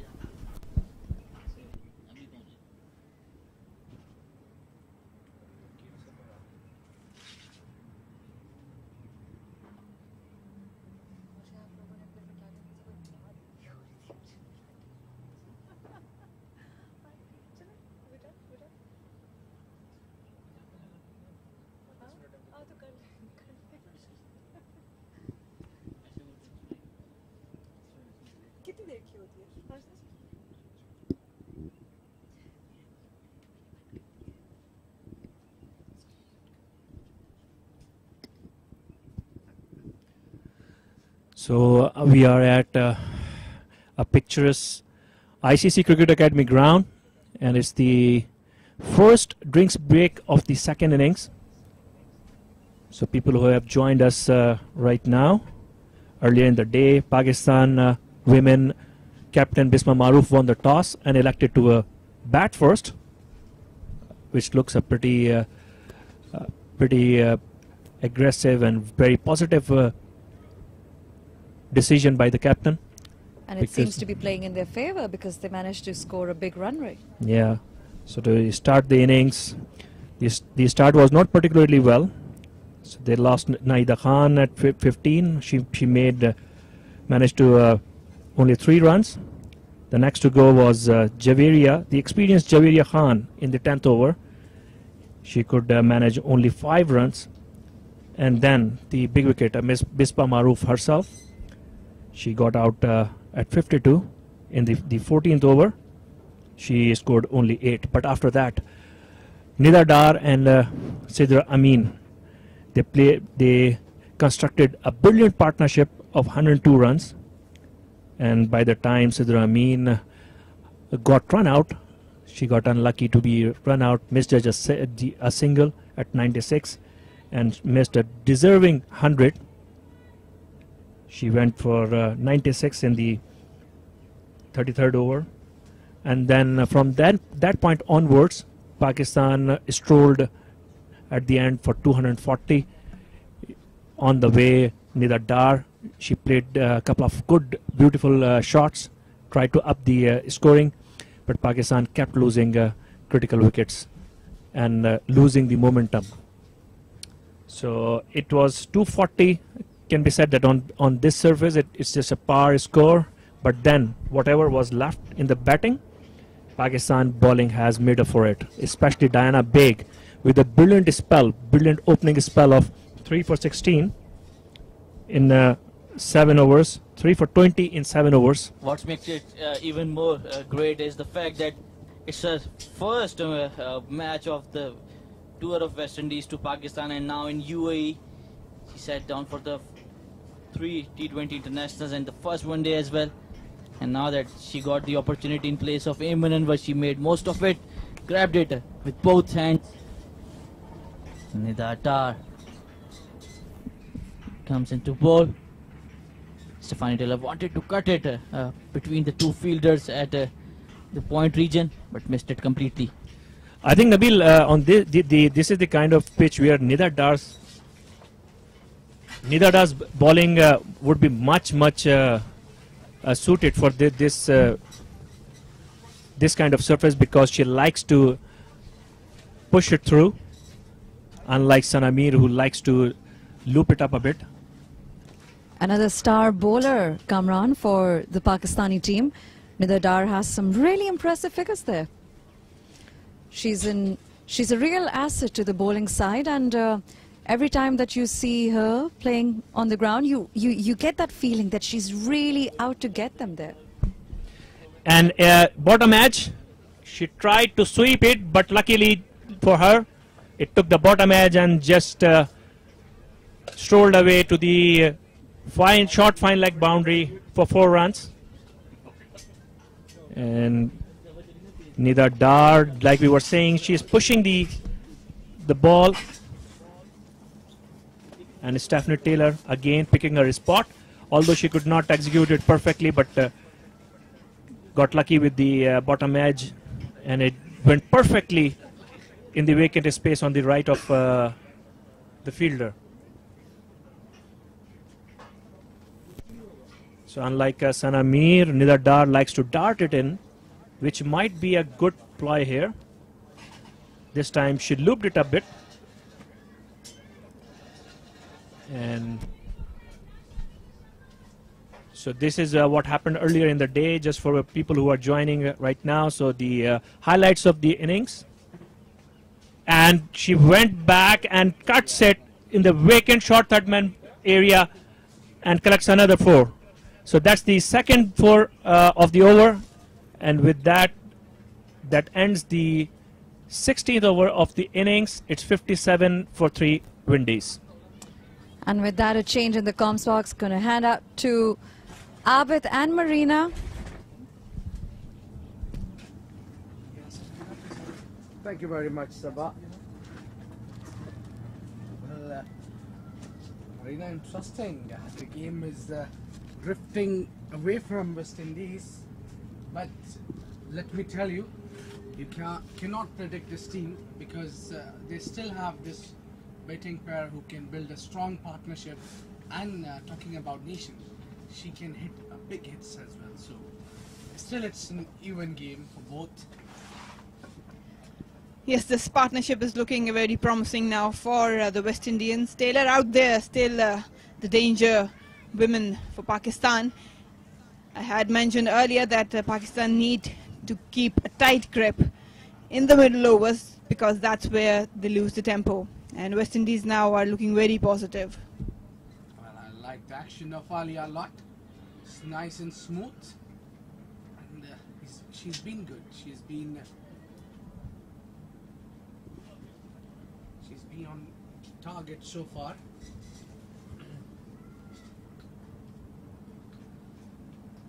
So joining us, K. Asif as well.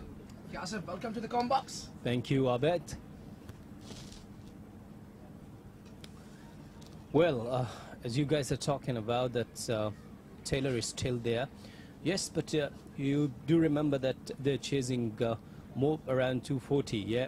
So when you're chasing and you runs to win 184 in probably in 34 overs, 33 overs, 34 overs, won't be easy there. Yeah, the asking rate, they must keep checking that, because it's above 5. Which will be a real concern for them. That means they need to take a single almost every delivery. Yes, again, when Taylor is out there, you can expect anything, because she has the strength to hit away literally 4, 5, 6s in an over. But the main thing for Pakistan is to keep it down and avoid that happening, because they need her wicket right away if they want to get a hold of this run chase and defend it. True, very much true that she can change the inning any moment. She can turn the tables, but keeping in mind that it's a 50 overs game, you need to have a patience as well. Well, I'm a little amazed that Marina is a little bit optimistic about Taylor.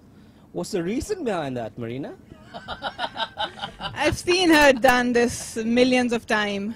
I know what she can do and what she brings when she comes out batting. So you never know when her switch is going to get on, and she can take away the opposition right away. Right now, she's steady, she's cautious, but she's cruising like she wants to cruise right now. Yeah, I have sympathies with you, Marina. 17 overs gone, 59 for 3. Well, it's a magic still. You are in the com box and shivering. I can imagine what she... I'm just giving the reality check to you guys because I've been there. Pakistan doing good to keep a check on her, but they need her wicket. That's the end of the thing. You need to defend it, you need her wicket. Asking for the LBW, but definitely going down the leg side. No harm done for Windies. Yes, Taylor is there on 23, on 31 deliveries. So when we talk about a character like Taylor who could hit maximums, who could hit boundaries, yes, definitely a game changer. That's the line you want to be bowling to Taylor, because she is so strong towards the offside. You need to keep the line straight as much as you can, not to offer her any room, because you've seen her cut, you've seen her play cover drives, extra covers. So that's the line you want to be working on. Yeah, this is the area particularly she's strong at. She loves to play cover drives and cut shots. So I've seen in the first game as well. So I think Pakistan has a plan here, which is good thing to see a progress. They come up with the plan and trying to restrict the batter according to their plan. Well, and on the other side, she looks so confident, and she's trying to build an innings instead of going for the trash. I think, Asif, right now Pakistan needs to do is to stop their run flow, these singles. If they contain these, I mean, let them score 2 or 3 runs in an over, the pressure bounces more on them, because once the asking rate crosses the 6, then the situation changes here. So I'm sure West Indian batters will be keeping an eye on that. Definitely, because it will not be easy for West Indies to hit out Pakistani bowlers. Yeah, that was a beautiful delivery, asking for a stump, but lucky enough that she was in the crease, but just taking away from the right hand another dar. Good work done by wicketkeeper. So 18 overs gone now, 60 for 3. That's great work done by the wicketkeeper. Sidra Nawaz is the wicketkeeper. She's not as energetic she was in the first ODI, because I can't hear her shouting from behind the stumps today much, but she's doing great work with the gloves. Might be she's showing some action with her hands instead of shouting. Oh yeah, that's really disappointing, because I know her. She's a hell of a chatter. She doesn't like to shut down, and very annoying behind the stumps if you are a batter. But yeah, not much of it today. But talking about taking on the Pakistani bowlers, it won't be easy for West Indies. Oh, that's a brilliant feeling down behind the third man area. And just running couple, the West Indies. Well, if you could see that she was trying to cut that ball, was the wrong, because she couldn't manage well. The line was okay. Might be she was trying to cut that ball at the point area. I'll give you the reason why, because Alia seems to be, it looks like it's banging in, but it skids on just like that. It seems that it's coming on to your bat and it will rise, but it stays little low and it skids on quickly. That's why she found the inner edge in the previous shot. Yeah, she's skitty because of her jump and all action. It looks like similar to the old-fashioned bowling line. And with this wicket, which is well known for the skitty, I think she's getting those skits, which is good sign for Pakistan.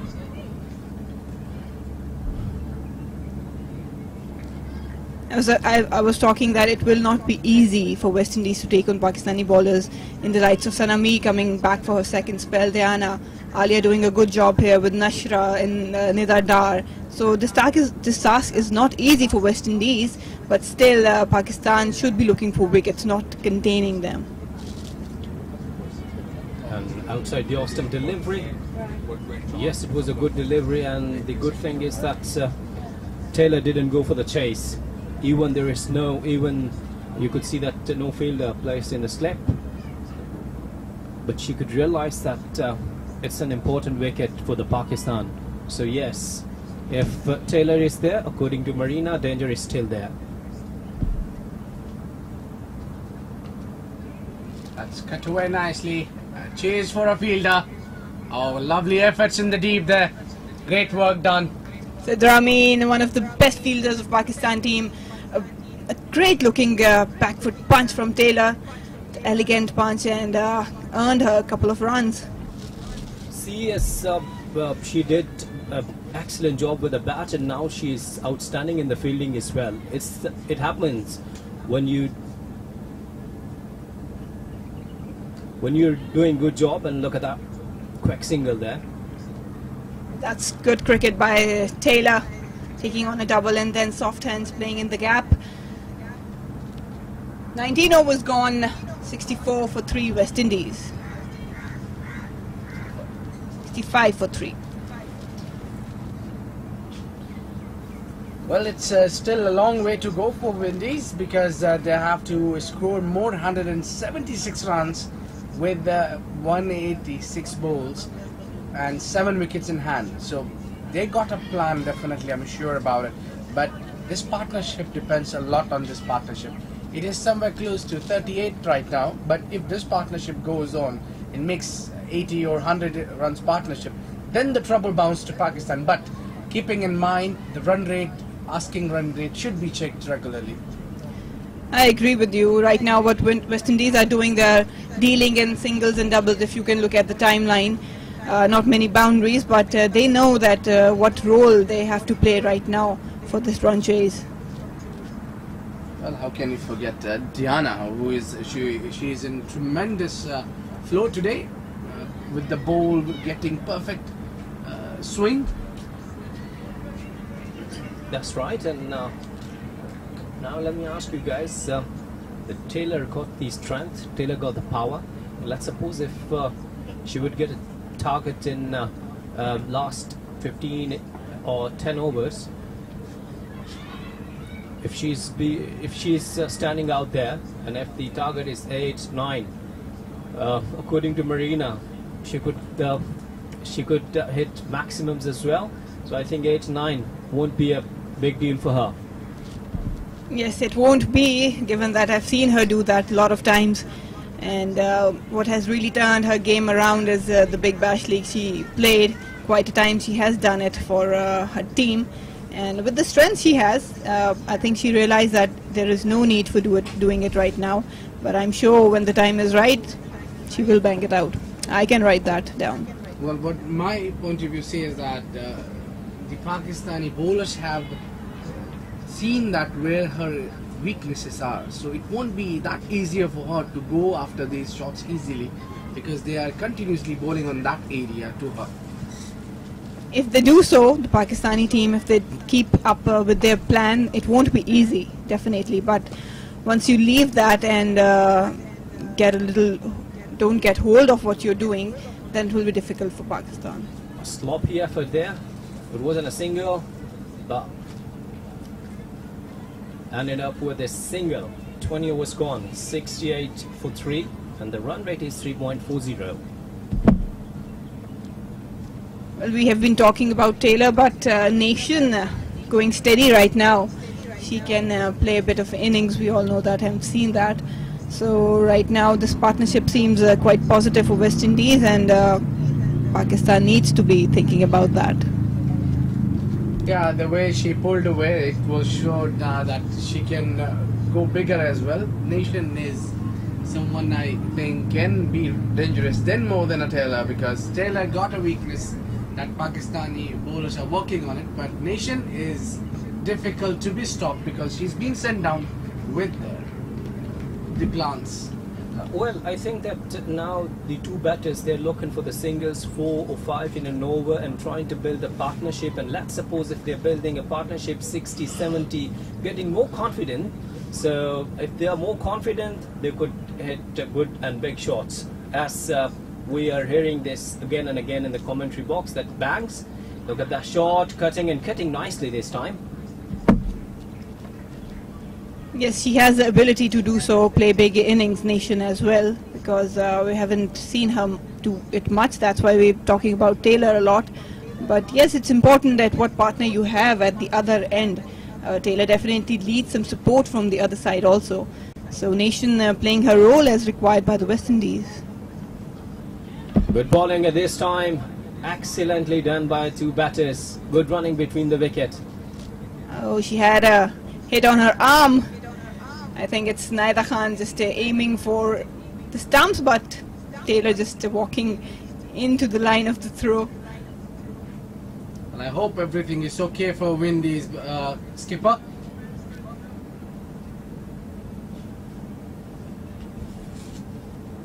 Yes, and the physio is there. Obviously, she is looking for the remedy. Well, talking about dotting, yes, Pakistan was happy when Pakistan got dotting earlier on, and it was a perfect delivery by Diana. Marina? Yeah, brilliant delivery. I think that she's been superb today, brought into the lineup and delivered what she was asked for. A great consistent line in length. With this pitch, we have seen that there was a little bit support in the morning, but not this time. It was flat track and sunshine all over the wicket. So she kept her cool and made sure that she was hitting the right areas, and she got the result. Yeah, what I liked about Diana, she got breakthrough and she worked hard in the early without the help of a wicket. She was using only the wind, and wind has helped her through to get her 3 wickets. And I would like to mention that obviously Diana bowled brilliantly, but the support she got from the other end was Sana. She contained it, and that helped also Diana for getting out those wickets, because it always puts pressure on a batter when you cannot get runs from either ends. Indeed, that's true. It is very important to have a good partner in the other end, even at the bowling as well. So you need to have a complete combination working. I think the experience of Mir have helped Diana to get the wicket. She was containing too well. 5 overs, 9 runs. There was a time when the 2 wickets were down. So yes, some help there from the experienced Sana Mir on the other end. Yes, still a chat going on between Physio and Taylor, and probably she would be okay.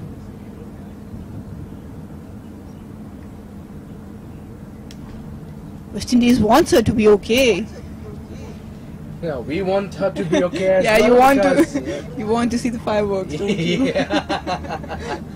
It is very important for the game to keep the game alive. She must be there, and don't forget there is one more ODI to go, which is exactly after 2 days. So we cannot afford to lose someone like Stephanie Taylor out of the series.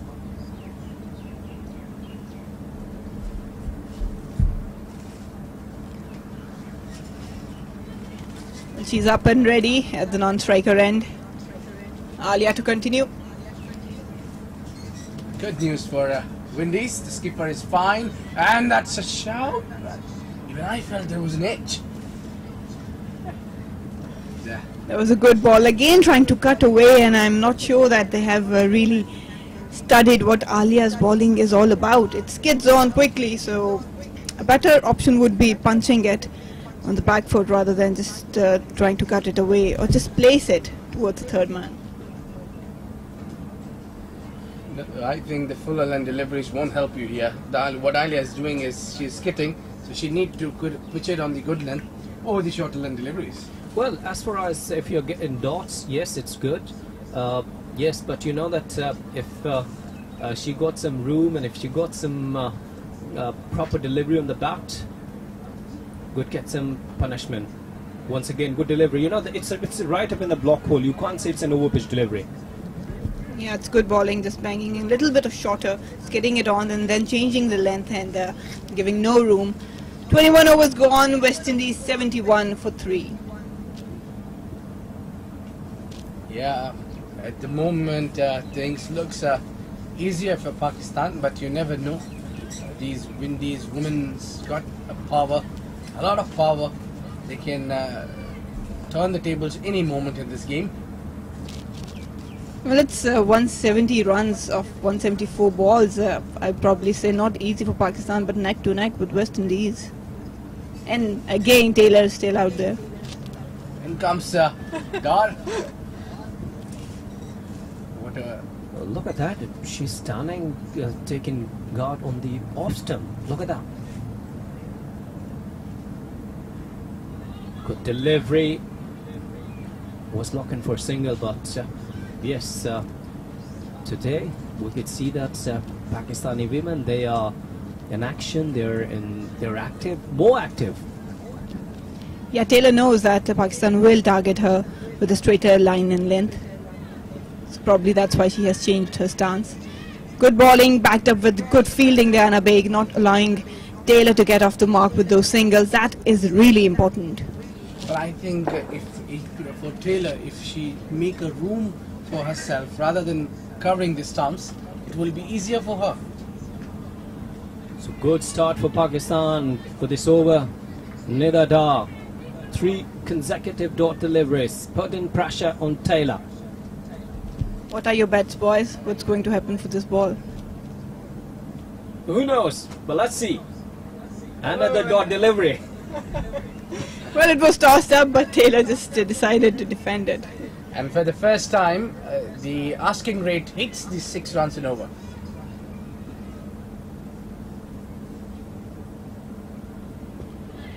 Good delivery. Went on the back foot. So yes, it's a proper line. It's a perfect line when you are bowling against Taylor, not giving any room.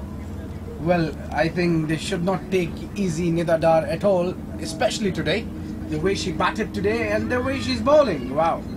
Brilliant bowling, brilliant over for Nida Dar and for Pakistan. It's a maiden 71 for 3, West Indies after 22 overs.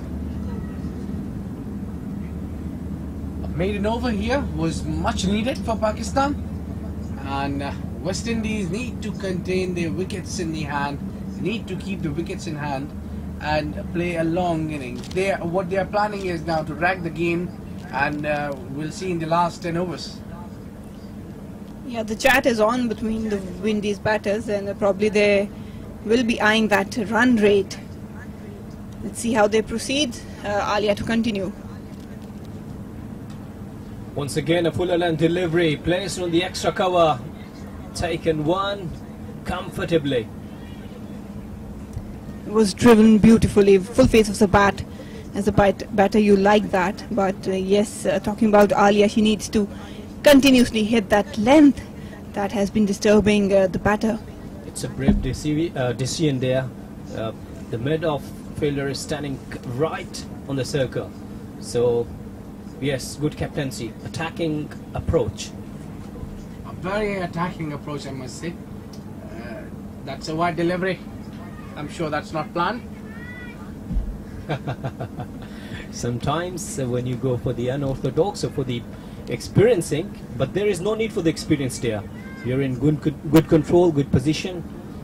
73 for 3. So yes.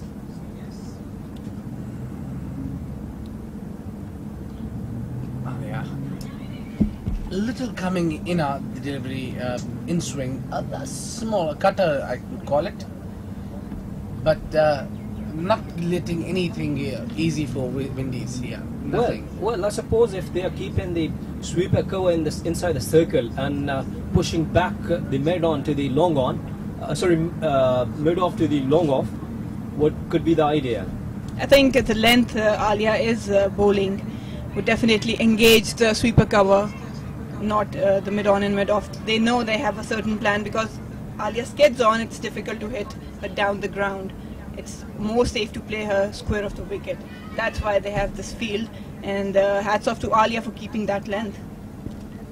Yeah, I mean, Marina, who gives them this plan? Is it the captain, the coach? Well, it's a discussion that all of the three have, probably the bowler and the captain when they're inside. But every bowler has her strength, and they know what field they want according to their strengths. And discussing with the captain what the situation is, it comes out to be a better plan for now. Pakistan is just holding on to. Once again, good delivery and a single in the same area which I was talking earlier.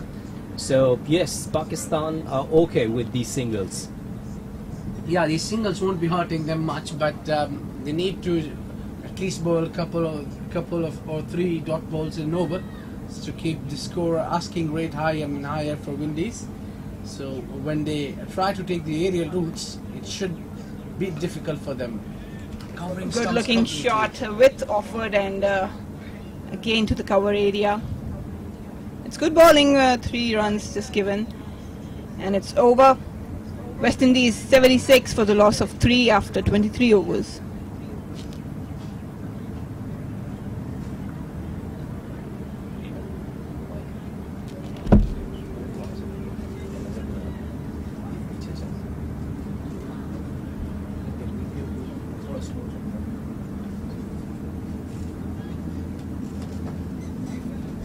Tala is batting on 35 alongside Nation on 31.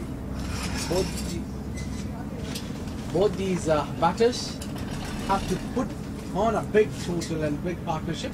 Their partnership have just reached to 50. So yeah, they are halfway through. What must be the plan?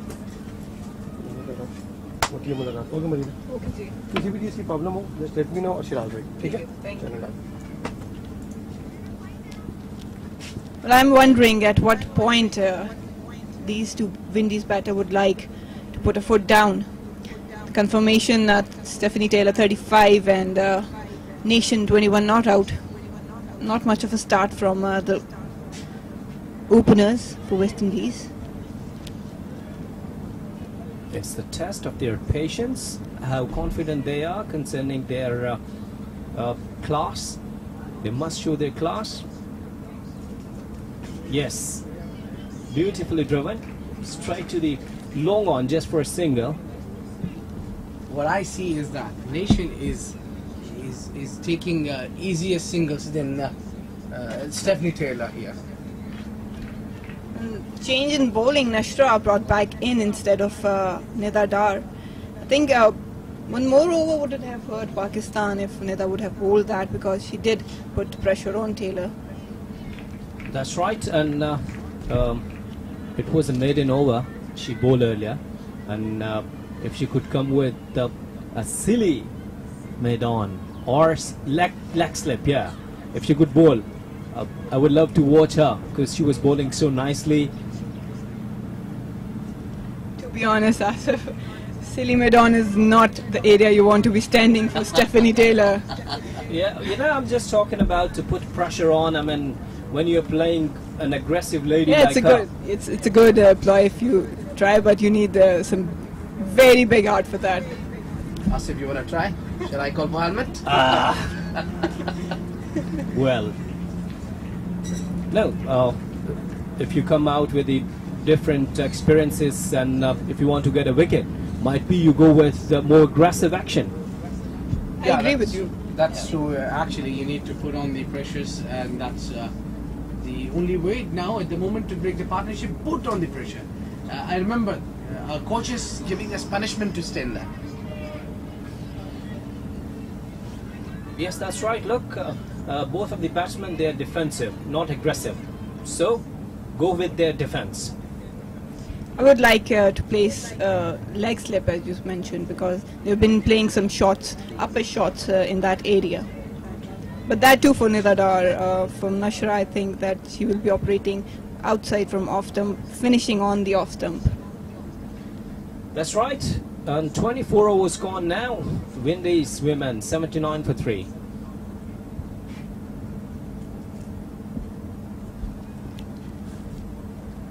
absolutely. I do agree that with Marina, the way the earlier she said that it should have been continued by Nidadar earlier because she was creating those pressure. But as a captain's point of view, she might be saving her for the death overs because she is good, hard, difficult to pick up. That's true. It's two ways of thinking about it. Another change in bowling, Kainat Imtiaz brought in for the place of Alia Riaz. She's a good bowler, bowled well in the first ODI. But it's different wicket, different situation.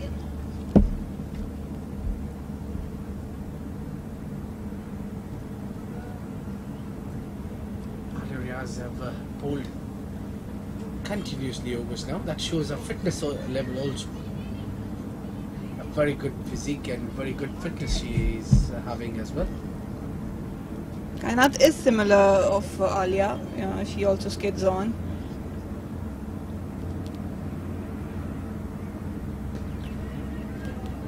Good start. It was an over-pitch delivery, and do remember that both of the fielders are inside the circle, mid-off and mid-on. Yes, that is what. When you pitch the over-pitch deliveries, you need to be planning according to your field set. I don't know why she bowled it there. The margin of error is really little, especially when a set batter is there for you. That's a better length according to the field. And look, both of the batters, they're not in hurry. They're just waiting for the loose deliveries. And yes, full marks to the Pakistani bowler. They're bowling on the proper line. Yeah, and I mean, if you see that at the international levels, you don't get the margin of errors because it is all what they do all day. They are playing at international level. Cannot afford to give away freebies. And this time, it's bang, which I was talking earlier. Clears the rope over the boundary for the six. Tremendous timing. Finally, Stephanie, I told you that she can hit big and long. Just made a push, I think, not a full swing of bat, all the way crossing the boundary. Kainat Imtiaz just paying her price with a little bit of over-length delivery, and yeah, Taylor just utilized it. Yeah, that is what we were talking about. The margin of error is too less, keeping both the fielders in a circle and giving a full toss, almost a full-length delivery. Oh, that's flicked away on the onside. Another boundary here. Oh my. Now the things are turning the West Indies way. Talk about some wrist work, just stand and deliver. Just working her wrist around Stephanie Taylor on the pads, and she found the perfect gap for the boundary. Well, a maximum and then a boundary. Well, what a shot that was. It was on the pads, nicely flicked. A proper shot, proper wrist work. A subcontinent wrist work, I must say. Look at that shot. Yeah, it was a free hit, to be honest. Just wanted some bat on it and found the perfect gap. Kainat needs some thinking to do. Now you could see that mid-on back to the long on. Well, to be very honest, both the deliveries was a loose delivery. There was a chance of run out there. Miss it. Pakistan cannot afford to miss these run-out chances, especially when you have Taylor at the danger end. You need some direct hits. That was a definite run-out had it been a direct hit. It's the difference between these two teams, you know. They got 3 run-outs. A set batsman like Sidra. Sidra and Nida, yeah. But they missed the chance. Taylor was there. An awakening over here. Lots of action in it.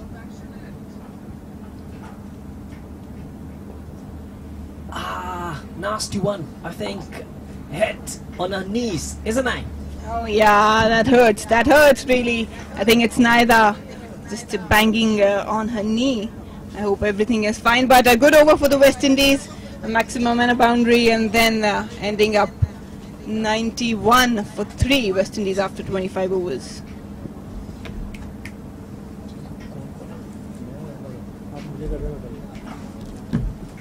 We'll have a change in the commentary box. Joining us, Mr. Kamran. Mr. Kamran, it's all yours. Alongside Mr. Ahmed Khwaja. Thank you, Abed, Marina and K. Asif. So 25 overs left, half the innings is gone. At the halfway point, Windies need exactly 150 runs at 6 and over. Game very interestingly poised. I'm joined by Ahmed Khwaja. Welcome, Ahmed.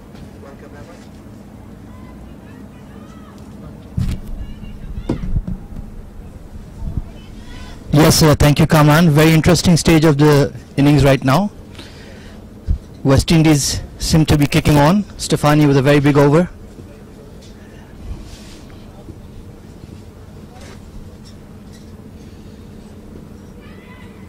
And it looks like what Windies needed to do after they had lost 3 wickets.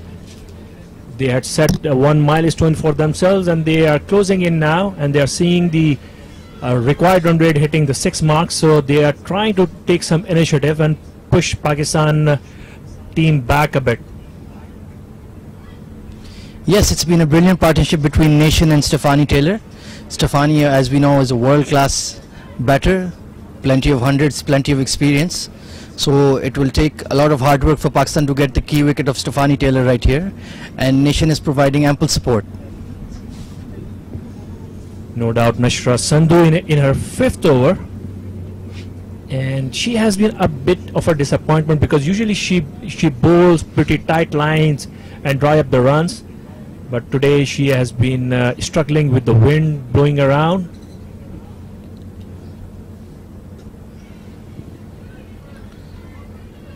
Decent arm ball there from Sandhu, but Nation was well behind it. Yes, they will need something special to get the breakthrough here.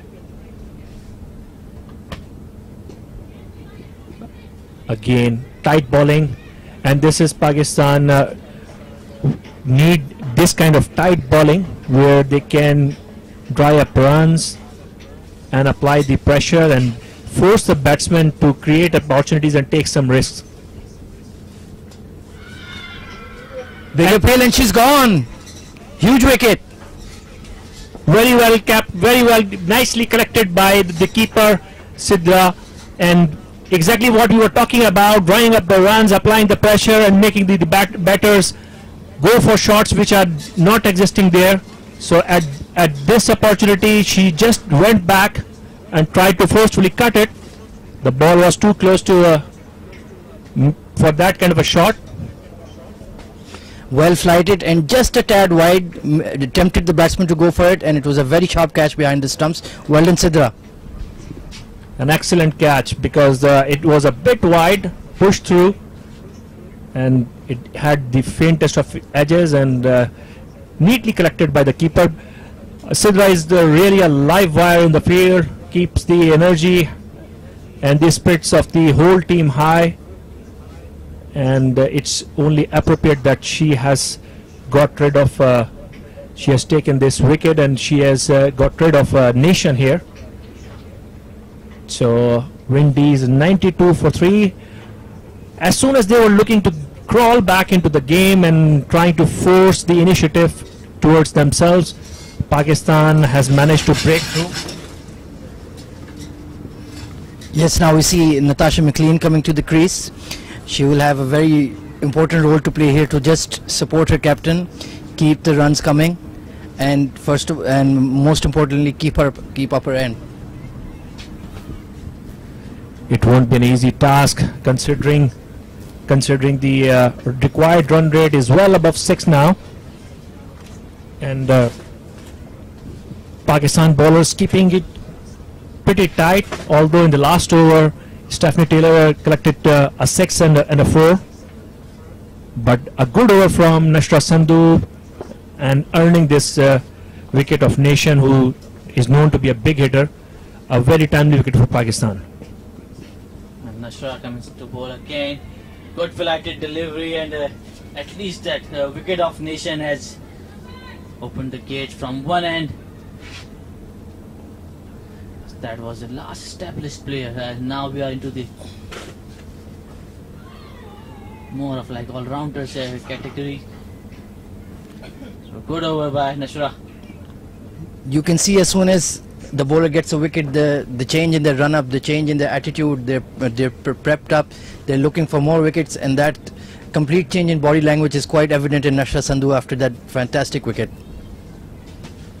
No doubt. So after 26 overs, Windies 92 for 4, and they need another 149 runs in the remaining 24 overs to win this match and this series as well. Sana Mir is about to bowl from the other end. She was bowling. She was basically opening the bowling along with Diana Baig, and they bowled well in tandem. While Sana piled up the pressure, it was Diana Baig who made most of the opportunity and bowled beautiful deliveries, especially the one against Doughton was an amazing ball.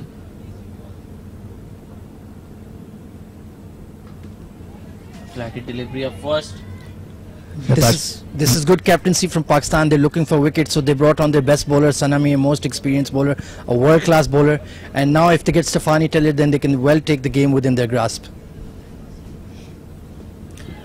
And Sana Mir not trying to push it. She's looping the ball, enticing the new batter to go for a big lofted drive or mistime the ball. Natasha McLean, who made her debut in 2012, hails from Jamaica. She hasn't been that regular in the side. She has played 21 matches and she has no 50 as such, and her highest has been 36. Well, that's the sort of opportunity Pakistan were waiting for. A quick single, throw at the bowler's end. It would have been a close call had it been a direct hit. So the pressure is back on Windies right now after the departure of Nation. The mid-off fielder was a bit on her heels there. That was a very good opportunity, but you have to stay sharp at this moment of the innings, otherwise Stefani Taylor has the ability to take away the game with some big hits. The good thing about the Bisma Maroof's captaincy is that she's keeping the slip, knowing that a wicket, another wicket here would further pile up the pressure on the Windies. Two close-in fielders, one on the short mid wicket and other on the cover. Shorter delivery has been easily converted into a single. Sana Mir into her 5th over here, and she has given away only 8 runs. Pretty economical, and playing the role that is widely expected of a experienced campaigner like Sana Mir. This time it's big appeal and it has been given out. So another big blow to Windies and a good wicket for Pakistan. This is what you expect from your ace bowler Sana Mir. She gets the wicket just when required, and it's the massive wicket of the Windies captain Stefani Taylor, just short of her 50. And you can see she shuffled across and Nabil, that looks a bit a dicey decision for me, both from the line and a bit high, but because probably the big shuffle that was across the stumps created a doubt in umpire's mind, and the appeal was really good, and that's what led to the dismissal of Stefani Taylor. And Pakistani players were seen hugging each other after that dismissal. Probably they think this is the game. For sure, that's a big wicket, and that also concludes the 27th over. It's 94 for 5 with the Stefani Taylor gone and half of the Windies batting lineup back in the hutch, and requiring another 147 runs in the remaining 23 overs. It's a big ask now, because most of the remaining Windies batters are known for more for hard hitting rather than taking the match that long. Yes, it will be down to Chinella Henry to support Natasha McLean. A partnership is badly needed at this stage, and Pakistani bowlers with their tails up, they'll be looking to clean this up and get this done with very quickly. Well, Nashra Sandhu would operate with a slip as well. Bisma making adjustments to the field. The deep mid-wicket fielder has been asked to move on the right a bit. Good delivery. Pakistan have got their tails up.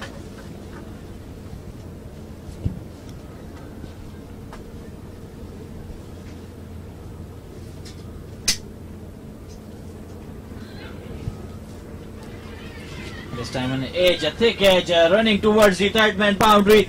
A beautiful effort by Diana Big. Full marks to her for that effort. First a big sprint and then the big dive. Diana Big, wholehearted in the field with the ball, with the bat, she gives 100%. And even after a long spell of 7 overs at the start, now she's showing how hard she works in the field with a brilliant stop on the boundary.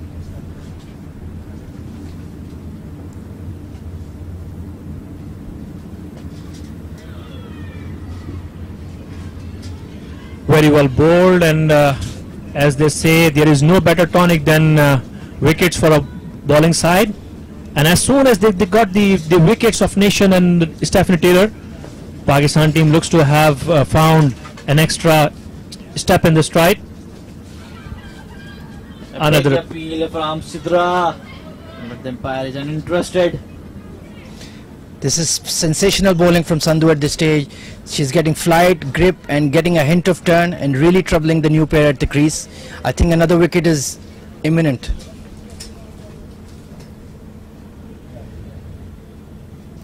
Another one. This is Ahmed, this is exactly what we covered in the pitch report, because there is a barren patch right where the good length for the right hand batsman, and if the spinner is capable enough. Allowed appeal again. There was an arm delivery, came in back sharply, but it was turned down, and with that a successful over. Pakistan kept on the pressure. In the previous over it was Sanami who took the wicket of Stephanie Taylor, and Nashra backed up really well. Just 2 came off that over, and at the end of the 28th over it's 96 for 5. As Kamran pointed out, that was the arm ball from Nashra Sandhu, so she's bringing out all the tricks in her armory, the arm ball, the orthodox break, and now she's trying to bowl that flipper as well to nail her with the leg before. So that's the Windies batting card again. So Natasha McLean on 3 and Chanel Henry who hasn't faced a ball yet. Pakistan are dominating in this situation, and won't mind seeing more close-in fielders. This is the fledgling career of Chanel Henry, 3 innings for 28 runs, and there's a fielder placed at the square leg. Alia Riaz is at the deep mid-wicket boundary, while Diana Baig is on long on. Come, do you think there should be more close-in fielders now, given Windies have just 5 batters left? A good delivery, indecisive footwork. I think Nabil, more than half of the match is gone, and after this over only 21 overs left. So it's a good time to dry up the runs, because every dot ball is going to create more pressure. So it's a good tactics in over not trying to over attack and giving away easy runs, because all these batters are more known for their hard hitting. So what do you say, Ahmad, about it? Apart from her accuracy and flight, you can see that Sanamir goes through over very quickly, so there's no time for the batsman to relax at all. This time easy single. Sanamir is bringing in all of her experience into the play, and that is what you need from your senior pro.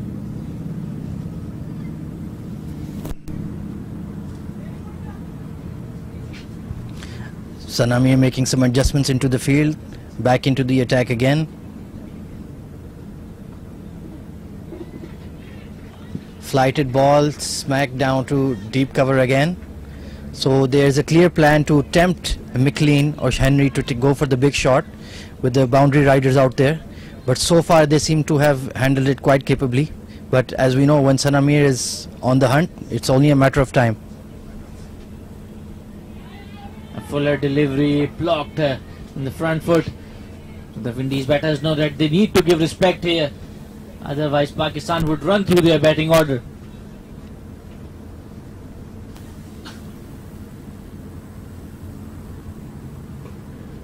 Another ball darted in, and she went on the back foot and pushed it in the vacant area, and quickly comes back for second. With that, the over, it's the end of the 29th over. It's 100 for 5 for Windies.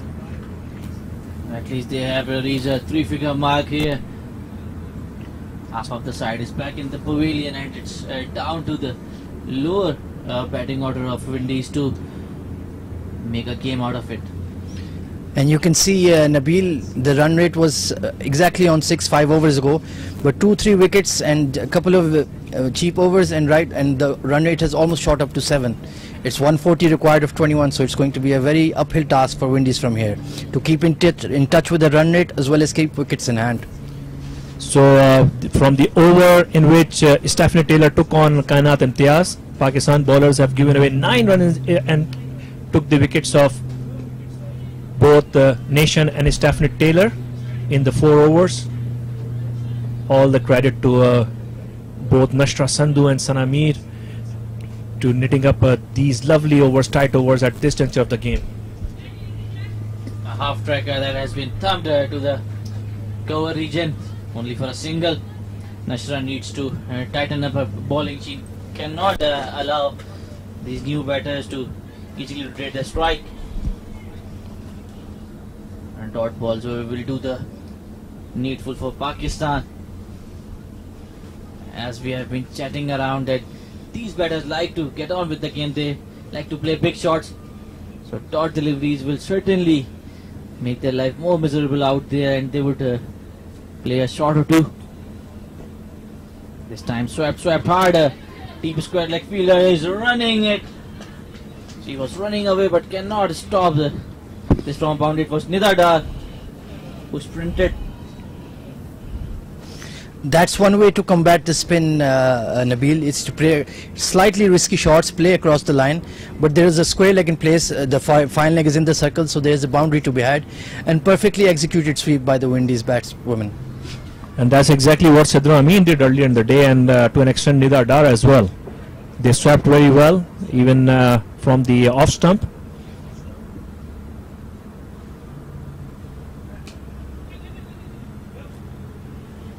Another dot ball. So even though Nashra has conceded a boundary, but is still managing to keep the scoring rate lower than the required. That's a good delivery, asking the batter to come forward. Nashra has bowled well in patches. She hasn't been able to bowl well continuously. Another good delivery and a brilliant catch in the slips by Naida Khan. You can see Nashra Sandhu not happy after she got hit for 4. No celebration needed, just telling the batsman you're on your way, and a beautiful delivery and an excellent catch taken a first slip. There you can see It was a quick catch, and Naida hold on to it. And with that, that concludes the 30th over. It's 105 for 6. So the inexperienced Shanella Henry goes back to the hutch. And that's what a turnaround by Pakistan bowlers Sana Mir and Nashra Sandhu. In 5 overs they have given away only 15 runs and taken 3 wickets. 14 in fact. Where Windies were looking to get on with the game and to score 6 and over. Pakistan bowlers with their tight line and length, they have pulled this match right back into the grasp of Pakistan. This has been a remarkable turnaround for Pakistan.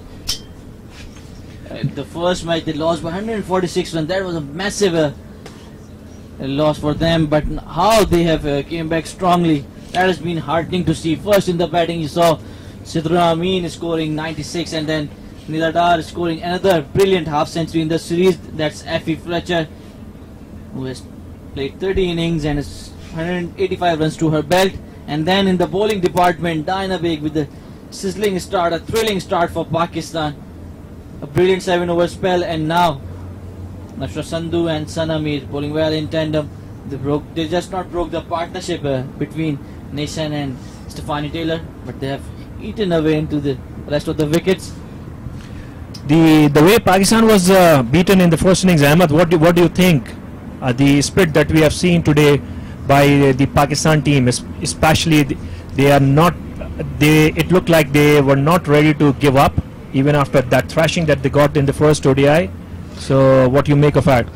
The key moments of today's games were both won by Pakistan. In the first innings, we were down to 3 batsmen very early, 52 for 3, and then Nida and Sidra built that 100-run partnership. So that mini battle was won by Pakistan. Here again, Stephanie Taylor was on the charge. She was trying to hit a 6 and a 4, and then there was another mini battle with her, with Sana Mir coming through and Nashra Sandhu coming through. So the key moments of the game have gone towards Pakistan, and that's why they're in the dominant position at this stage.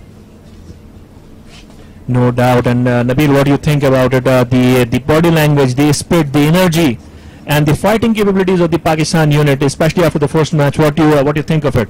I think if you look at the pattern of this whole tour, especially talking about the T20 International Series, Pakistan lost the first game. In the second game, they lost it in the super over and won the dead rubber. That gave them the momentum coming into the ODI series. Then the ODI series got off to a similar start. They lost to a heavy margin, but what a turnaround in their spirits and the energy of the Pakistan side. This young side is troubling Windies here.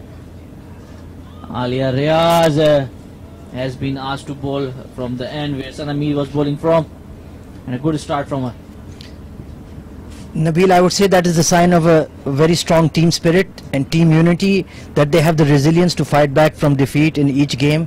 In the second T20 and now the second ODI, they haven't let their heads drop and they've kept fighting, and now they're in the advantageous position of winning the game.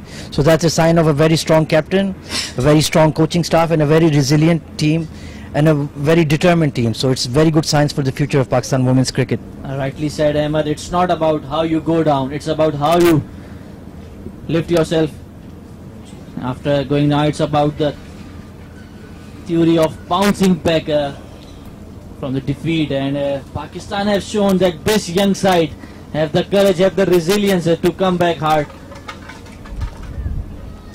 As they say, winning and losing is part of the game.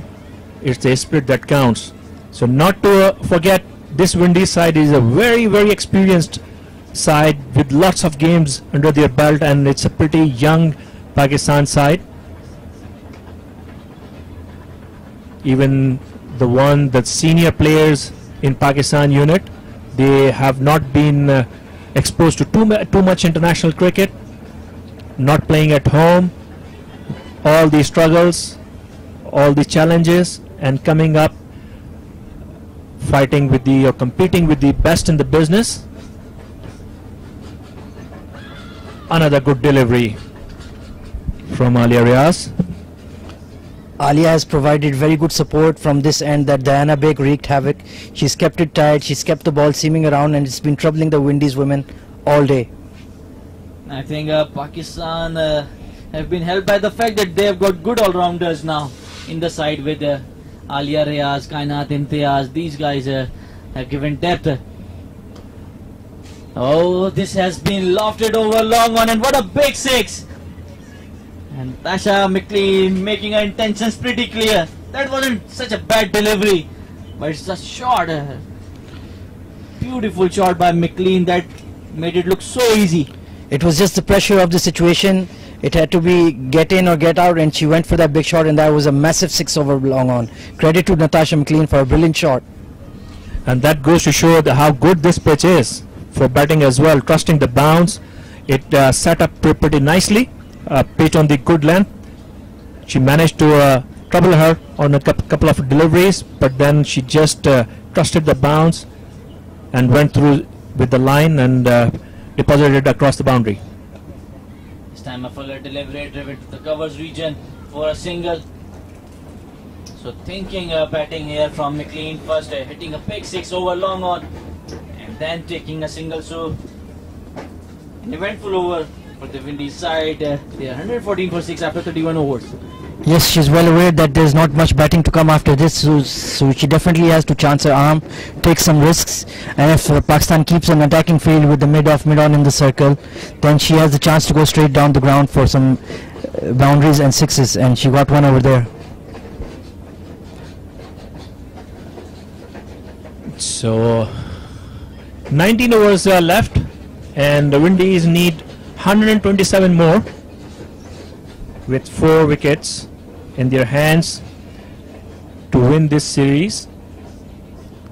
They are already 1 up in the series, and the next match is going to be played at the same venue day after tomorrow on Monday, which will start at 10:30 Pakistan Standard Time. Nashra Sandhu is going to continue. It's a bowling change. I think it's Nida Dar who is coming back. Good change, Ahmed. Good delivery there from Nida Dar. Yes, I think it's a very good change to make in the attack, as she bowls it with a lot of flight and she gets some turn off the wicket. So if the Windies women are going to chase the bowling, then she's the ideal bowler to have in there with the boundary riders out there. So there's very much an opportunity for a wicket here, and of course she's high on confidence after that brilliant 50 she made in the first innings. And I think she bowls with the right kind of pace for this kind of pitch, because she mostly darts it in, just like she did there. Sanamir is more of a loopy spinner, and Nida Dar, she doesn't gives that much of time, and if she gets a bit of help from the pitch, it skids on. Nida has been the classic example of being a late bloomer. Quick single there. Initially she struggled in her career, but off late she has been brilliant, both with the bat and the ball. Especially her body language, how she carries herself, that's of a lioness. Yes, she's a feisty and combative character. She doesn't let anybody dictate terms to her, and then she responds with the bat and ball. Another good delivery there, just batted down to the cover fielder. Good flight, good angles, and she's constantly testing around her pads. So if she misses any ball, there will be a huge shout, and she'll be in for a big leg before decision. That was a quicker delivery. Green wanted to cut it. This is not her game, and that is what Pakistan certainly wants. Force her to play against her natural game. And now Bisma Maroof has asked the cover fielder to come in, Which is interesting for the last ball. And how did Alia Riaz made it to the inner circle? She had to sprint away, and Nida didn't see her coming. And at the end, Alia jumped into the circle, ensuring that it doesn't end up as a no ball. Classic. It's a game within a game, Nabil. Everybody has to be kept on their toes. So with that stunt from Alia Riaz, 32nd over comes to an end. It's 117 for 6. And what a day Nida Dar has had today. Yeah. Earlier 81 of 87 deliveries, and now she has given. Well, while you speak, Kamran, there has been a bowling change, and the bowling star of the day, Diana Baig, has been asked to come back again after her brilliant 7-over burst. Obviously, Bisma Maroof means business here. She wants to roll up this batting lineup of Windies. Let's see how Diana Baig would bowl in the second spell. Here she goes. Good delivery to start off. I must say, Nabil, Bisma's captaincy today has been very good. She has made the right bowling changes. The strategy has been spot on, and she's trusted her bowlers. She has not made any rapid changes that if something doesn't work. She's shown a lot of patience, and in good time, when it came to the fore, when it came to the moment to decide the game, then the bowlers came through as their captain's trust was placed upon them, and it worked out very well.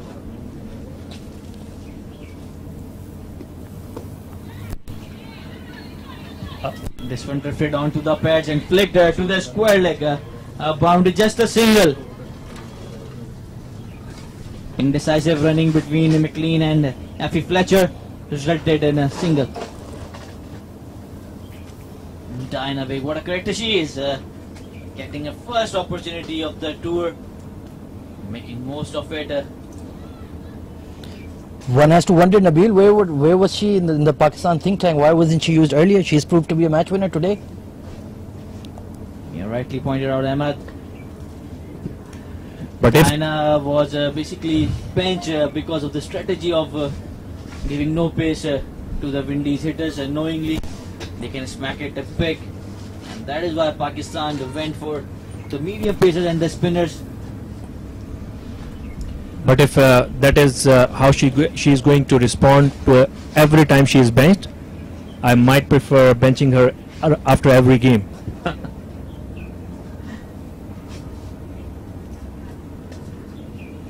Yes, she is clearly a wholehearted cricketer, as you've mentioned before. She plays for the Pakistan football team as well, and she's a star in the cricket team as well. So a multifaceted personality, and obviously super fit. Bowls her heart out and gives her 100% in the field, and the results are clearly showing today. Emma, this is what you got when you have athletes from multi-sports. That's what the multi-sports culture do to you as well. And I think we need more of such athletes. This time, another ball that was drifting onto the pads, and yet another single. Good return by Kainat Imtiaz on the mid-wicket boundary.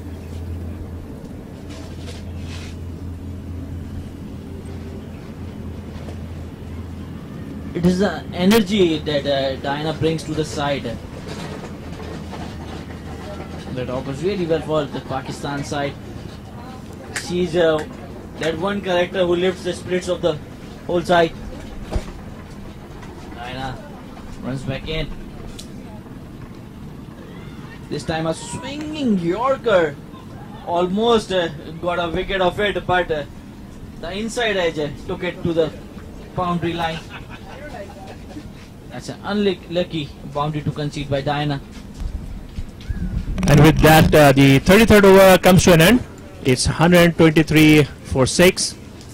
Windies women, they need 118 more in 17 overs. Would they be able to reach that target, or Pakistan will manage to end Charvi? Thank you, Kamran.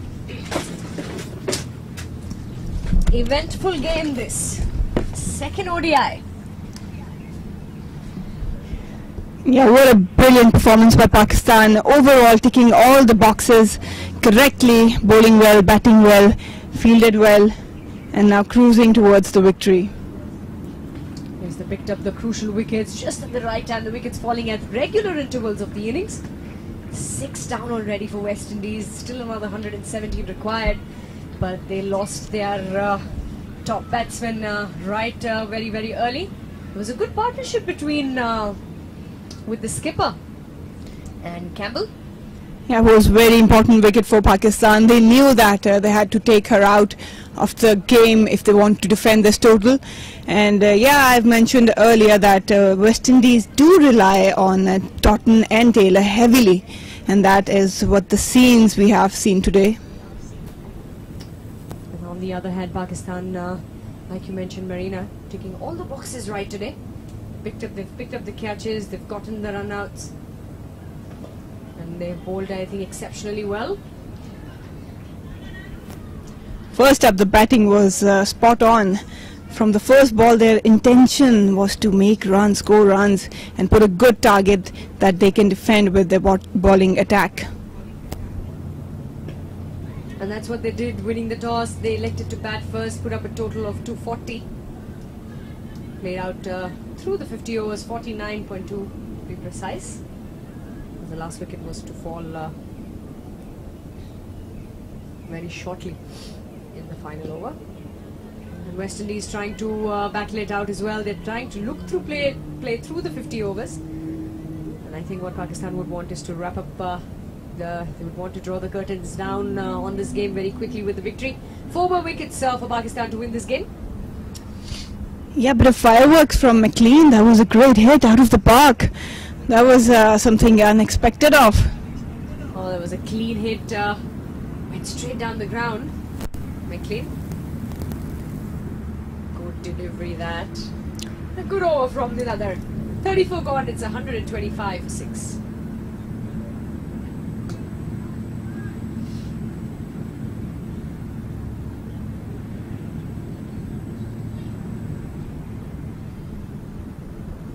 So it's so important to set up the tone right away, whether it's batting or bowling, and Pakistan did that brilliantly. First up in the batting they set the tone right, and with creating partnerships and attacking the West India's star bowlers, and then when the bowling came with Sana and Diana, wow, a brilliant spell they ended, and Diana was exceptional with her line and length. Yes, Marina, I think like you mentioned earlier, right from the start of the innings, when they came into bat as well, they came in with the motive, with the aim that we're going to win this game here. We're going to excel in all 3 departments of the game. And Diana Begg has been brought back into the attack. I reckon this is probably her final over. Oh, starts off with a wide, but yes, she's been consistent in her line length, and that is the reward she got for her wickets. Blocking down the West Indies right up the front. 115 required of 96 balls for West Indies.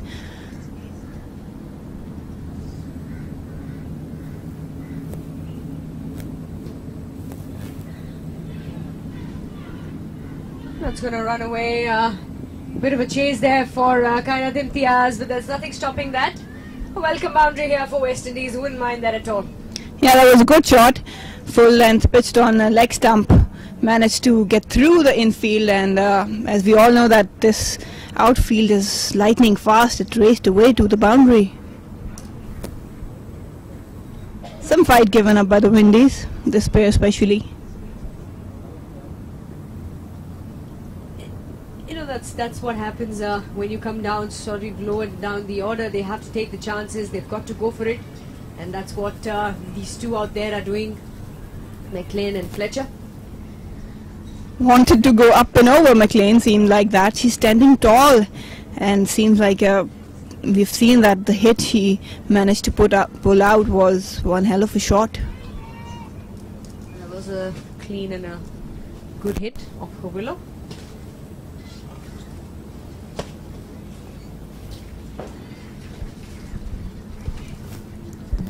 Change in pace by Diana Begg. Well, in the death overs, that's what she do. Slower bouncers, slow balls, cutters, off cutters. So she's a full-fledged, genuine fast bowling package. She's brought in the variations very well today. She was consistent in her first spell, kept the lines tight, and well, she was rewarded by 3 wickets. And a huge shout, and the finger goes up. That's the 7th wicket to fall for West Indies. And it's the 4th for Diana Begg. What a day she's had here so far. Oh, brilliant delivery to come up with the tailenders. Just angling in to the batter just enough to get her out for the LBW shout. And McLean had no clue where the ball was going, missed the line. And you can see a big heave by her, but right on the pads, and the finger goes up. Delight by Diana, a pump.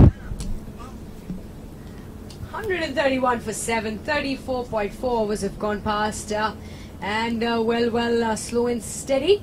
But Pakistan know that this is their game, and they're going to have to, they would want to pick up those 3 wickets very quickly now. They'll want to add the pressure. It's the tail ender now. It's towards the end of the batting order for West Indies. We'll just have to see how long and how far they're going to go by.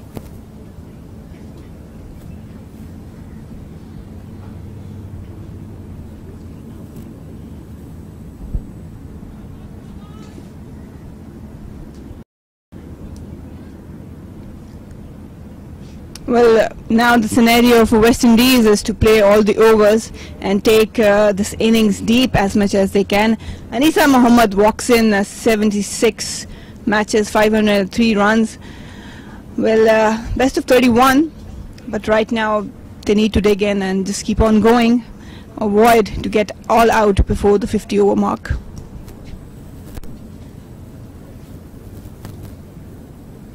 Well, that will give them some bases. They would want to go back, try and work out on where they went wrong in all 3 departments of the Windies. We'll come back with a couple of changes for the final ODI that is to be played on Monday.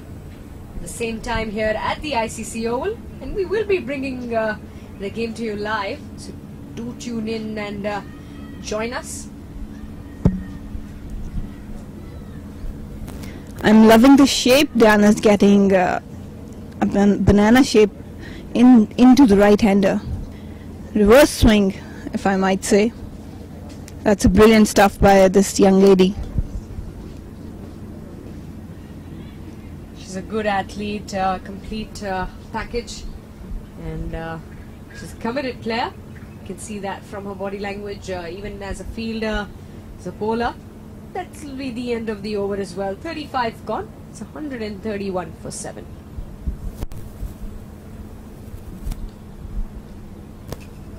Talking about today's match, I think Pakistan has been exceptional. Nothing wrong, nothing much wrong with the West Indies, but the way Pakistan has shown their character in this second ODI, it tells the story. Surely so. They brought in the changes on this in the side. They've used their bowling attack. I think if we talk about the second innings, the bowling changes, bringing in the right bowlers at the right time. I think Bisma Maroof has been right on, bang on point when it comes to that. No mistakes whatsoever. She's brought the right bowlers at the right time. Again now, see, we take the example, she's brought in Sanamir, the experienced Sanamir. Yeah, with the batting power play on, the most experienced one, Sanamir, who else to turn to rather than Mir in this crucial power play.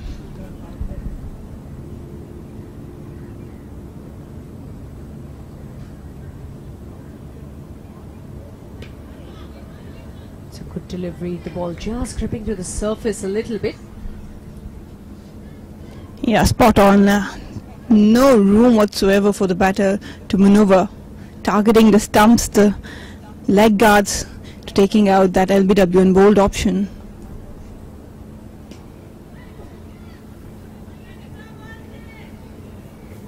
Just was hoping that West Indies would probably come out with a better plan, chasing a total of 240 on a track, which is a promising track. Is able to, you are going to be able to chase those. But struggling through, not able to sustain their wickets for a longer time, the partnerships being crucial, losing the wickets at a very, very crucial stage. If we talk about the skipper, Taylor lost her wicket when she was at 48. The partnership was just building on, was going on well, and just as it was forming shape, it was taking shape, we thought this probably be the pair that will take the game away from the opposition. Is when she went on and she lost the wicket. Unfortunate leg before that. Well, lucky escape there. But yes, I agree with you, and I think that West Indies lie so much on these two superstars. They have been the pillar of their batting lineup, and the team evolves around them. So they need some more players to step up for their batting side, because if one of them gets out early, as we've seen today, Doughton getting out without scoring much, it causes trouble for the batting side. That's a beautiful shot towards cover, will cut down, Kainat Imtiaz, a brilliant piece of fielding. But yeah, talking about taking responsibility as a team and standing up, I think West Indies need to think about that. 36 overs gone, 135 for 7. Another 108 runs required for West Indies in the remaining 84 balls to be delivered. Still a possible task, but well, we'll have to see. And Diana Baig comes in for her final over of this game. What a brilliant spell the youngsters had.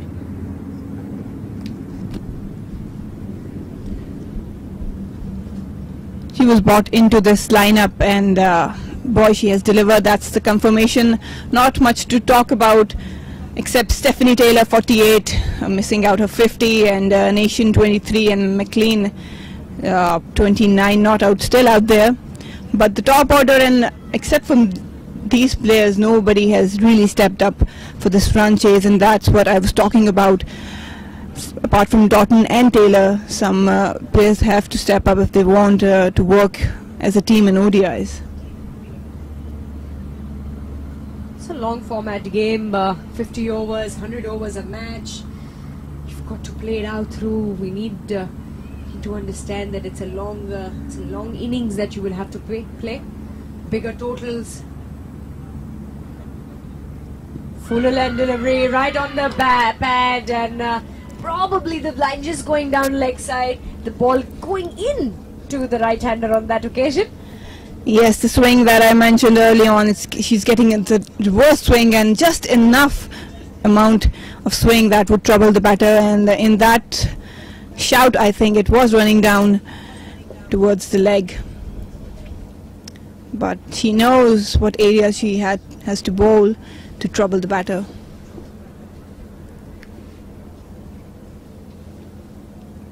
A steady run up, Diana Baig. Full toss. Flicked away, but we'll find the fielder. Good run up, looks good when she comes in, takes the jump.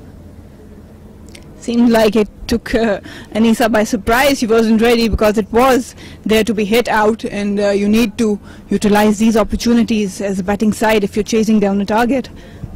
Truly so. These are the loose deliveries that you have to capitalize on. Sometimes what happens is you're not in that sort of a mind frame. You don't know what to expect. You do realize how important your wicket is. You don't want to lose out on any more wickets. Sometimes you do have a message from your team as well that just stay out there. Let's play out the 50 overs. It's played well, and a good run at the end.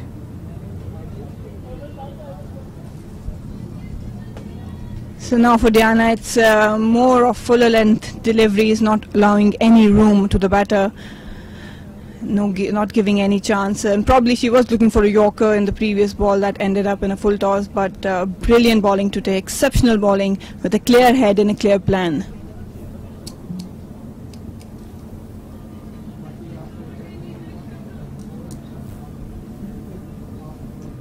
137 on board, 7 wickets down for West Indies. Another 104 runs required for them to win this game here. And Diana Baig has got 2 more deliveries in her final over. 4 wickets for the youngster. And let me tell you, I think those were the most beautiful deliveries she might have bowled in a long time. Oh yes, definitely. It was delight to watch the line and length and the swing she was getting. So it was beautifully set up for the lefty. Got few beaten and then a few edges, but overall a brilliant bowling by Diana Baig.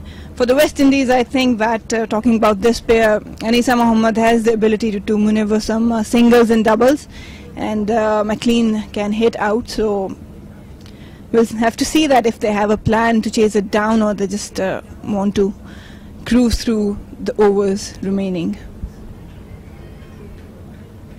What are your calls, Shavi? Well, I'm guessing it's still not an impossible task. They've got to get behind it, however. They are going to need some couple of runs coming in, a couple of big shots. That'll be the end of the over. 137 for 7. 37 overs have gone past. They're going to have to get some big hits on board. If you look at the required run rate has climbed over 9 runs and over now. The current is still hovering around 3.7. One good over for the Windies could change things around for them.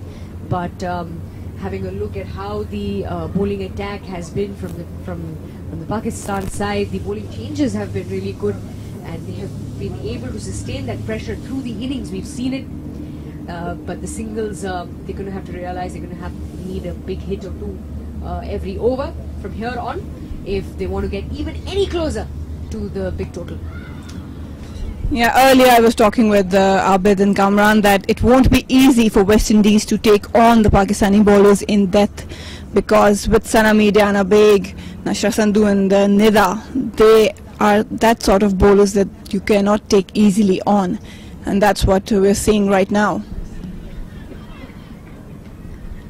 Good aggressive running, a chance of a run out, and oh, had that been a direct hit, that would have been curtains for Anisa Mohammed.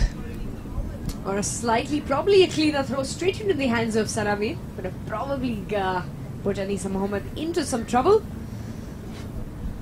Yeah, Sana was trying to deflect it towards onto the stumps, but lucky escape. But we do realize West Indies are still trying to get after it. They understand they don't want to leave it all the way to the end, to the final game to be played day after tomorrow, the 11th of February. That'll be the third and final ODI of the ICC Women's Championship between Pakistan and West Indies. That's a good looking shot down the ground for single by McLean. Yeah, good fight put up by these two batters out there. And this is the fight for points for ICC Championship. It's not just a series. They're very close on the table. West Indies having 9 points and Pakistan have 8. So the both teams realize that is how important these points are to climb or to decline. Oh, there's a chance of run out. That should have been, yet again, a vivid throw by Javeria, but definite chances in this over for 2 run outs. Suddenly we see things are happening. A lot of chances coming in. And that's bowler. That's a straight, a faster, flutter one from Sana Mir. And that's the one that she likes. The ball skidding through straight to the stumps. And well, that's the 8th wicket to fall. And Anisa Muhammad, she's going to have to walk back into the pavilion. And that's 140 for 8. Yeah, good delivery by Sana, and Anisa not getting underneath it. And probably I think that this wasn't her role. A big heave towards mid-wicket, but all she did was just missed, and the ball found the woodwork of the stumps. Brilliant bowling by Sana.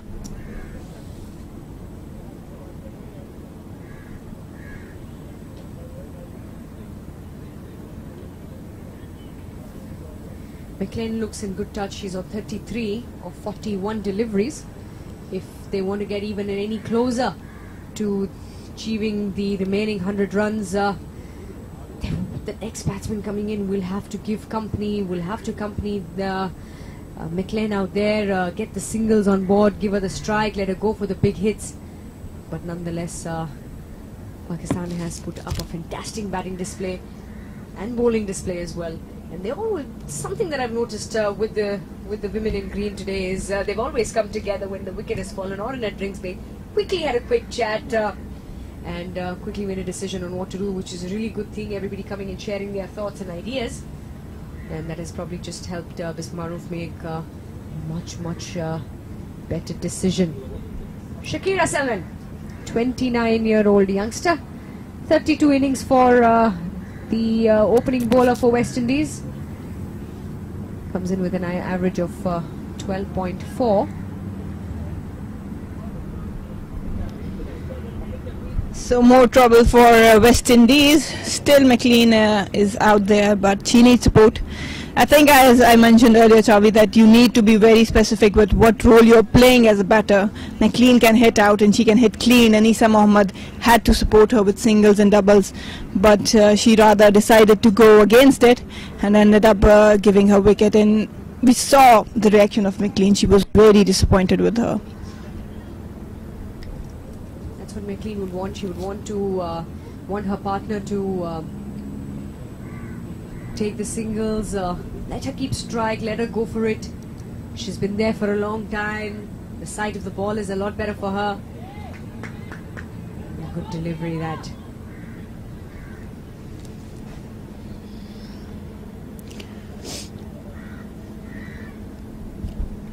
Nashra has bowled 7 overs and given away 25 runs. Not best bowling figures for her, but still she has played a good supporting hand to rest of the bowlers. Sana Mir, operating from other end, has bowled 8 overs and 18 runs, 2.25 economy. How good is that in a T20, in a one day? Well, that's a very good economy rate.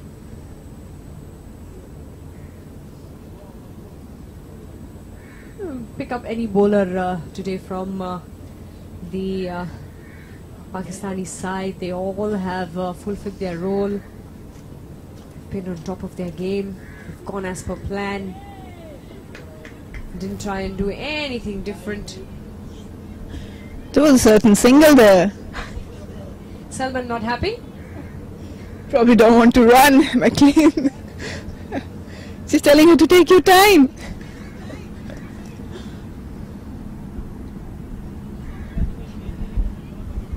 The mid-wicket fielder comes in and then sent out back. The sweeper cover comes in instead.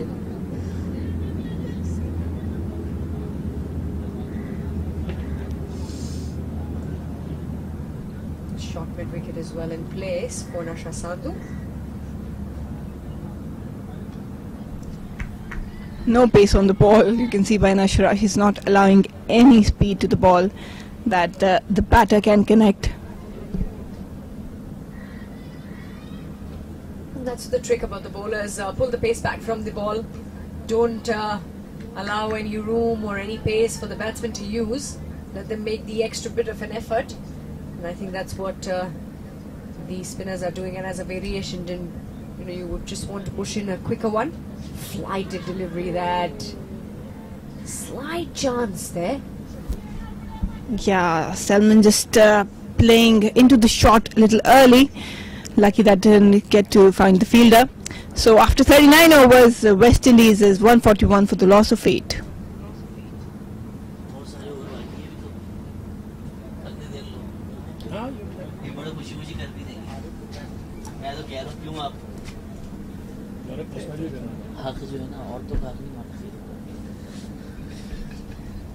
So West Indies, we think they need a miracle or a quick cameo from either Salman or McLean to get a little closer in this run chase. Couple of big shots, like I said earlier, might do the trick. Sanamir to continue. They've got a tight green circle around them, the girls in maroon shirts, and Pakistan allowing no room whatsoever for the batters to go for the runs.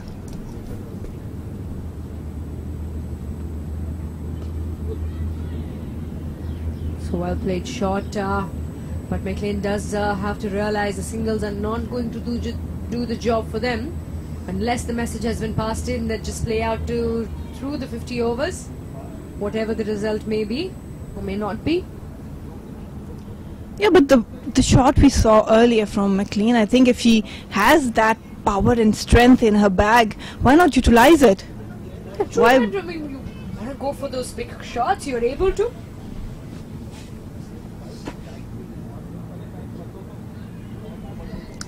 It's a good shot by Salman, just working towards the onside, giving strike back to McLean. Yeah, she cleared that sick from quite far away from the boundary line. It's a clean hit, so probably should try to take on one or two deliveries. They have nothing much to lose.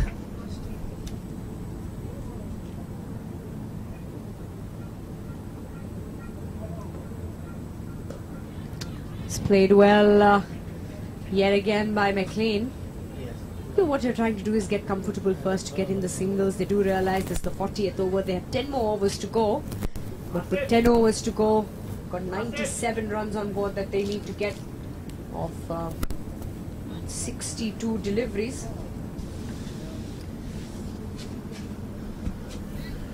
Yeah, probably waiting for the right bowler to target. Diana Baig is all bowled out. Sanamir operating with her 9th over. Nashra has 2 left.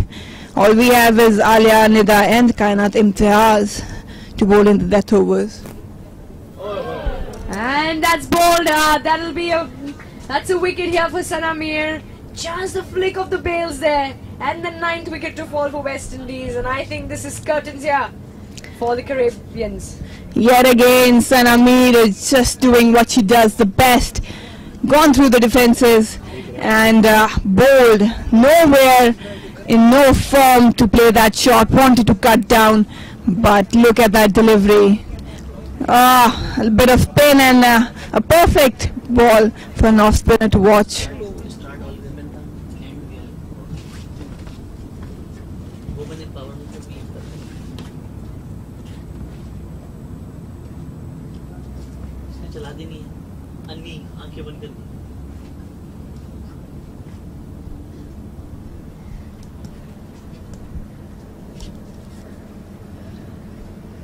The last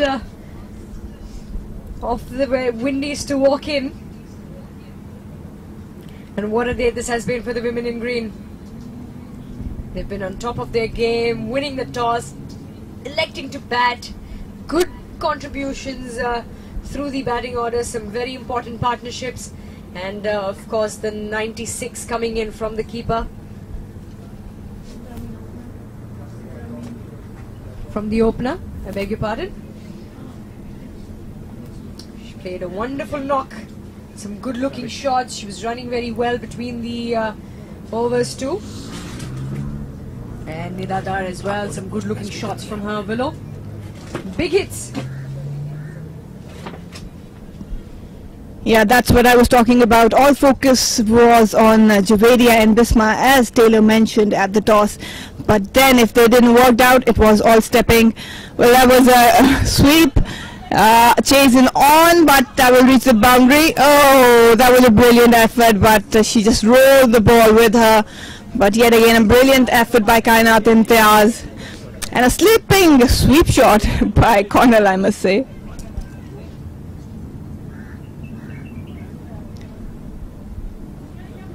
So yeah, talking about stepping up, that's what the Pakistani did. If Bisma and Javeria didn't click, Nida and Sidra Amin took the responsibility and they made sure that they reached the target they had in mind. And that's what West Indies lacked. Well, you see, that's why we call cricket to be a team game, where this is exactly what you would want to do. And if one fails, the other stands up, takes up the responsibility, goes on and scores those important runs for their side, puts the total up on the board. The same way when you're bowling. One bowler fails, the other one comes in, picks up the important wickets. Quick chat there between the skipper and the bowler. Just yeah, changes because they've got Cornell on strike. I think the first delivery she'll be facing. And a little bit of a shout there. Yeah, not a confident shout that was going down the leg, but they want to wrap it up now. They would want this to be the last over. Played well.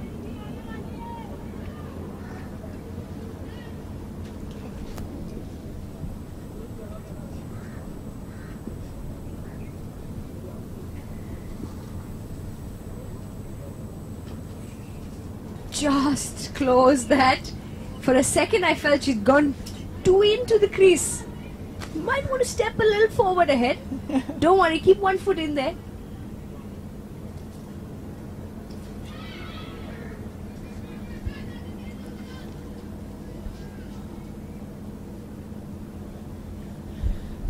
Well, Cornell, not confident at all, but what a performance by Pakistan. West Indies 149, gone for 9.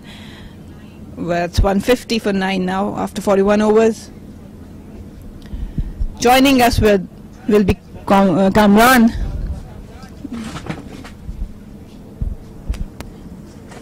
There'll be a change in the com box for the rest of the innings. It's Kamran and Nabil. Right, thank you, Charvi and Marina. So 91 to get in last 9 with just 1 wicket to go.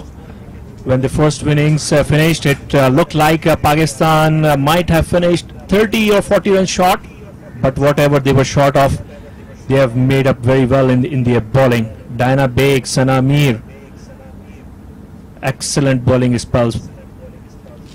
Here's Sana Mir. I think it's more like a case of Cornell hitting it out and getting out. I don't think she would last long here. Sana Mir is bowling her last over of the innings. Should try to give her some more air to the ball. This time she does, and Cornell beaten all ends up. Diana Baig finished with 4 for 34 in her 10, and this is the last over for Sana Mir. Last 4 deliveries, and she has gone for 3 for 21. So justifiably given another shot at the number 11 batter. This time played off the back foot, but the similar result. No contact whatsoever with the bat. I think she is getting proven to be too good for the number 11 right now. Cornell getting toes. Oh, this time she heard you and showed you some class there. Brilliant. All credit to Sana Mir. The way she bowled, she opened the bowling. Come on, look at from where she's holding the bat. Looks like a big hitter of the ball. Or might be just a case of reaching to the bottom. Again, a lovely ball. I think it's more to do with her height as well. She would hold the bat right from the bottom. I don't think she would be able to touch the ground. It's reminding me a bit of Curtly Ambrose. This time a quicker sort of Yorker from Sanamir, and that's the end of a 10-over spell, a brilliant spell. She's got 2 wickets. She got 3 for 21, a brilliant spell of bowling, and bowled 3 maidens in it. And it's we are going through the rituals now, literally, because there is no chance left for the Windies to make a match out of this. But definitely Natasha McLean, a small milestone within the game for her would be to reach her 50, because she has played pretty well for 41 of 48. And it's going to be Nida Dar, the star batter for Pakistan. She has done so well of late with the bat. And if today's game is to take into consideration, what was really heartening to see, Kamran, was the fact that how she played the anchor's role. Naturally, we see her playing attacking shots, but today she played against her nature. It was a lovely innings, to be honest. She's starting another over. An edge on the short third man. So she joined Sidra Amin when Pakistan were 52 for 3 and was in real danger of getting bowled out for something under 200, but then she knitted a good partnership with Sidra Amin.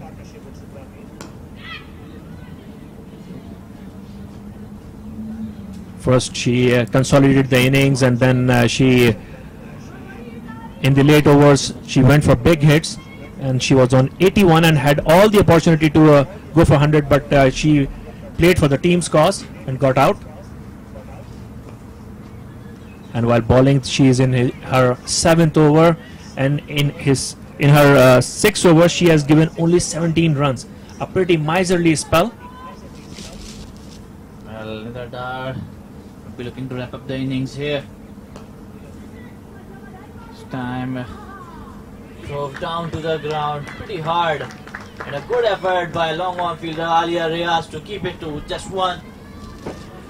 It's very heartening to see that even though the match looks in the bag, but Alia Riaz and all the fielders, after a long day, they are putting effort, throwing their bodies around in the field. Shows the spirit and the eagerness of the Pakistan side, how eager they are to put up a good fight here. That's a good delivery, a bit quicker.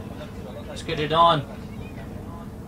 Cornell just surviving out there now, probably playing for McLean's half century.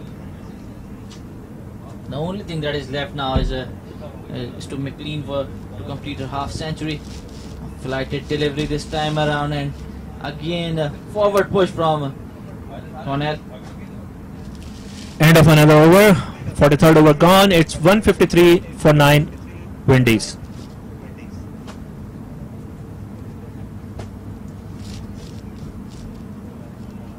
For the sake of numericals and mathematics of the game of cricket, Windies need another 88 runs in 42 balls to win this match with just over 1 wicket to go. So in practicality they are literally out of the game now, and now Nashra Sandhu is coming up to bowl her last over. She has given away 32 runs and taken 2 wickets from it, her 9 overs. Lighted delivery, and McLean gave respect to it.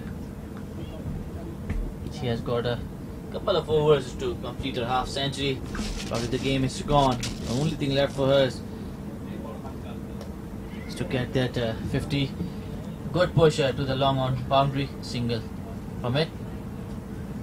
Nabil, considering this match is all but won for Pakistan, yes, the rituals or formalities are left, but the way the strength of the Windies team, their likelihood of chasing down targets, how do you think, how big is this win going to be for Pakistan side, for their morale and for their spirits? What's more important is the fact that they were outclassed in all departments in the first game, and they've done the same here to this strong Windies side. I think that's a great motivating factor for them going into the decider. Probably after this match it would be a 1-1. Writing is on the wall. Yeah, just to remind viewers that the final of this 3 match ODI series will be played day after at the same venue. Tried to launch it, but couldn't middle it, and ball just trickled down to the mid wicket, and McLean collects another single. Just going through the motions now, and this Windies last pair. Not sure I should try to give more here. Try to entice her. This time a big shot from Natasha McLean, and this will end up as a 4. A beautiful shot. Yeah, a bit flighted like you were asking her to do, and she reached to the pitch of the ball and placed it perfectly between the 2 outfielders. So in a way, they might be thinking that she might get out after reaching her 50. So let's give it to her.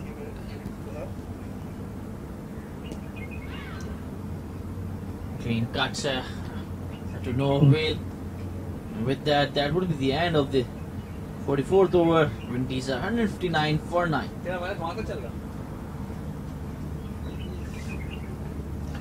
What a day it has been for Pakistan. The first ODI, it looked awfully out of place for Pakistan. Javeria Khan got 3 chances but still couldn't make it. She was struggling with the cramps as well. And then Nahida Khan, she got hit. And Pakistan innings finished with only 8 batters down. Even Ayman, she was not 100% well, so she didn't come to bat. And what a turnaround this has been. Well, it will be Alia Riaz. Now Bisma going with the medium pacer here. Pakistan are trying to wrap up this innings. However, Cornell is holding her ground, making sure that she gives as much support as possible to McLean. This time on the patch is flicked towards fine leg fielder. A single, and now McLean is on a strike.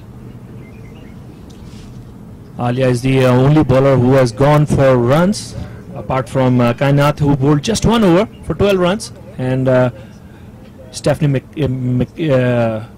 Taylor got launched to her and hit a 6 and a 4. Alia Riaz had given 33 runs in 6 overs.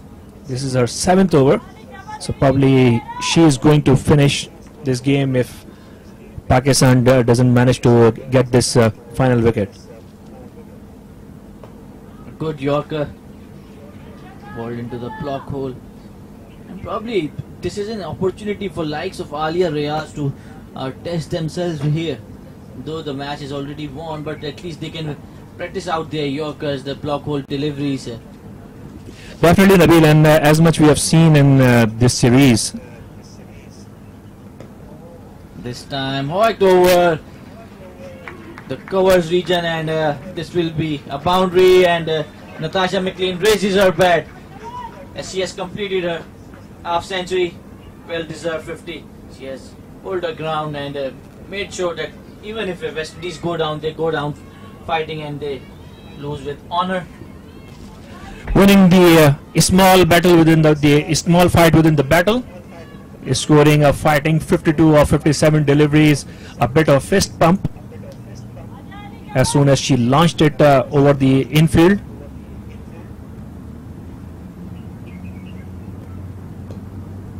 Another delivery in the block hole, flicked between mid wicket and square leg. 2 is the call and they will get it easily. Diana Baig was the fielder. So I think it's more of a case of making it respectable on the score sheet for Windies, and without Natasha McLean's 50, it would have looked as embarrassing for Windies as it looked for Pakistan the other day. And that's why this innings counts. If you look back on the day, I think this is one area where Pakistan has to find answers like the kind of innings Natasha McLean has played. That's one area where Pakistan is lacking some quality. Yeah, that's important, how to wrap up the tail. This is something that we have seen teams struggle with.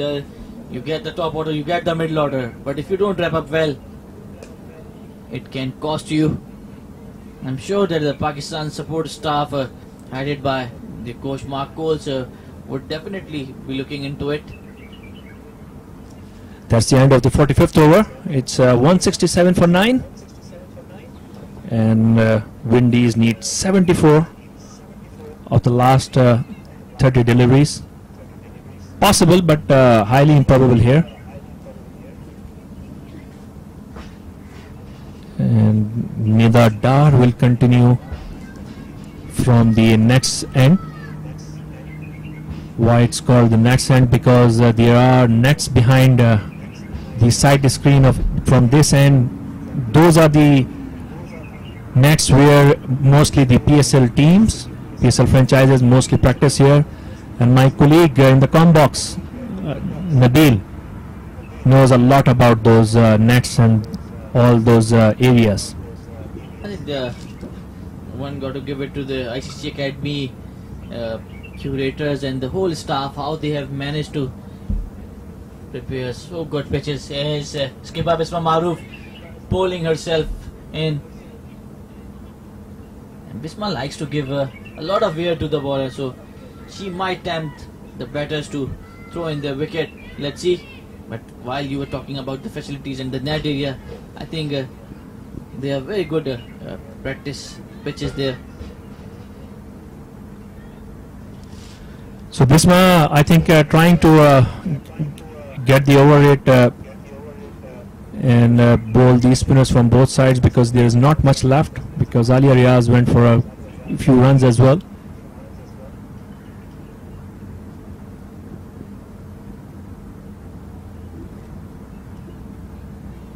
But looks like the way she is bowling, it might get even longer. Bisma should try to pitch it stumps to stumps, and I'm sure with the sort of flight that she gives, Cornell would fall for the trap. There was this catching opportunity which went by, and they will take 2 runs. Just touch the tips of the fielder there, and she was just a little late to leap onto that.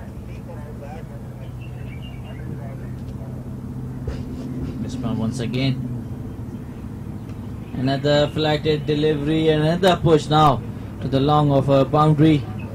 It would only be a single. She is enticing the batter. Let's see what McLean will do when she faces Bisma.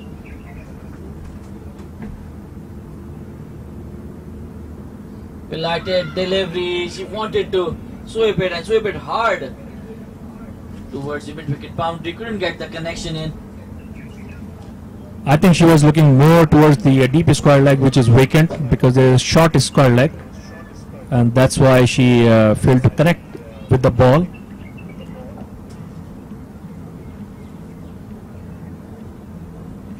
Again, agonizingly flighted, and McLean tried her level best to either get bowled or throw it out of the ICC academy.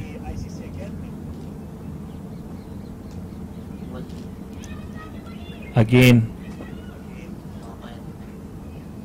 a flighted one, and this time McLean realizing that this is the last delivery of the over, so just patiently pushing it to the long on area and collecting another run. That's the end of the 46th over. It's 173 for 9.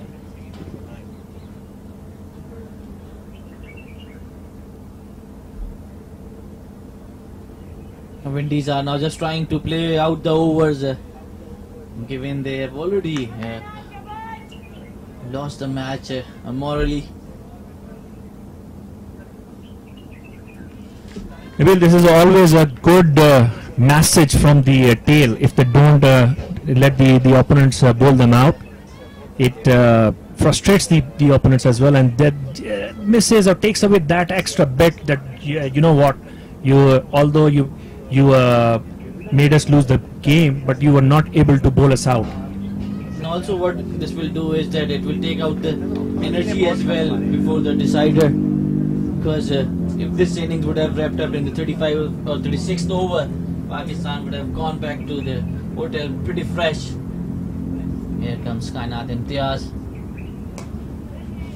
Flat batted shot towards long on, will result only in a single. So just to give you an idea,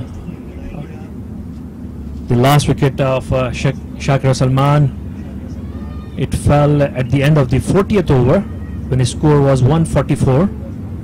So they have played now 6 overs and accumulated 29 runs here. In fact, 30 runs now.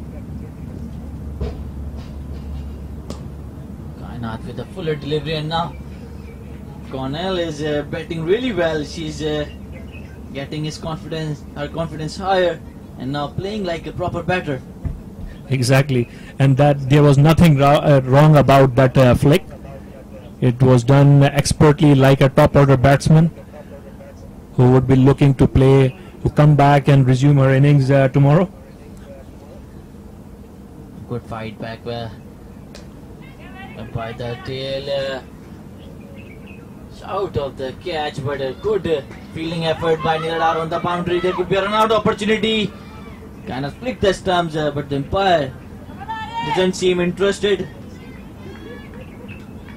I think it's just a matter of time before McLean or Cornell either gets out. It was a good shot, a good effort from Sidra Dar, and credit should be given to Javeri as well, who ran there, ensured that the boundary is cut off properly. This time she was trying to heave the over somewhere between long on and deep mid-wicket boundary. And I think right now Natasha McLean, she has a mini target in her sight of taking the score to 200. That would be a good psychological compensation for Windies.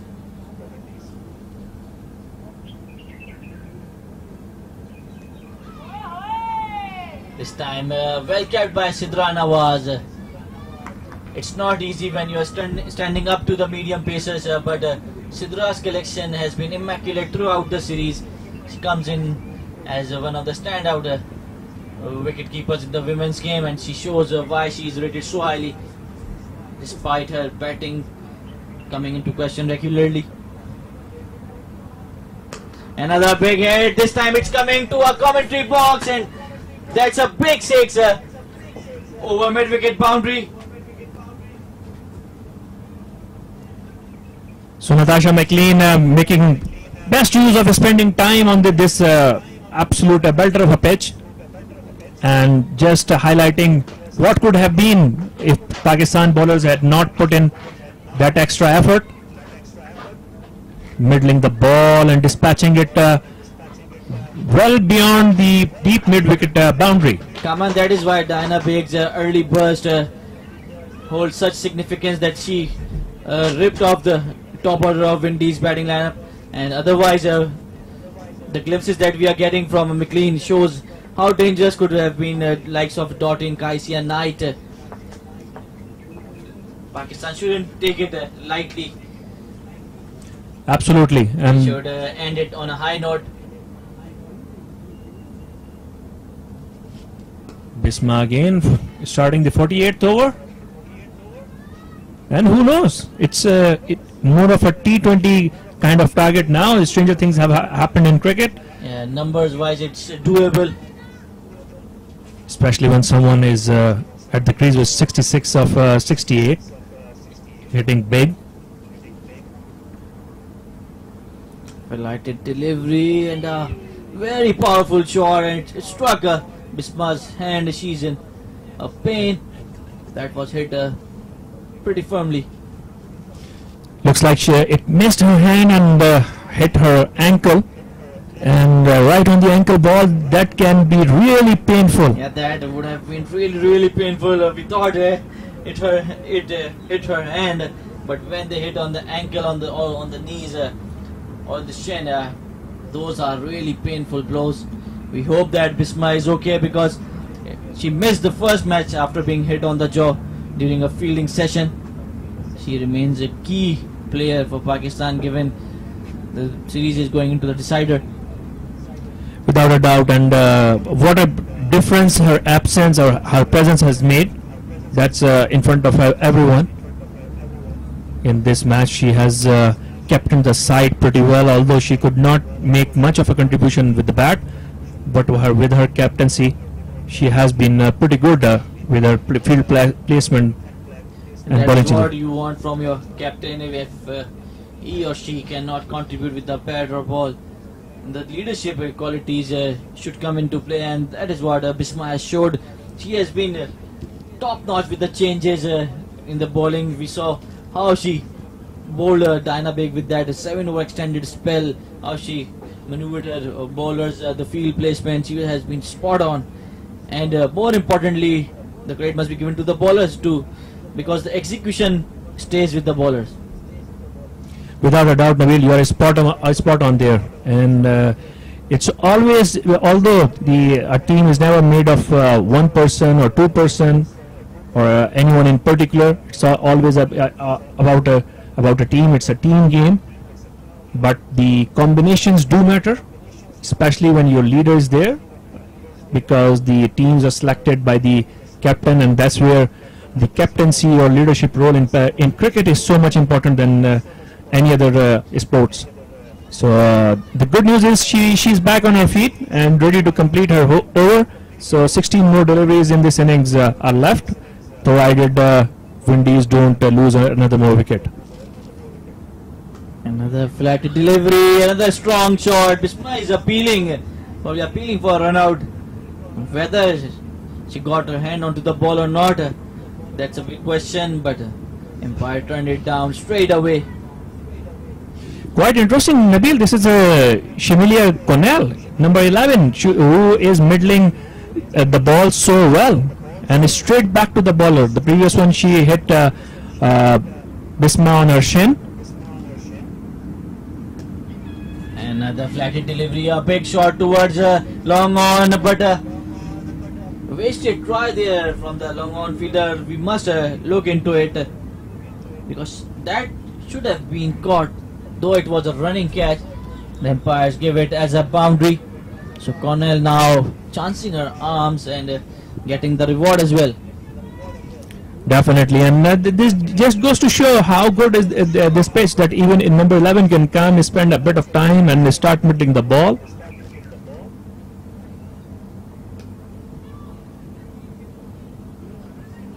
A half tracker from Bisma, forced to the short cover fielder for no run. Bisma to bowl a last delivery of the over, and quite confident push there. Cornell is enjoying her outing in the middle. So this partnership is already 45 accumulated in 8 overs at a very good rate. That's 48 balls for the partnership of 45 for the 10th wicket. Pretty nicely compiled.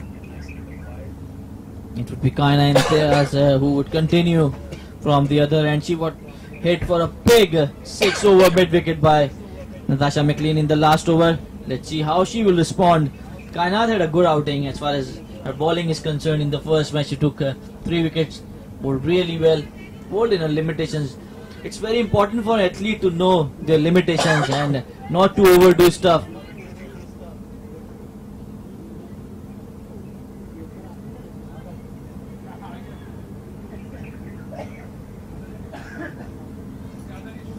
Talking about Diana Baig,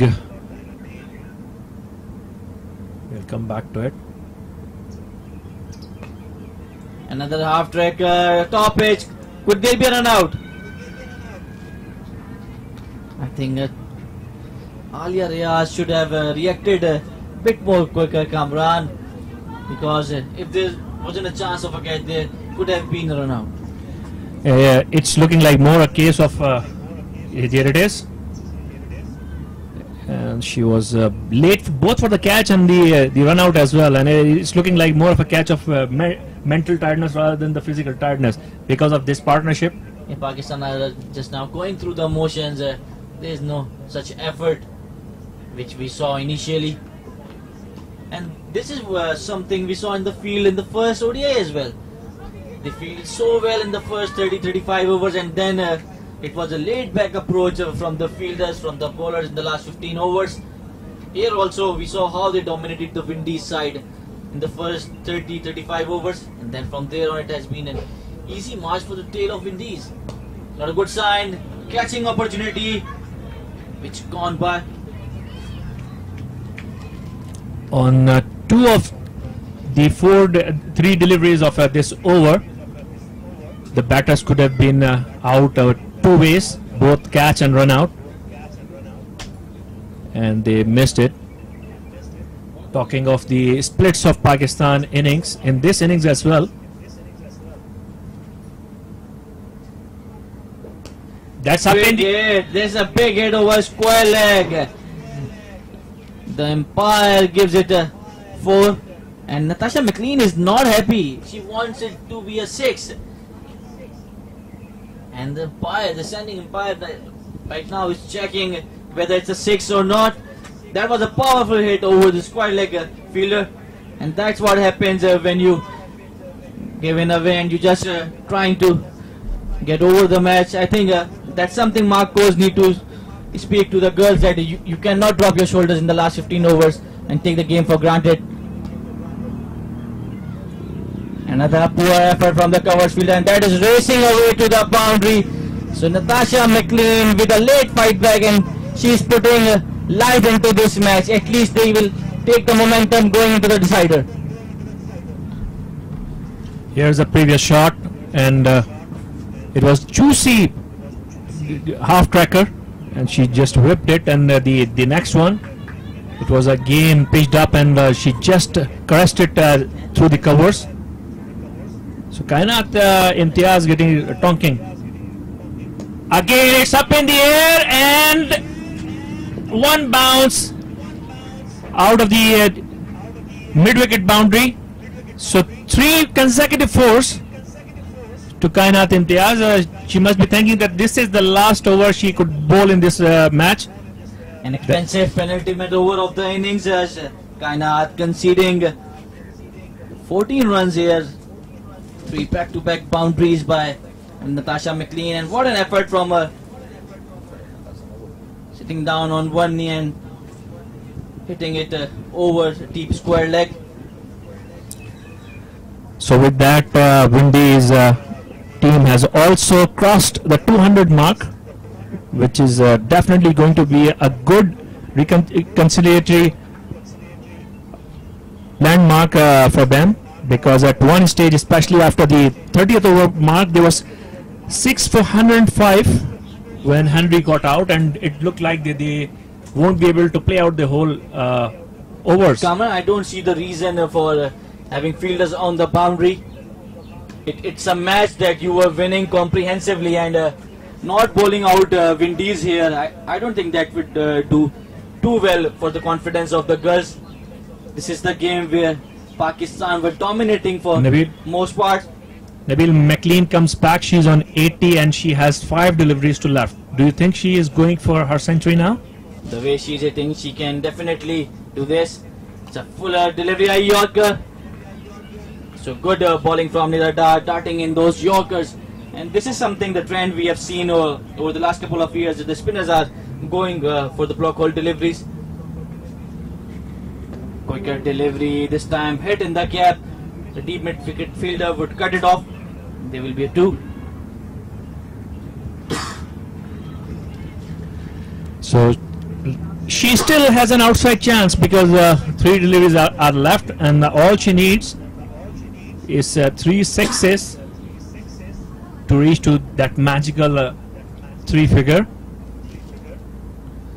And a quick delivery, and it is in the air. Nida Dar is coming in, and Nida Dar, who was the heroine with the bat, finishes this match off. And what a memorable day it has been for Pakistan. They were outclassed by the Windies in the first ODI, losing the first One Day International by 146 runs. They have come back strongly and have won this match by 34 runs. A comprehensive victory by the women in green. A brilliant day with the bat for Sidru Amin, who made 96, and then a brilliant half century by Nida Dar as well. And not to forget that Diana Baig's heroics with the ball. Is this the replay? Like you said, Kamran, she was going for the century. 3 big sixes were required of the last 3 deliveries, and Nida Dar, her Twitter account says cool Nida Dar, and she was as cool as a cucumber while taking that catch. And what a contribution by Nida today. She came in when Pakistan were 52 for 3 and played an exceptional innings of 81 of 86. And then in the bowling, she bowled 7 overs, 7 brilliant overs, 7.3 overs she bowled. An exceptional innings by Pakistan. So Shamilia Connell remained unbeaten on 15 of 28. But it's a good comeback, a good late fight back by the Windies women. An excellent effort by the Pakistan team, especially after losing the first game. It looks like they were down and out completely, and it was more the way they got out, and they could not even complete the innings there. But the way they come back here on a bit of a green top wicket, not that lively, but there was some grass on it. So here's the look at the West Indies innings. Kasha Knight caught Sidra Nawaz, bowled Diana Baig. She could score 13 of 28 at the end of Doughton. Again bowled by Diana Baig. She went cheaply today, 5 of 14, and then Stephanie Taylor stayed there for a while. Got LBW to Sana Mir, an excellent delivery by Sana Mir. Then Shemin Campbell, who was also LBW by Diana Baig just for 1. Nation stayed there for a while for 23, and then Natasha McLean, who was the last batter to got out, cotton bowled Nida Dar, and then Chanel Henry made only 7 of 9 deliveries, and the Effie Fletcher became the 4th victim of Diana Baig, managed only 4 of 9 deliveries. Anisa Mohammed didn't last for long, bowled by Sana Mir. Shakir Salman was also bowled by Sana Mir for 1, and Shamilia Connell, she spent almost 10 overs with Natasha McLean. And here's the look at the last wicket. She was going for a big shot and top edged it, and very nicely taken by Nida Dar. She placed herself brilliantly. And here's the look at the Pakistan bowling. Diana Baig, the star of the day, 4 for 34, 3 wickets up front, a brilliant spell. And Sana Mir, who opened the bowling from the other side, 3 for 21. standout performances from both. Nashra Sandhu, 10 overs, 2 for 38. Alia Riaz was a bit expensive, 41 of 7. Nida Dar, who took the last wicket, exceptional bowling from her as well, 7.4 overs, 1 for 23. Kainat Imtiaz, 3 for 36. Got Natasha McLean got stuck to her. Bisma Maroof bowled only 2 overs for 12 runs. Fall of wickets, 9 for 1. They got in the first one to go.